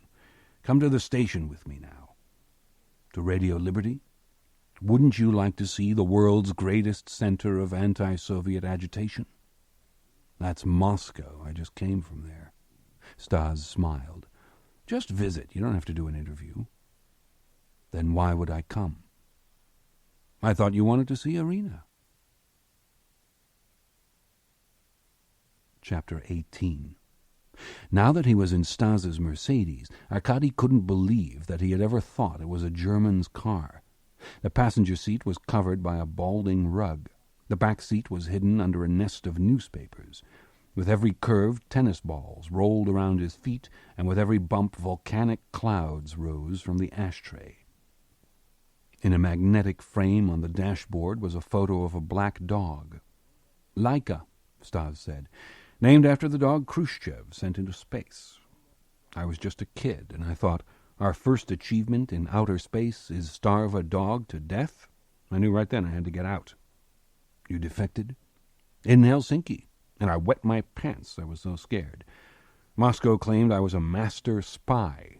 The English garden is full of spies like me. The English garden? You've already been there, Stas said.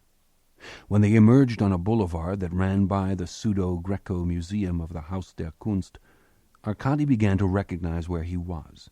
Left was Koninginstrasse, the Queen Street that Benz lived on.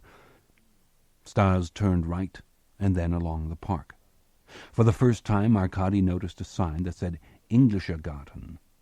Stas turned onto a one-way street with the red clay courts of a tennis club on one side and a high white wall on the other. A dark row of beeches that grew along the wall screened whatever was behind it from the street. Bikes rested against a steel barrier that ran the length of the curb.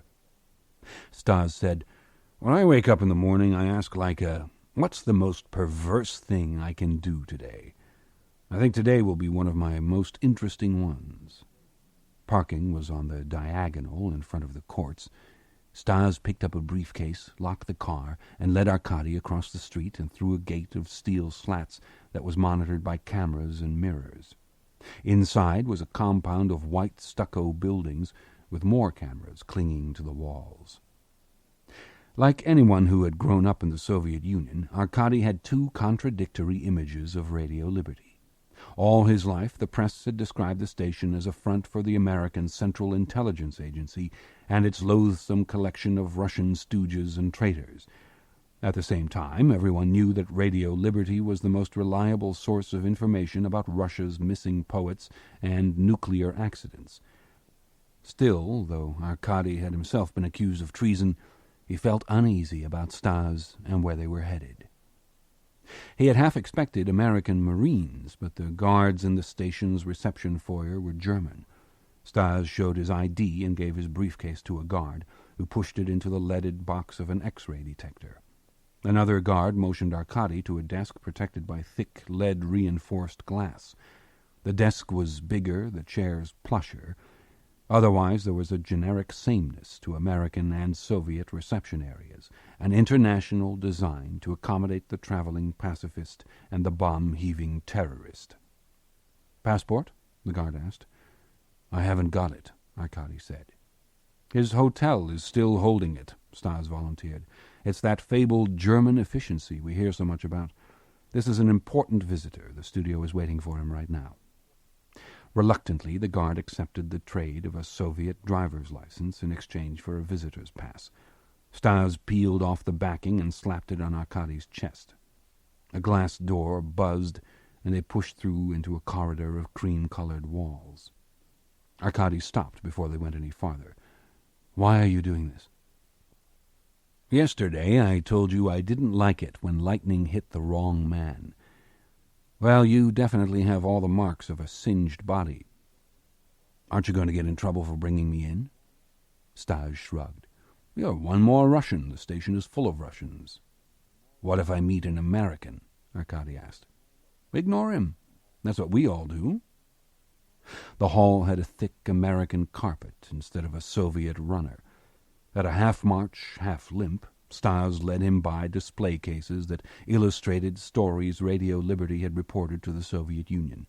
Berlin airlift, Cuban Missile Crisis, Solzhenitsyn, invasion of Afghanistan, Korean airliner, Chernobyl, Baltic crackdown. All the photographs were captioned in English. Arkady felt he was gliding through history.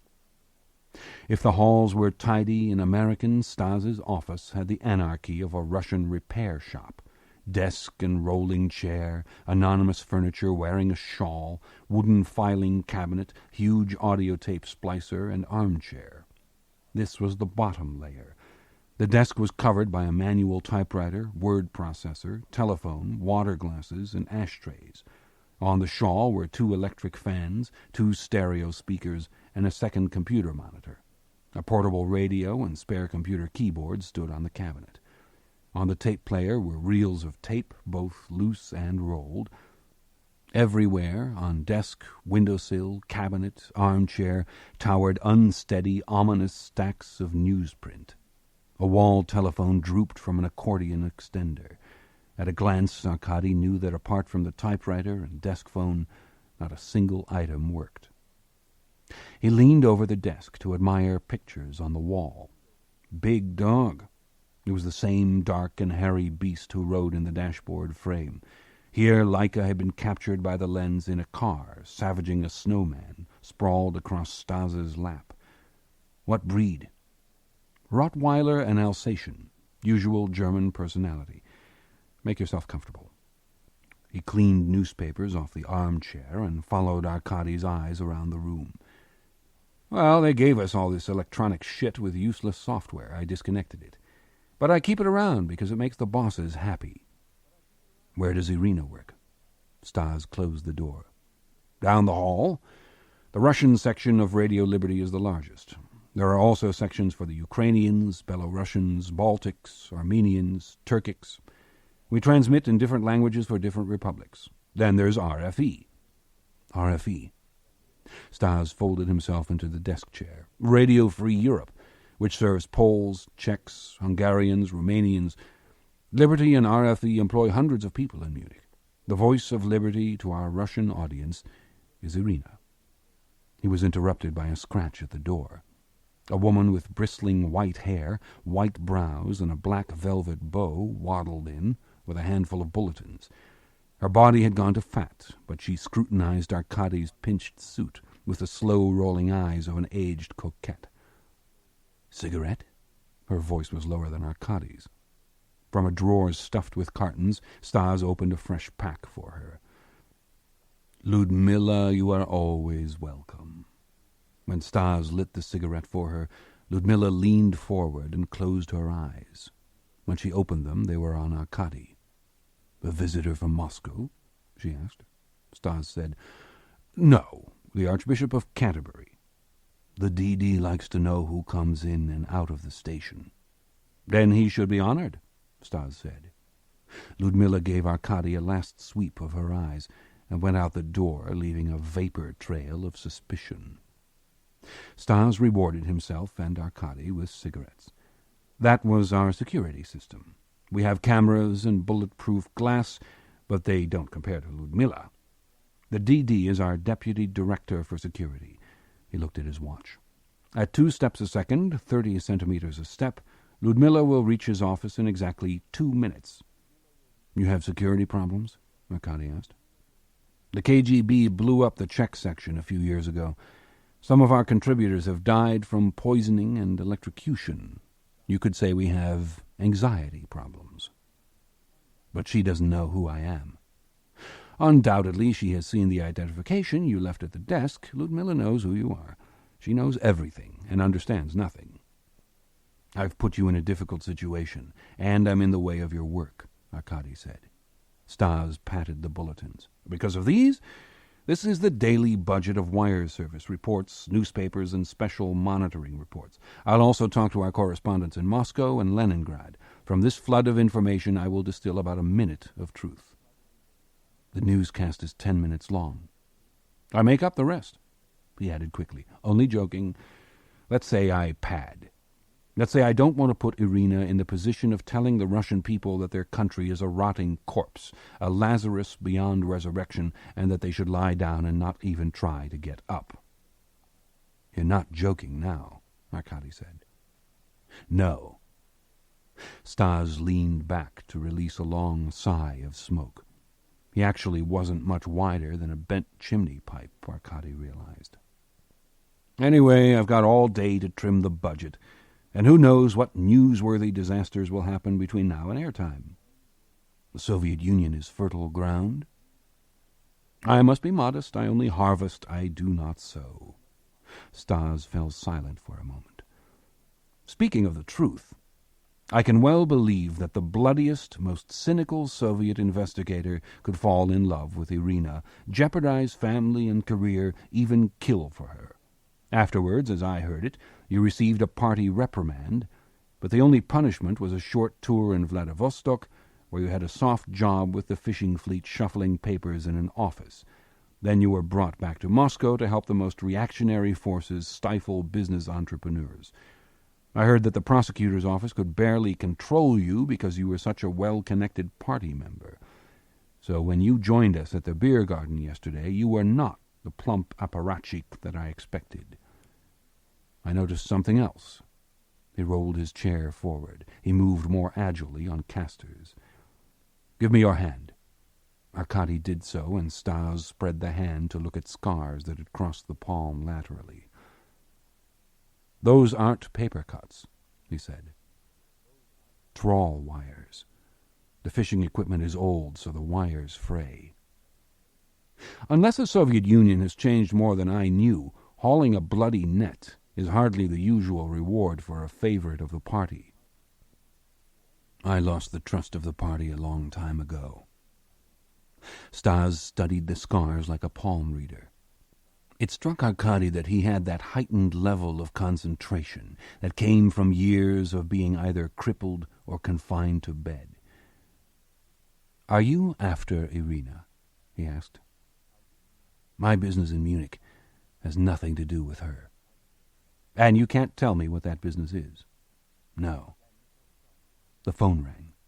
Although dust seemed to rise with the clamor, Stas equably regarded the phone as if it were waving from a distant shore. He checked his watch. "That'll be the deputy director. Ludmilla has just told him that a notorious investigator from Moscow has infiltrated the station. He studied Arkady. It just occurred to me that you're hungry. The station cafeteria was on the floor below. Stas led Arkady to a table where a German waitress in a black-and-white dirndl took their orders for schnitzel and beer. Young, fresh-faced Americans went outside to the garden. The tables inside were occupied by an older, largely male émigré population that lingered under a haze of cigarette smoke. "Won't the director look for you here?" Arkady asked. "In our own canteen? Never. I usually eat at the Chinese Tower. That's where Ludmilla will head first." Stas lit a cigarette, gave a preparatory cough, and inhaled as he swept the room with his bright gaze. "It makes me nostalgic to see the Soviet Empire. Romanians sit at their own table there, Czech table there, Poles there, Ukrainians over there." He nodded to Central Asians in white short sleeves. "Turkics there.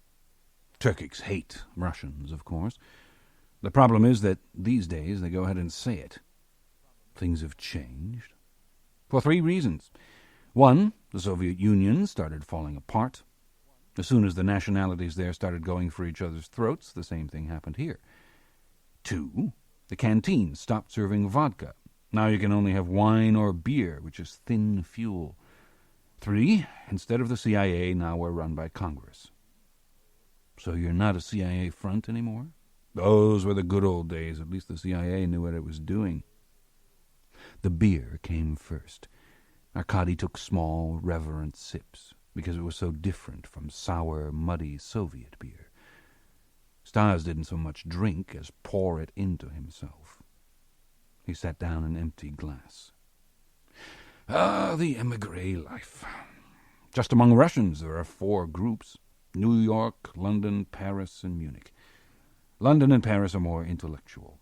In New York there are so many refugees you can spend your life without speaking English. But Munich is the group that's really trapped in time. This is where you find the most monarchists.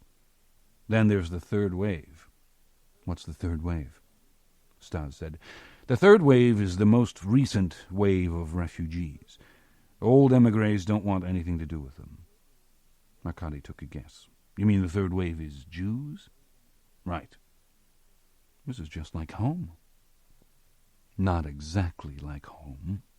Though Slavic conversation filled the cafeteria, the fare was pure German, and he felt solid food being instantly transformed into blood, bone, and energy.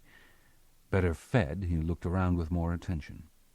The Poles, he noticed, had suits, no ties, and the expression of aristocrats temporarily short of funds. The Romanians chose a round table, the better to conspire. Americans sat alone and wrote postcards like dutiful tourists. "You really had Prosecutor Rodionov here as a guest?" "As an example of new thinking, of political moderation, of the improved climate for foreign investment," Stas said. "You personally had Rodionov here?" "I personally wouldn't touch him with rubber gloves." "Then who did?" "The station president is a great believer in new thinking. He also believes in Henry Kissinger, Pepsi-Cola, and Pizza Hut." "These illusions are lost on you. That's because you've never worked at Radio Liberty." A waitress brought Stas another beer. With her blue eyes and short skirt, she looked like a large, overworked girl. Arkady wondered what she made of her clientele of sunny Americans and contentious Slavs. A large Georgian broadcaster with the curls and beak of an actor joined the table. His name was Ricky. He nodded abstractedly through an introduction to Arkady, then launched immediately into a tale of woe. "My mother is visiting. She never forgave me for defecting. Gorbachev is a lovely man, she says. He would never gas demonstrators in Tbilisi. She has a little letter of remorse for me to sign so I can go home with her. She's so gaga she'd take me right to jail. She's having her lungs looked at while she's here. They should look at her brains. You know who else is coming? My daughter. She's 18. I've never seen her. She arrives today. My mother and my daughter. I love my daughter. That is, I think I love my daughter because I've never met her. We talked on the phone last night. Ricky lit one cigarette from another. I have pictures of her, of course, but I asked her to describe herself so I would recognize her at the airport. Growing children change all the time. Apparently I'm going to the airport to pick up a girl who looks like Madonna.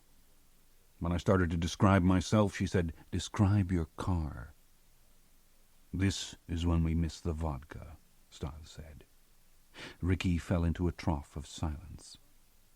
Arkady asked, "Tell me, when you broadcast to Georgia, do you often think of your mother and your daughter?" Ricky said, "Of course. Who do you think invited them here? I'm just surprised they came. And I'm surprised who they're turning out to be. Having a loved one come sounds like a combination of reincarnation and hell," Arkady said. "Like that, yes." Ricky lifted his eyes to the clock on the wall. "I have to go. Stas, cover for me, please. Write something, whatever you want. You're a lovely man." He heaved himself up and plodded tragically toward the door. "A lovely man," Stas muttered. "He'll go back. Half the people here will go back to Tbilisi, Moscow, Leningrad. What's crazy is that we, of all people, know better. We're the ones who tell the truth. But we're Russian, so we like lies too.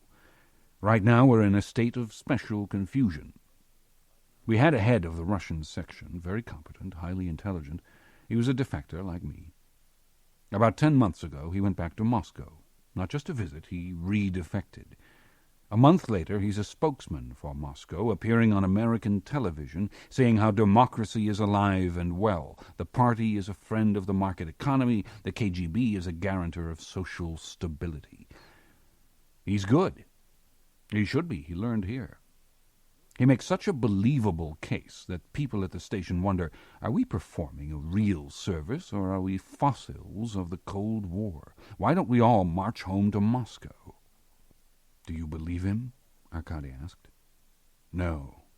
All I have to do is look at someone like you and ask, why is this man running?" Arkady left the question in the air. He said, "I thought I was going to see Irina." Stas pointed to the lit red lamp above the door and ushered Arkady into a control booth. An engineer with a headset sat at the faint illumination of his console. Otherwise the booth was silent and dark. Arkady sat in back, below the turning reels of a tape recorder. Needles danced on volume meters.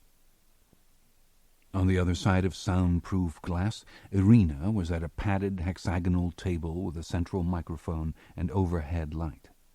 Across from her sat a man in an intellectual's black sweater. Saliva sprayed like stoker's sweat when he talked. He joked, laughing at his own humor. Arkady wondered what he was saying. Irina's head was slightly to one side, the pose of a good listener. Her eyes, in shadow, showed its deep-set reflections. Her lips, slightly open, held the promise of a smile, if not the smile itself. It was not a flattering light.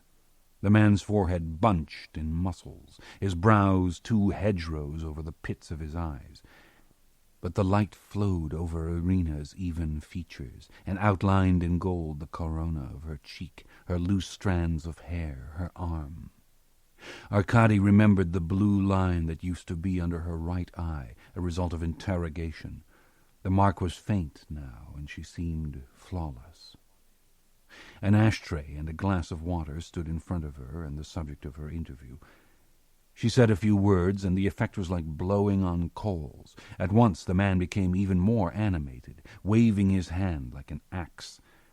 Stas leaned across the console and turned on the sound. "That's my point exactly," the man in the sweater burst out. "Intelligence agencies are always drawing psychological profiles of national leaders. It's even more necessary to understand the psychology of the peoples themselves. This has always been the province of psychology." "Could you give us an example?" Irina asked. "Easily. The father of Russian psychology was Pavlov. He's best known to the world for his experiments with associative reflexes, particularly his work with dogs, accustoming them to associate their dinner with the ringing of a bell, so that after a time they began to salivate just at the sound of the bell. What do dogs have to do with national psychology? Well, just this. Pavlov reported that there were some individual dogs that he could not train to salivate at the sound of the bell. In fact, he could not train them at all. He called them atavistic throwbacks to their wolf ancestors. They were useless in the laboratory. You're still talking about dogs. Wait, then Pavlov expanded. He called that atavistic trait a reflex of freedom. He said that this same reflex of freedom existed in human populations, the same as in dogs, but to different degrees. In Western societies, the reflex of freedom was pronounced. In Russian society, however, he said there was a dominant reflex of obedience. This was not a moral judgment, only a scientific observation. And since the October Revolution and 70 years of communism, you can imagine how complete that reflex of obedience has become. So, I'm simply saying that our expectations of any genuine democracy should be realistic. Define realistic, Irina said. Low. He exuded the satisfaction of a man describing the death of a reprobate. The engineer broke in from the booth. "Irina, we get feedback when the professor gets close to the microphone. I'm going to play the tape back. Take a break." Arkady expected to hear the conversation over again, but the engineer listened on his headset as sound continued to feed into the booth from the studio. Irina opened a bag for a cigarette, and the professor almost jumped the table to light it. As she shifted, her hair swayed, revealing the glint of an earring. The blue cashmere top was more elegant than Arkady would have thought she would wear in a radio station. When she thanked her guest with her eyes, he seemed content to squirm in them forever. "That's a little harsh, don't you think? Comparing Russians with dogs?" she asked. The professor folded his arms, still wrapped in self-satisfaction. "No. Think about it logically. Those individuals who wouldn't obey were all killed or left long ago." Arkady saw contempt in her eyes, like the dilation of a flame. Or perhaps he was mistaken, because she responded with more amiable small talk. "I know what you mean," she said. "There's a different type leaving Moscow now." "Precisely. The people who are coming today are the families who are left behind. They're stragglers, not leaders. This is not a moral judgment, merely an analysis of characteristics." Irina said, "Not only families." "Oh, no. Former colleagues I haven't seen for 20 years are popping up everywhere." "Friends." Friends? It was a category he hadn't considered. Smoke had collected at the light and turned it into a nimbus around Irina. It was her contrast that was arresting. A mask with full mouth and eyes, dark hair cut severely but gently touching her shoulders. She glowed like ice. Irina said, "It can be embarrassing. They're decent people, and it's so important to them to see you." The professor hunched forward, eager to commiserate. "You're the only one they know." Irina said, "You don't want to hurt them, but their expectations are fantasies. They've lived in a state of unreality.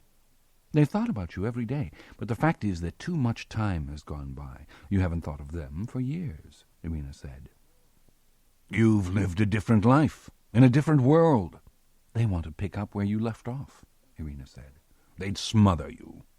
"They mean well. They'd take over your life." "And who knows any more where you left off?" Irina said. "Whatever it was is dead." "You have to be friendly, but stern." "It's like seeing a ghost." "Threatening?" "More pathetic than threatening," Irina said. "You just have to wonder, after all this time, why do they come?" "If they listen to you on the radio, I can just imagine the fantasies." "You don't want to be cruel." "You're not," the professor assured her. It seems to me that they actually would be happier if they stayed in Moscow with their dreams." "Irina," the sound engineer said, "let's retape the last 2 minutes. Please remind the professor not to get too close to the microphone." The professor blinked, trying to look into the booth. "Understood," he said. Irina twisted her cigarette into the ashtray. She took a drink of water, long fingers around the silvery glass, red lips, white teeth, cigarette bright as a broken bone. The interview started again at Pavlov. Shame-faced, Arkady sank as far into his chair and as deep into shadow as he could go. If shadow were water, he would have drowned happily.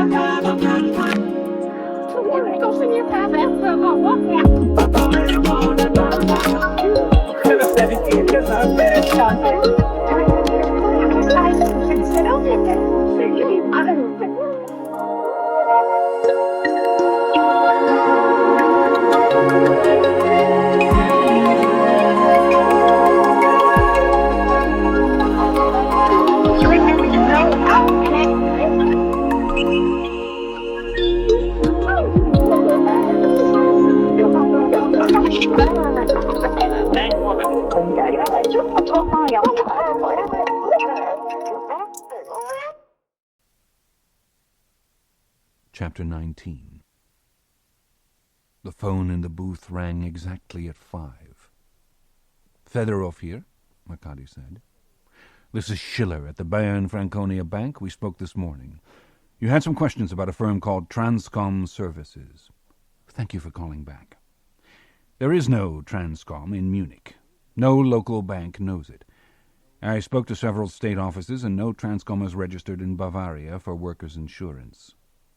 "It sounds like you've been thorough," Arkady said. "I think I've done all your work for you." "What about Boris Benz?" "Herr Fedorov, this is a free country. It is difficult to investigate a private citizen." "Is he an employee of Bayern Franconia?" "No." "Does he have a bank account with you?" "No, but even if he did, there are safeguards of depositor confidentiality." "Does he have a police record?" Arkady asked.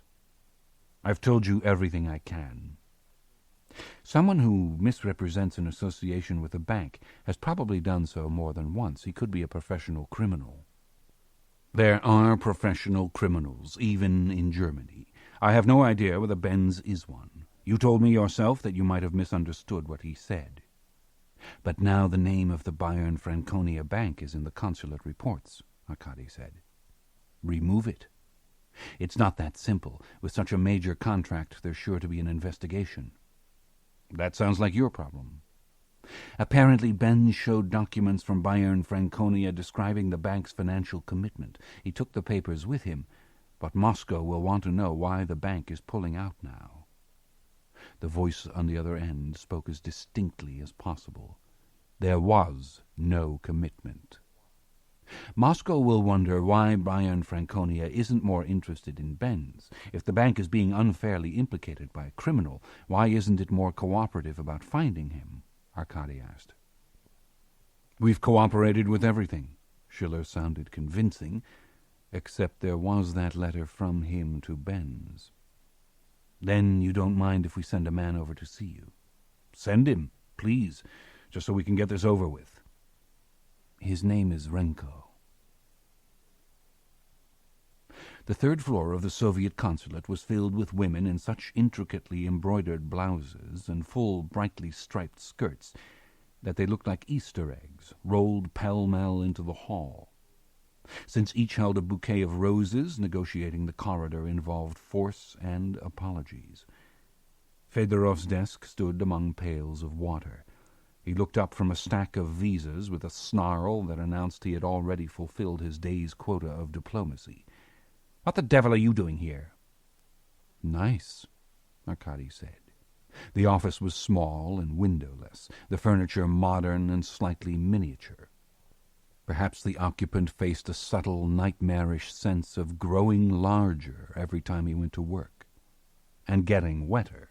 A damp spot on the carpet showed where one pail had been kicked over. Arkady noted the dampness of Fedorov's pants and sleeves, pink petals on Fedorov's lapel, and the way Fedorov's tie had become not looser but tighter and twisted to one side. Like a florist shop. If we want to talk to you, we'll visit you. Don't come here. Besides the passports, the desktop held sheets of consulate stationery, a pen and pencil set, and a brace of phones, all new and shiny as a startup kit. I want my passport, Arkady said. Renko, you're wasting your time. First of all, Platonov has your passport, not me. Second, the vice-consul is going to keep it until you get on the plane for Moscow, which will be tomorrow if all goes well. Maybe I could make myself useful. It looks like you have your hands full.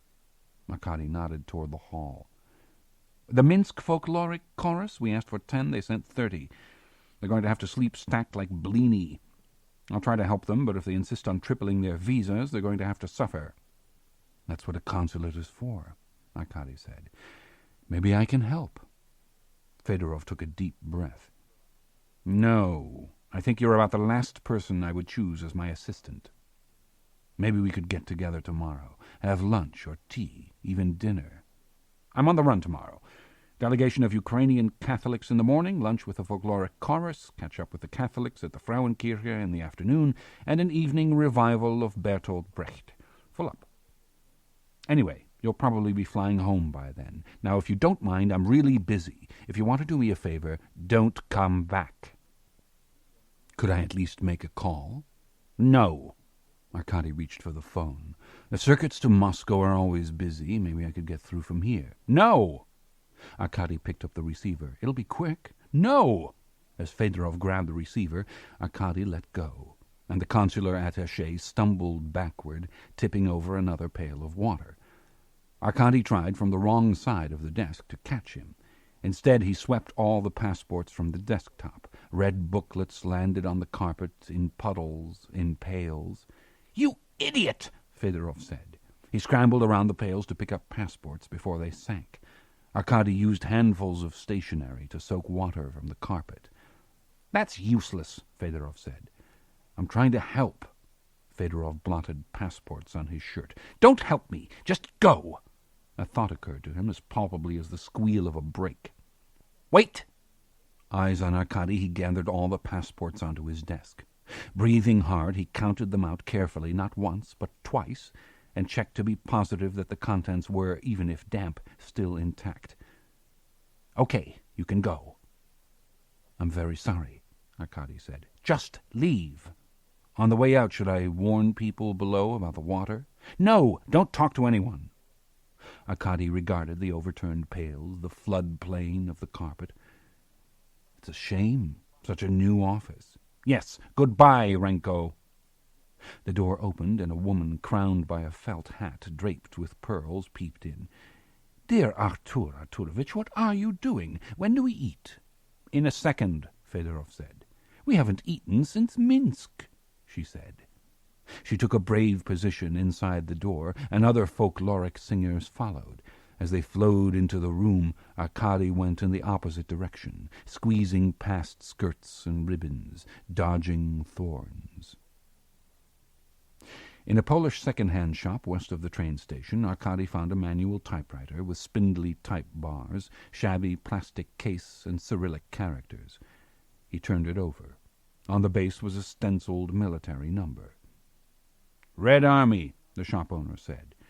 "They're getting out of East Germany, and what the bastards don't want to take, they sell. They'd sell the tanks if they could." "May I try it?" "Go ahead." The shop owner was already moving to greet a better-dressed, more likely customer. From his jacket, Arkady took folded stationery and rolled a page into the machine. The paper was from Fedorov's desk. At the top was the embossed letterhead of the Soviet consulate, complete with hammer and sickle set in golden sheaves of grain. Arkady had considered trying to write in German, but he didn't trust his grasp of barbed Gothic letters. Besides, for a certain roundness of style, only Russian would do. He wrote, "Dear Herr Schiller, this note is to introduce A.K. Renko, a senior investigator from the Moscow prosecutor's office. Renko has been assigned to inquire into questions concerning a proposed joint venture between certain Soviet entities and the German firm Transcom Services, in particular the statements of its representative, Herr Boris Benz. Since the activities of Transcom and Benz may reflect badly on both the Soviet government and the Bayern-Franconia Bank, I hope we share a mutual interest in resolving this matter as rapidly and quietly as possible. With every good wish, A. Fedorov." The close sounded grandly Fedorovian to Arkady. He pulled the sheet out and signed it with a flourish. "So it works?" the shop owner called. "Amazing, isn't it?" Arkady said. "I can give you a good price, an excellent price." Arkady shook his head. The truth was he couldn't afford anything. "Do you have many buyers for a Russian typewriter?" The owner had to laugh. The lights were still out in the Benz flat. At 9 p.m. Arkady gave up. With a little planning, half his route back lay through parks. Englischer Garten, Finanzgarten, Hofgarten, Botanischer Garten. He wondered if this was the solace of rabbits, the whispered tread of paths, the soft arms of trees, the balm of shadows. From time to time he stopped in the dark to listen.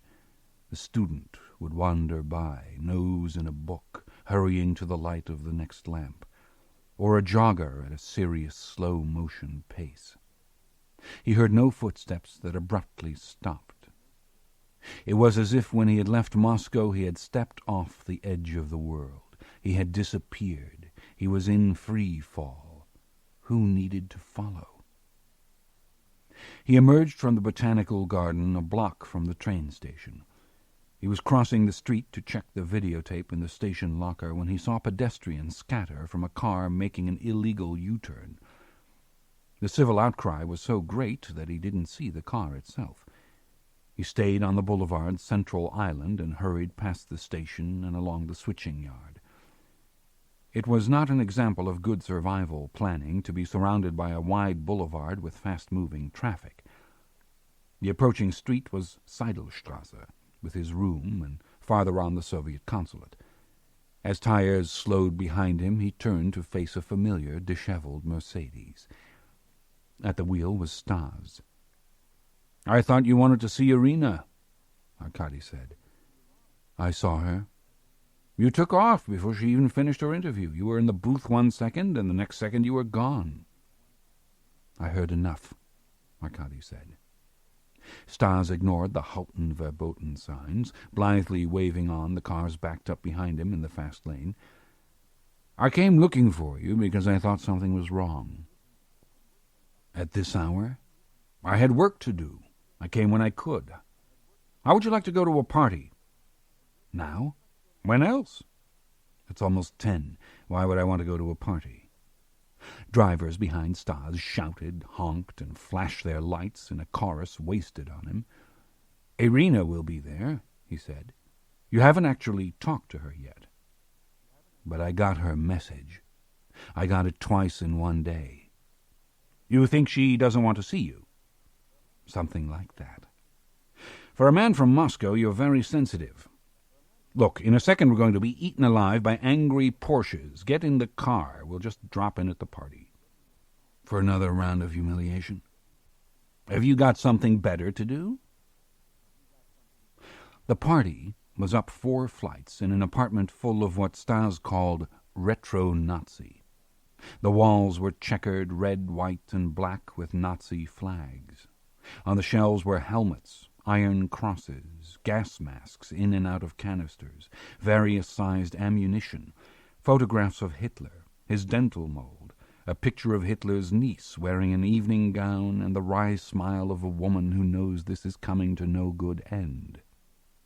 The theme of the party was the first anniversary of the demolition of the Berlin Wall. Bits of the wall, grey concrete with aggregate, were tied up with black crepe like birthday presents. People crowded the stairs, chairs and sofas, a mix of nationalities with enough Russians smoking enough cigarettes to make the eyes smart. Out of the haze, Ludmilla loomed like a long-lashed jellyfish, blinked at Arkady, and disappeared. Stas warned, "When you see Ludmilla, the deputy director is not far behind."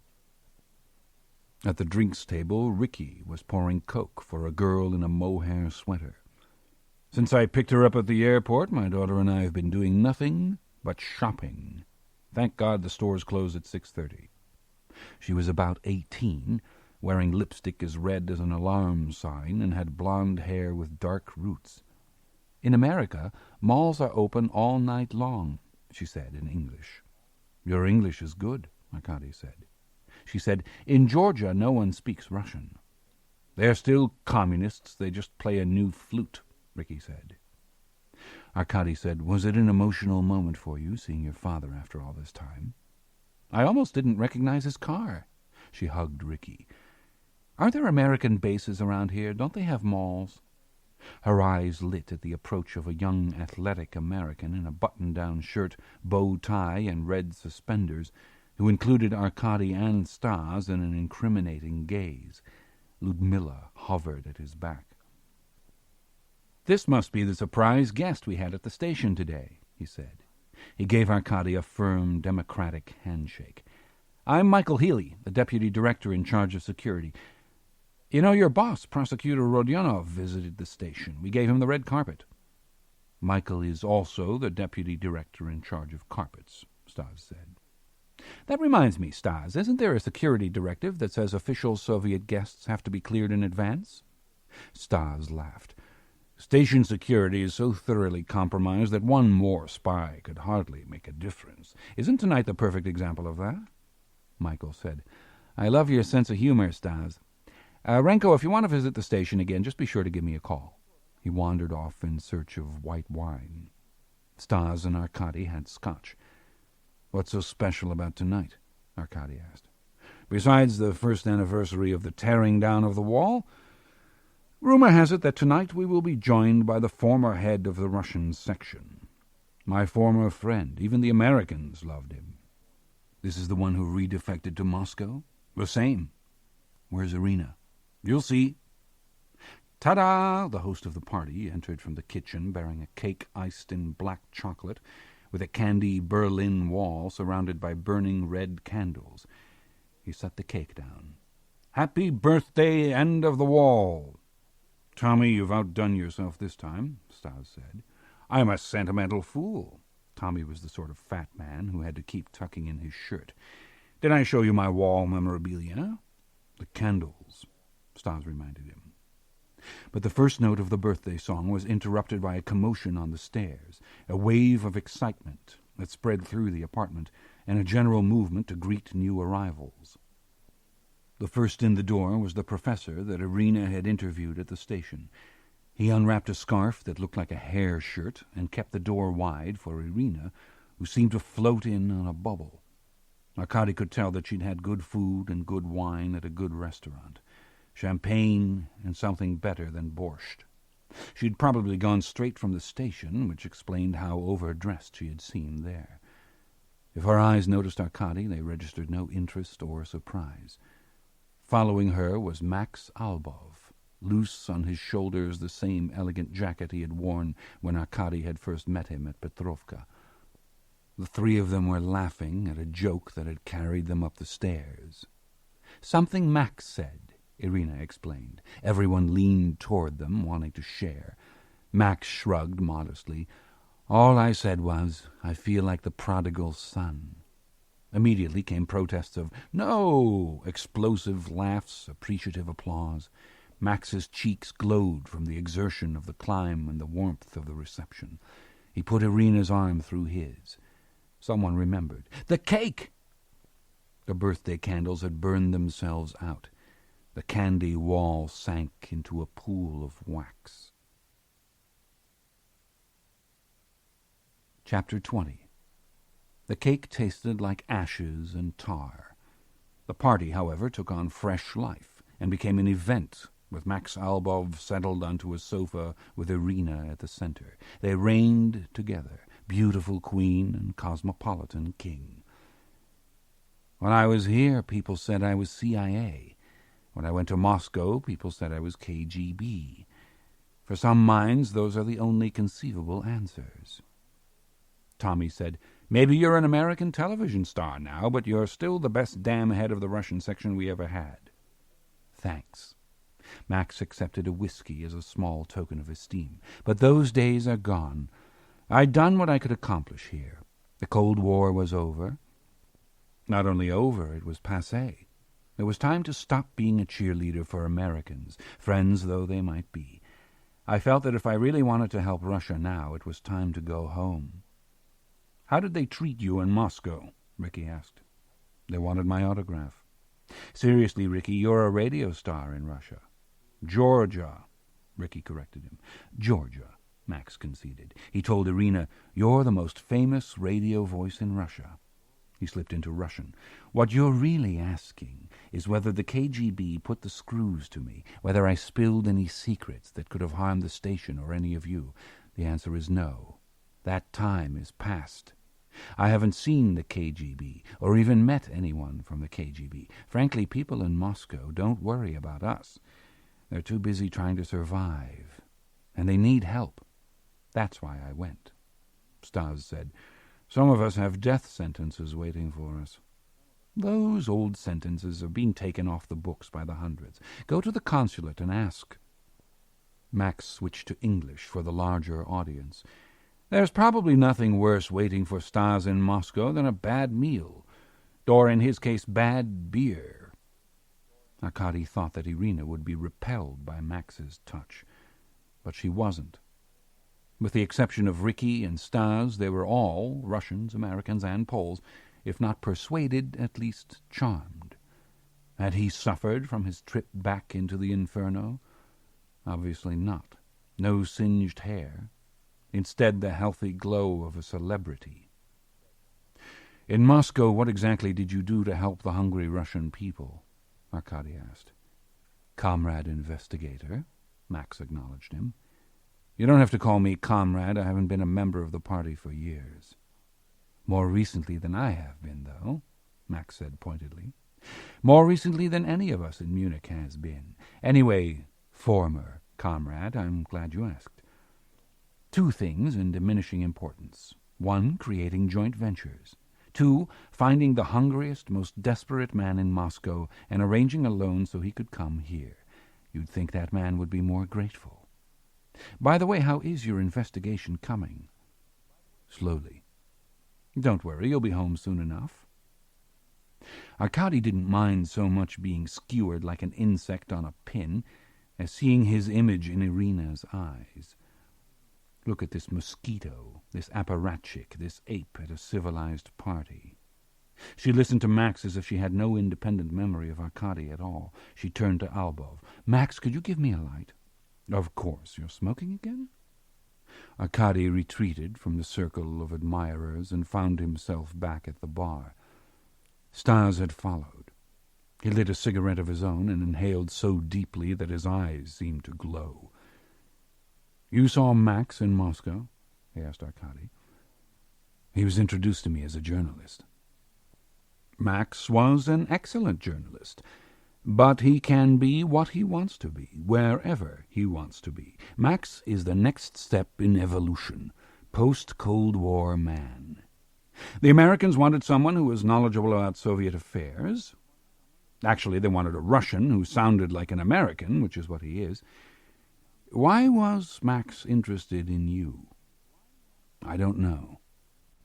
Arkady found vodka hiding behind bourbon. Why do people drink? A Latin to be amorous, an Englishman to unbend. Russians were more direct, Arkady thought. They drank to be drunk, which was what he wanted to be now. Ludmilla was already there. She emerged from the haze, all eyes and a velvet bow, and stole his glass away. "Everyone blames Stalin," she said.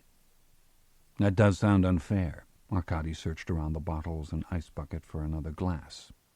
"Everyone is paranoid," she said. "Including me." There were no glasses anywhere. Ludmilla lowered her voice, which was already a conspiratorial croak. "Did you know that Lenin lived in Munich under the name Meyer?" "No." "You knew that it was a Jew that shot the Tsar?" "No." "All the bad things, the purge and the famine, were done by the Jews around Stalin to destroy the Russian people.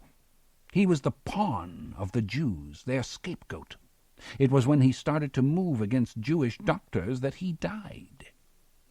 Stas asked Ludmilla, "Did you know that the Kremlin has exactly as many bathrooms as the Temple of Jerusalem? Think about it." Ludmilla backed away. Stas filled a glass for Arkady. "I wonder if she'll report that to Michael." He cast a consumptive, sardonic gaze around the room, not sparing anyone. A mixed bag. The party blossomed into arguments. Arkady took shelter on the stairs with another misanthrope, a German dressed in intellectual black. The girls sobbed at the bottom of the stairs. At any decent Russian party there were arguments and a girl crying at the bottom of the stairs, Arkady thought. "I'm waiting to talk to Irina," the German said. He was in his 20s, with furtive eyes and nervous English. "Me too," Arkady said. There was a silence, comfortable enough to Arkady, until the boy blurted out, "Malevich was in Munich." "And Lenin," Arkady said. "Or was it Meyer?" "The artist." "Oh, the artist, that Malevich." The artist of the Russian Revolution. Arkady felt slightly stupid. There is a tradition of contact between Russian and German art. Yes, no one could argue with that, Arkady thought. The boy examined his nails, which were bitten to the quick. The red square symbolized the revolution. The black square symbolized the end of art. Right. Arkady downed half his vodka in a swallow. The boy giggled as if he had remembered something worth sharing. Malevich said in 1918 that footballs of entangled centuries would burn out in the sparks of bubbling light waves. Bubbling light waves. Bubbling light waves. Amazing. Arkady wondered what Malevich drank. Irina was never alone long enough for Arkady to approach her. While he maneuvered between groups, he was snared by Tommy and led to an enormous map of Eastern Europe tacked to a wall, with German and Russian positions on the eve of Hitler's invasion marked by swastikas and red stars. Tommy said. "This is terrific. I just learned who your father was, one of the great military minds of the war. What I'd love to do is mark exactly where your father was when the Germans rolled in. If you could point that out, it would be great." It was a Wehrmacht map. Place names and rivers were in German. Widely spaced lines climbed the Ukrainian steppe. Dashes warned of swamps and Bessarabia. Swastikas were massed to sweep on separate fronts to Moscow, Leningrad, and Stalingrad. "I have no idea," Arkady said. "Not a hint? Did he leave you any anecdotes?" Tommy asked. "Only tactics," Max joined them. "Hide in a hole and stab your enemy in the back. Not bad tactics when you're overwhelmed and overrun." He turned to Arkady. "Are you feeling overwhelmed and overrun?" Question retracted. "What interests me, however, is that the father becomes a general and the son becomes an investigator. There's a similarity there, an inclination towards violence. What do you think, Professor? You're a medical man." A psychologist who had arrived with Max was still tagging along. He ventured, "Perhaps a discomfort with normal society." "Soviet society is not normal society," Arkady said. "Then you tell us," Max said. "Explain to us why you are an investigator. Your father chose to kill people. That's why men become generals. To say a general hates war is to say that a writer hates books. You're different. You choose to arrive after the murder. You get the blood without the fun." "Much like the victim," Arkady said. "Then what draws you? You live in one of the worst societies on earth, and then you choose the worst part of it. What is the morbid appeal? Picking over bodies? Sending one more hopeless soul to jail for the rest of his life? As my friend Tommy would say, what's in it for you?" They weren't bad questions. Arkady had asked them about himself. "Permission," he said. "Permission," Max repeated. "Yes. When someone is killed, for a short time people have to answer questions. An investigator has permission to go to different levels and see how the world is built. A murder is a little like a house splitting in half. You see what floor is above what floor, and what door leads to another door." "Murder leads to sociology?" "Soviet sociology. Assuming people are honest, I would assume that people would lie. Murderers do." Arkady noticed that Max's retinue had regrouped around them. Stas watched from a corner. Irina was in conversation in the hall that led to the kitchen, her back to this exchange. Arkady regretted ever opening his mouth. "Speaking of honest answers, how long have you listened to Irina on the radio?" Max asked. "About a week." For the first time, Max seemed genuinely surprised. "A week? Irina's been doing the newscast for a long time. I expected you to say you'd sat devotedly by the radio for years." "I didn't have a radio." Arkady glanced toward the hall. Irina was gone. "And a week ago you did. And here you are in Munich, at this very party. Now that's an amazing coincidence," Max said. "Pure chance hardly explains that." "Perhaps it was luck." Stas joined the conversation. "Max, we want to hear more about your new television career. What is Donahue really like? And about your joint venture, I always thought of you as an inspirational leader, not a businessman." "But Tommy was going to tell me about his book," Max said. Tommy said, "We were just getting to the interesting part." Arkady ducked away. He found Irina in the kitchen, taking cigarettes from a carton open on the counter. Tommy was a haphazard chef. Carrot shavings and celery greens spilled from chopping boards and around bright plastic appliances. A portable television sat on a shelf of cookbooks. A poster of an Aryan mother hung on the wall. The clock said 2 a.m. Irina struck a match. Arkady remembered that the first time they had ever met she had asked for a light, a test to see how he reacted. She didn't ask now. That first time he remembered he had been unruffled.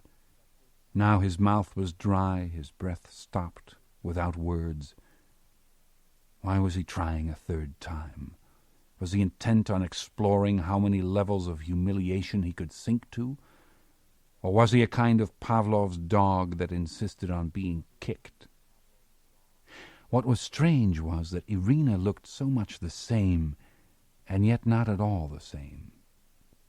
She wasn't changed so much as an amalgam of someone he knew and of a total stranger who had moved into the familiar body, not recently but long ago. She folded her arms. The cashmere and gold she wore were a long way from the rags and scarves she used to sport in Moscow.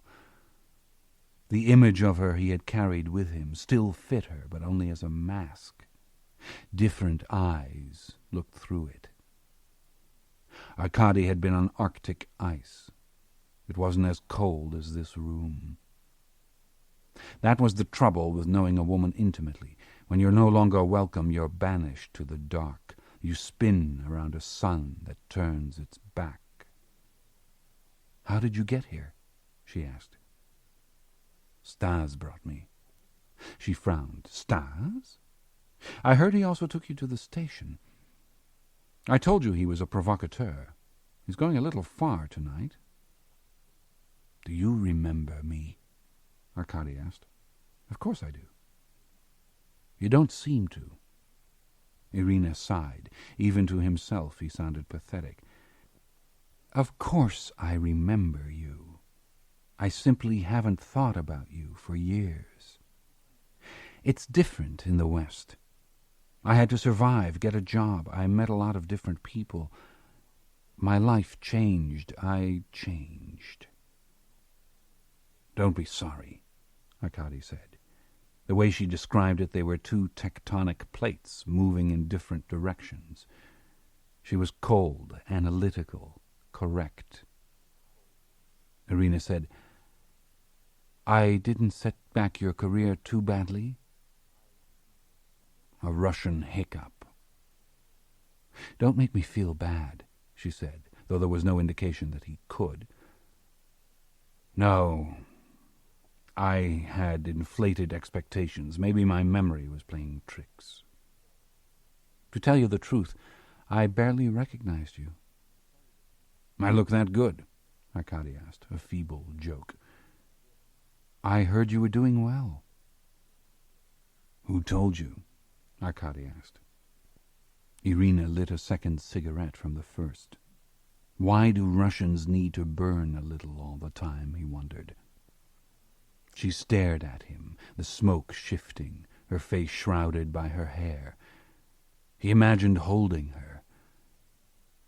No, it wasn't imagination, it was memory. He remembered the weight of her cheek against his hand, the smoothness of her brow. Irina shrugged. Max was a friend and support for years. It's wonderful to see him here again. I can tell he's popular. No one knows why he went back to Moscow.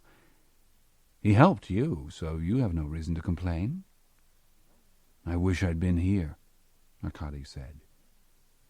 If I stood and crossed the room, he thought, if I crossed the room and simply touched her, could a touch be the bridge?